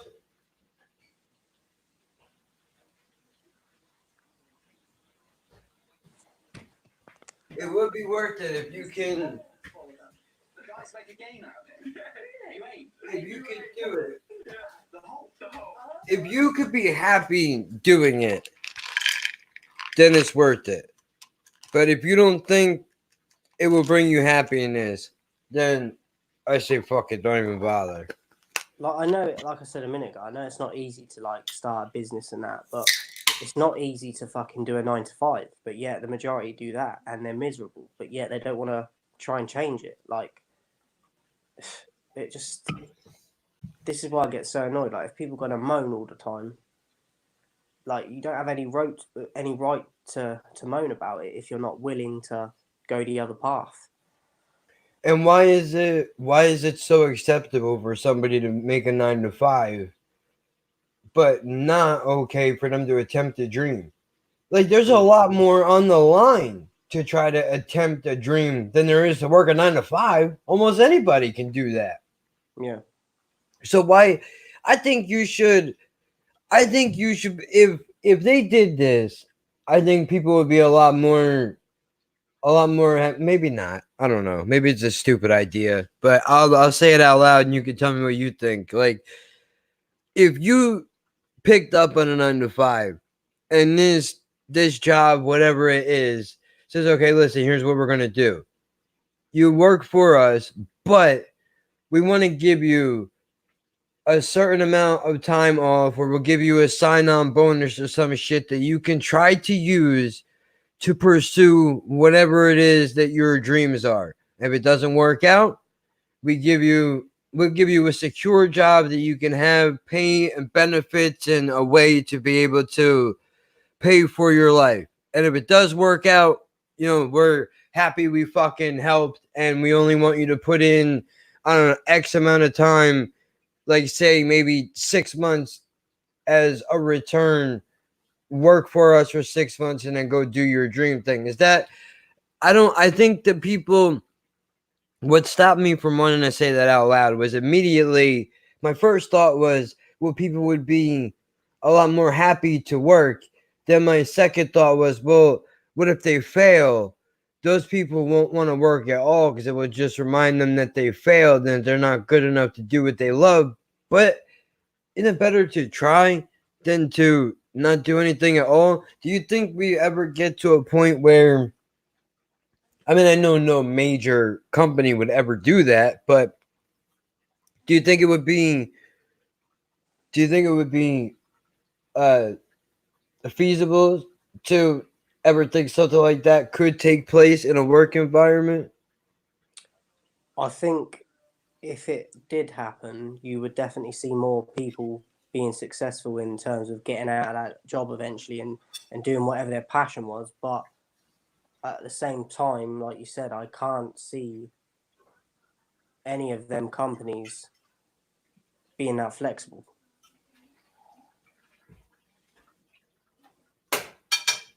Because ultimately, whether they say it or not, their only interest is to keep that business running, and they will replace you if you don't kind of follow their rules. So I personally can't see them being that flexible with it. But I think if it was brought in, you would see a lot more people actually achieving and going down, doing a career or starting their own business because they've got that more flexible time to be doing it when they're not doing their job. And Right. and a big thing of it as well is not even the necessarily, like, obviously you need time as well outside of your job to work on your whatever your other thing is, but it's the understanding of your boss, the job you work at anyway, because I'd say the majority of places people feel that they can't even approach their boss about things like that because Even for a day off. Yeah, like exactly, like people feel like some of their, like even my boss where I work, like I hate him, like he doesn't even really talk to me, and I don't talk to him, but most people kiss his ass in that place, and I refuse to do that. But I yet, hate that. because of that, there's always that tension and awkwardness when I'm like in a setting with him where we're all there, or even if I have to say something to him or he says something to me, like there's always that but just the way he talks to me and that, and I've seen him do it to other people. Like But like he dismissive. thinks he's like fucking Moses. I'm like, bitch, you could drown. He talks to you like dismissive, right? Like, Yeah, like, and okay, I think peon, like, here's what you're going to do. and especially because, like I've said, bringing it back again, like because I do a lot of like trying to like improve myself and that, like I'm even more open and aware to it when it's happening. Like a lot of them kiss his ass and just do it because they probably don't have any other passions outside of their job.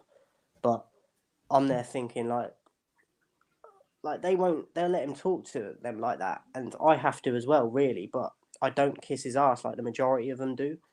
So yeah, like I was saying, I just don't think I can never see it happening in, like you were saying, because I think there's a lot of bosses out there that are like that, and people feel that they can't even go and talk to their boss about probably even serious things like something like a medical emergency or like a member of their family dies and they need the time off. Like I had it when I worked at Asda. My boss at the time, his missus was in hospital pregnant, I think, and he hadn't had a day off for about 2 or 3 years or something. and he went to the hospital because she was having problems, complications, and they called him because he was meant to be at work, and he said, "I can't come in because it's serious and I'm at the hospital with her." And he didn't come in, and he come in the next day, and they were having a go at him, and he needed to go back to the hospital that day to see her, and they wouldn't let him go. So he handed his notice in like the next day, I think, because, and he'd been there about 16, 17 years, and he was there like doing overtime and all sorts when other people wasn't. And that one time that he needed that time off, that weren't even his choice because his missus needed him at the hospital, and they got funny because he weren't there on the day he was supposed to be working, even though he told them his situation. So he ended up just leaving, going in and handing his notice in, because they just didn't understand. And he'd give about 16, 17 years of his life to that job.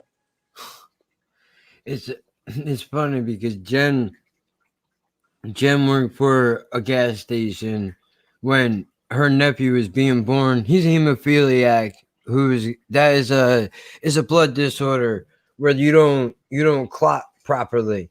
So when he gets a bruise or anything complete eternally, it's a fucking mess, right? But when he was first born, they had complications with him, and they were calling family members being like, "Oh, we need somebody, if we can find somebody that will match his blood type, because his mom doesn't match, her sister doesn't match him." So they finally get around to her, and she's supposed to go into work for that day, but she runs to the job and she's, "Listen, I just got phone call, family emergency. I had to go to the hospital to give my blood. If I don't, he could die." And the boss is like, "Well, you need to make a decision right now. Either it's going to be your job or it's going to be your family. What do you want to do?" And she was like, "Dude, you could take this job or you could shove it up your ass. Like, I'm not going to let my nephew die for your $8 an hour fucking cashier job, dude. It's not going to happen." But now I think about that, and I put myself in a position of, what if she was somebody who absolutely needed that $8 an hour job, and you don't have the luxury of saying, "Oh, please don't fire me because my fucking rent depends on this job. I need this to be able to live." For you to look at somebody and go, "Fuck your family," when you could call anybody. I was sure anybody that worked there on a regular basis, just like the dude that you were talking about, if they would call somebody, I'm sure most people would have no problem filling in for that guy while he's taking care of what he has to do. But instead, you want to fucking treat people like they're less than, and then you wonder why nobody fucking likes you. Like I said, like, it's that guy didn't have a time, like a holiday or nothing for, like, it was very In rare 3 that he did. fucking years. It was That's something ridiculous crazy. like that. And like I said, he'd been there about 16 years or something, and the one time that he needed off, that weren't even out of his choice, like his missus needed him, and they're like that about it. It's, you think, what's the point? Like, I think even if I was in a situation where, like you were saying, like, that's your only source of like surviving, that if it comes to it and there's like life or death with something like that, like, I would still walk, even if I put myself in shit, because I'm not gonna be at work when something serious is happening. Do you know what I mean? It's ridiculous.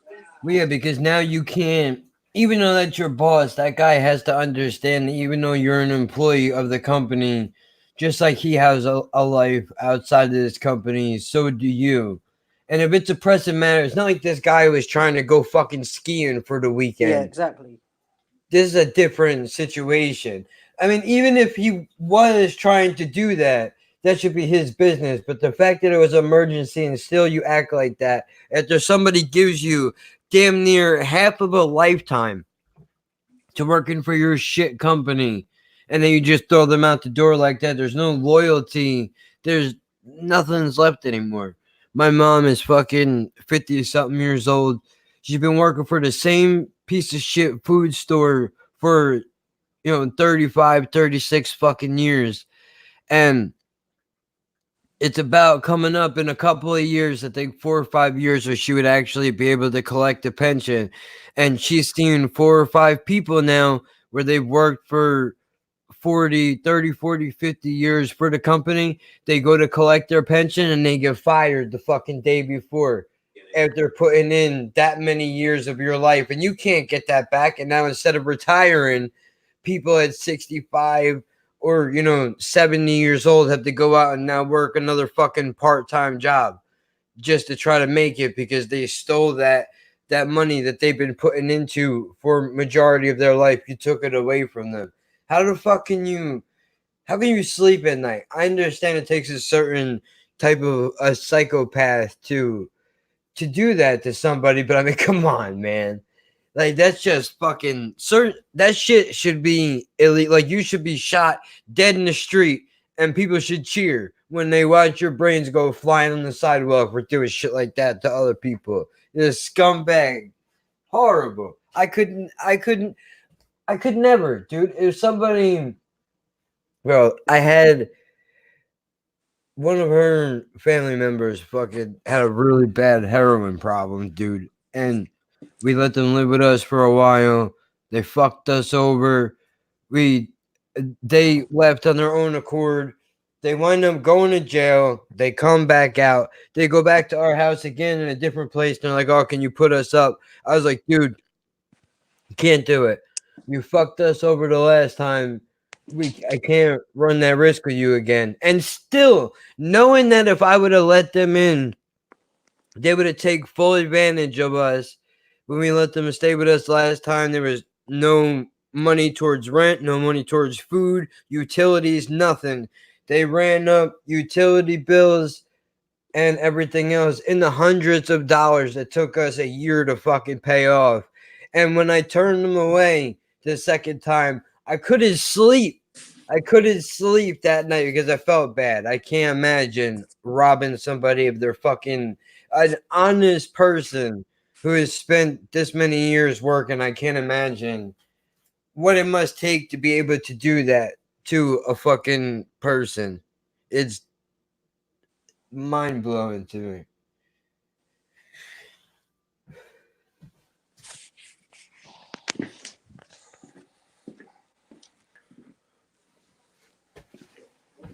Come here. Come here. Sit. Good girl. Chill it, dude.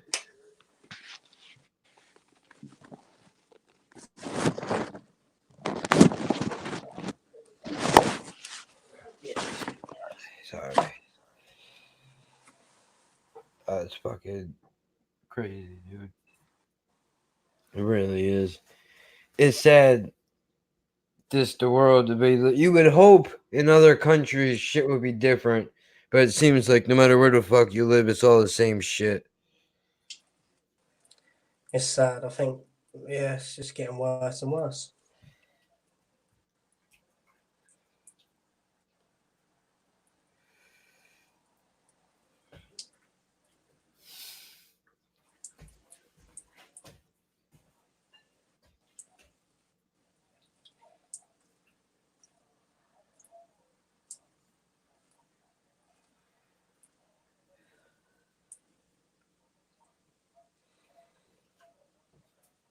Xavier Paul, come here.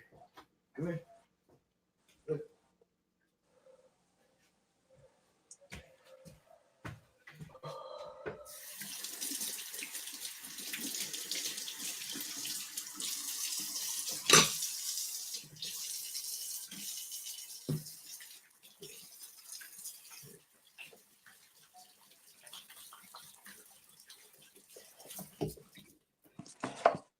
So I don't know what are we doing this still on the 4th, or you want to do it a different day? What is the 4th again? Is that the Monday or the Tuesday? Or I can't remember.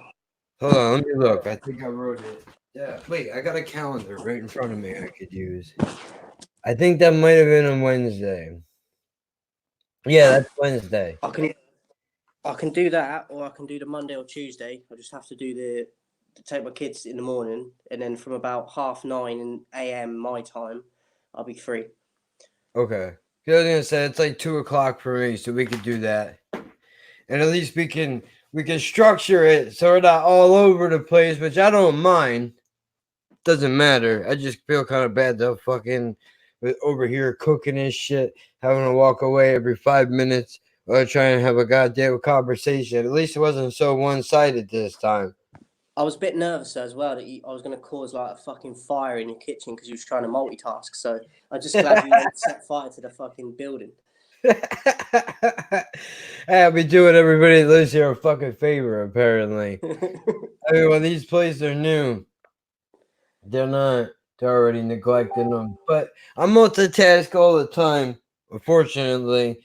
Luckily for me, I've cooked this shit so often that I know I'm comfortable enough to do it. Otherwise, I wouldn't have.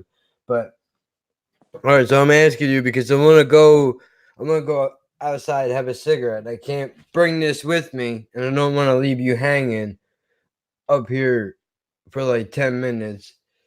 Plus, we've been on for Like 4.5 hours. hours, yeah. Fucking Jesus. Oh, this is gonna be a fun time to edit together. And not even close to I'm gonna stop naming shit because I always go off the rails completely with what I was talking about. But yeah, dude, we gotta do it. I'll have to write some topics down, or if you have some ideas you want to jot down. I have a think. I was going to ask you earlier if you wanted to like sort of plan what we was going to talk about, or just do it like we have tonight. Like, just it's up to you. I mean, I might write down like one or two things that I might want to just throw on if in case we hit a dead end where we're like, fuck, what do we want to do? We have something as a backup just in case. Yeah. I don't think we'll need it, but I always like to have something in my back pocket just in case. You know, I don't want to fucking show up and have the worst thing happen, but I think we'll be all right. Yeah, no, man, I'm probably not gonna write shit down. But I mean, if you change it and you think we should go by topic, I'll do that too. I don't care. All right. But yeah, so I have to email you probably today's only all right, so we got a full week. I can try and remind you if you want, because I know like it gets a bit on top, and that I'll try and remind you if you need. Yeah, I'll write it. I'll send a fucking thing to myself to remind me. I'll try to set it in my calendar, but sometimes it works, sometimes it don't. I'll set it for. Come on. And no.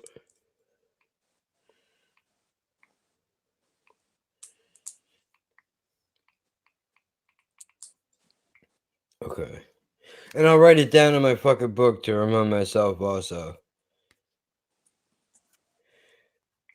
But okay. All right. Well, I have that down. Before I change my mind, let me wrap this shit up. I can get the fuck out of here and go kill myself slowly with the fucking tobacco and whatever the fuck else is in there. This is fun shit, dude. I enjoy doing it. It's good. Like even when we haven't got topics really, like we seem to come up with them and just fucking free flow anyway. So it's all right. Yeah, it's natural. It feels natural, dude. Bro, oh my god. I brought it up last time, dude. I'm telling you. There are massive bombs on the podcast. Some people just don't gel, dude. They don't. 3 motherfuckers I was talking to, and it's like a brick wall. All 3 of those cunts couldn't come up with a single topic to save their life, bro. It was brutal. Fucking brutal, dude. But you live and you learn, man. This is it's a lot easier, bro. I don't feel like I'm fucking talking to, like, I'm not putting it on. We're just having a natural conversation the way it's supposed to be. Whereas, and I think sometimes you might get people that try like pitch something to you, like, or try sell you something. And yeah, like what they think they are, right? Yeah. Like, fuck that, dude. Just fucking calm down, relax. Like you didn't. What I like about talking to you, dude, is you have not fucking. You're not switched your shit at all. Like, dude, for the moment, I'm calm. I'm relaxed. I'm just gonna fucking let the thoughts come to me as they do. Not panicking, not freaking out. Just let it ride, man. Doing the same shit. We need to fucking educate people on how this shit is done, bro. Seriously. Because they need to know. They need to fucking know, dude. I don't think they would know we were fucking strangers. Even though we're not really, but you know what I'm saying. So, look. The 4th, I set it in my calendar. Should I email you the night before? Yeah, you can do, or it's totally up to you. As I said, I'll try and remind you in the next couple of days just to make sure as well. But yeah, it's totally up to you. Yeah, dude. And to the dude in the chat, was a great film. This stream turned out to be about everything but that. Fucking movie is the shit though, bro. Full circle, closing the Goodfellas casino gap. If you have not watched The Irishman and you have 3.5 hours that you want to put into a film, even if you watch it in pieces, it's definitely worth it. Those guys are legends. This will be the last great gangster film of our time for a long time. Like, how Colors stands by itself in film. I think that's what this one does in its own genre, but whole nother conversation. Besides, we should wait for more people to see it. And if you've seen The Joker, I'm going to be talking about that shit in the future. Have you seen that yet? Yeah, I went and saw it. Like, I never go to see films really, and I saw someone on YouTube that I watched some of his videos, and he did a video reviewing it, and it sold me. So I went and saw it. Like, I went to the cinema on my own, like a proper loser, and sat there and watched it. But like, even though it was weird because I was on my own, it was fucking brilliant. Oh, I loved it, dude. Right? Like, dude. Okay, I'm bad at this, but in the apartment, when he fucking undoes the chain for that guy and he kisses him on the head, dude, I almost fucking started tearing up a little bit. I was like, oh, that makes so much sense. I would do that too. And Like, he shoots the wall in his house, and his mum's like, "What the hell is?" yeah, watching an old war movie. No, you're not, dude. You got guys singing on a boat. What are you talking about, bro? I think I liked it so much because it was like, even though it's a character from like the Marvel films, that film was Didn't feel like completely it. separate about that because it was about mental health, and because that's something that I feel passionately about. I think that's why I liked it so much because it went like proper deep on that, even though it was a character from like this. You could label as kind of like a superhero, even though he ain't got any powers really. That film completely changed the outlook of it. Yeah, definitely. And I think as somebody that goes through shit, right? Would you say it's a fair assessment to say that this movie, it highlights a lot of what these different conditions are, depression, schizophrenia, all shit like that? Do you think that's a fair assessment? Yeah, there's been quite a bit of it. People like complaining, saying, "Oh, setting a bad example," because people might see that and they'll go out and just lose it and think that they can do anything they want. But at the same time, like as long as you're not killing people and stuff, like, I feel like it's got a good example in there as well of like taking that into your own life. Not, as I said, not going to kill people, but not staying in that job, or do you know what I mean? Like there's a message in there as well, I think, to try and go on your own path and do what you can, like, but And not treat other people around you who are strangers like shit because you don't know that person's at their breaking point. And I in don't that even film as well, like it took a while. Like, how nice was he being to people? And they were just taking the piss out of him even more. And then he Yeah, that lady on the fucking train. Why don't you leave my kid alone? Why don't you give him his card back, bitch? What the fuck is your problem? He's just trying to help you.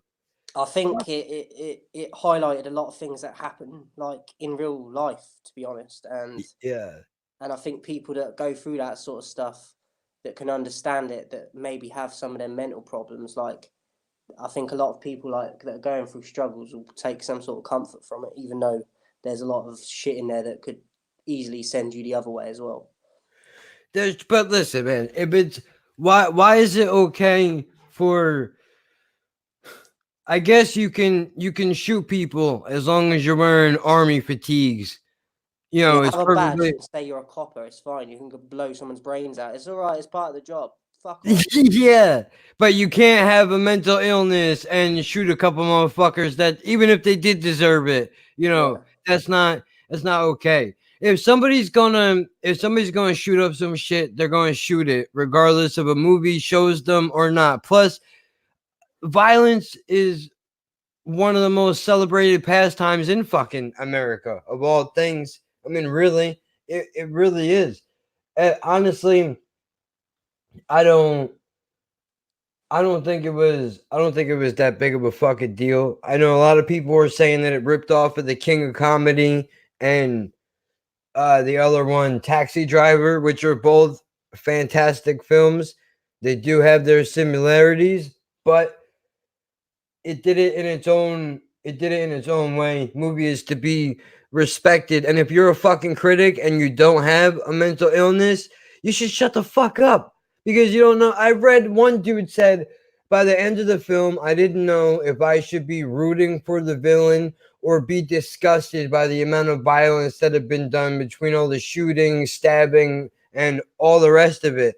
Like, dude, clearly this movie was not for you. It's not for your state of mind. If you don't understand what you're watching, that's okay, but you don't have to fucking write a smug piece on it saying you don't understand what it was about. It was bigger than a fucking Batman villain, dude. Because mental illness is a serious fucking problem. And I gotta shut the fuck up before we turn this into another 4-hour goddamn conversation. We gotta revisit this, dude. Because if I don't walk out of here right now, I'm never gonna leave. Bro, I'm gonna write this down. We'll come back to it. The Irishman, great film. Joker, great film. Appreciating BCHQ for stopping by, and everybody else that came in and left or has hung out. I don't know. I don't watch the counter up in the top. Saturdays is the podcast. You have a reaction channel. Do you want to plug that? Let everybody know where they can find you. Yeah, so just on YouTube under BCHQ, BEECEEHQ. Find me there. I do reaction videos and some sort of motivational videos. So if you're needing that, go check it out and see if you like it. Solid. Go subscribe to the man's channel. He knows what the fuck he's doing, bro. Your metal reactions crack me the fuck up. They're hilarious because the look of disgust on your face when you hear some shit like that, it kills me, because I get it 100%. Go check his channel out, bro. I'll catch all of you later on Saturdays laughing at birds. Go fuck yourselves. Yeah. And that's uncomfortable.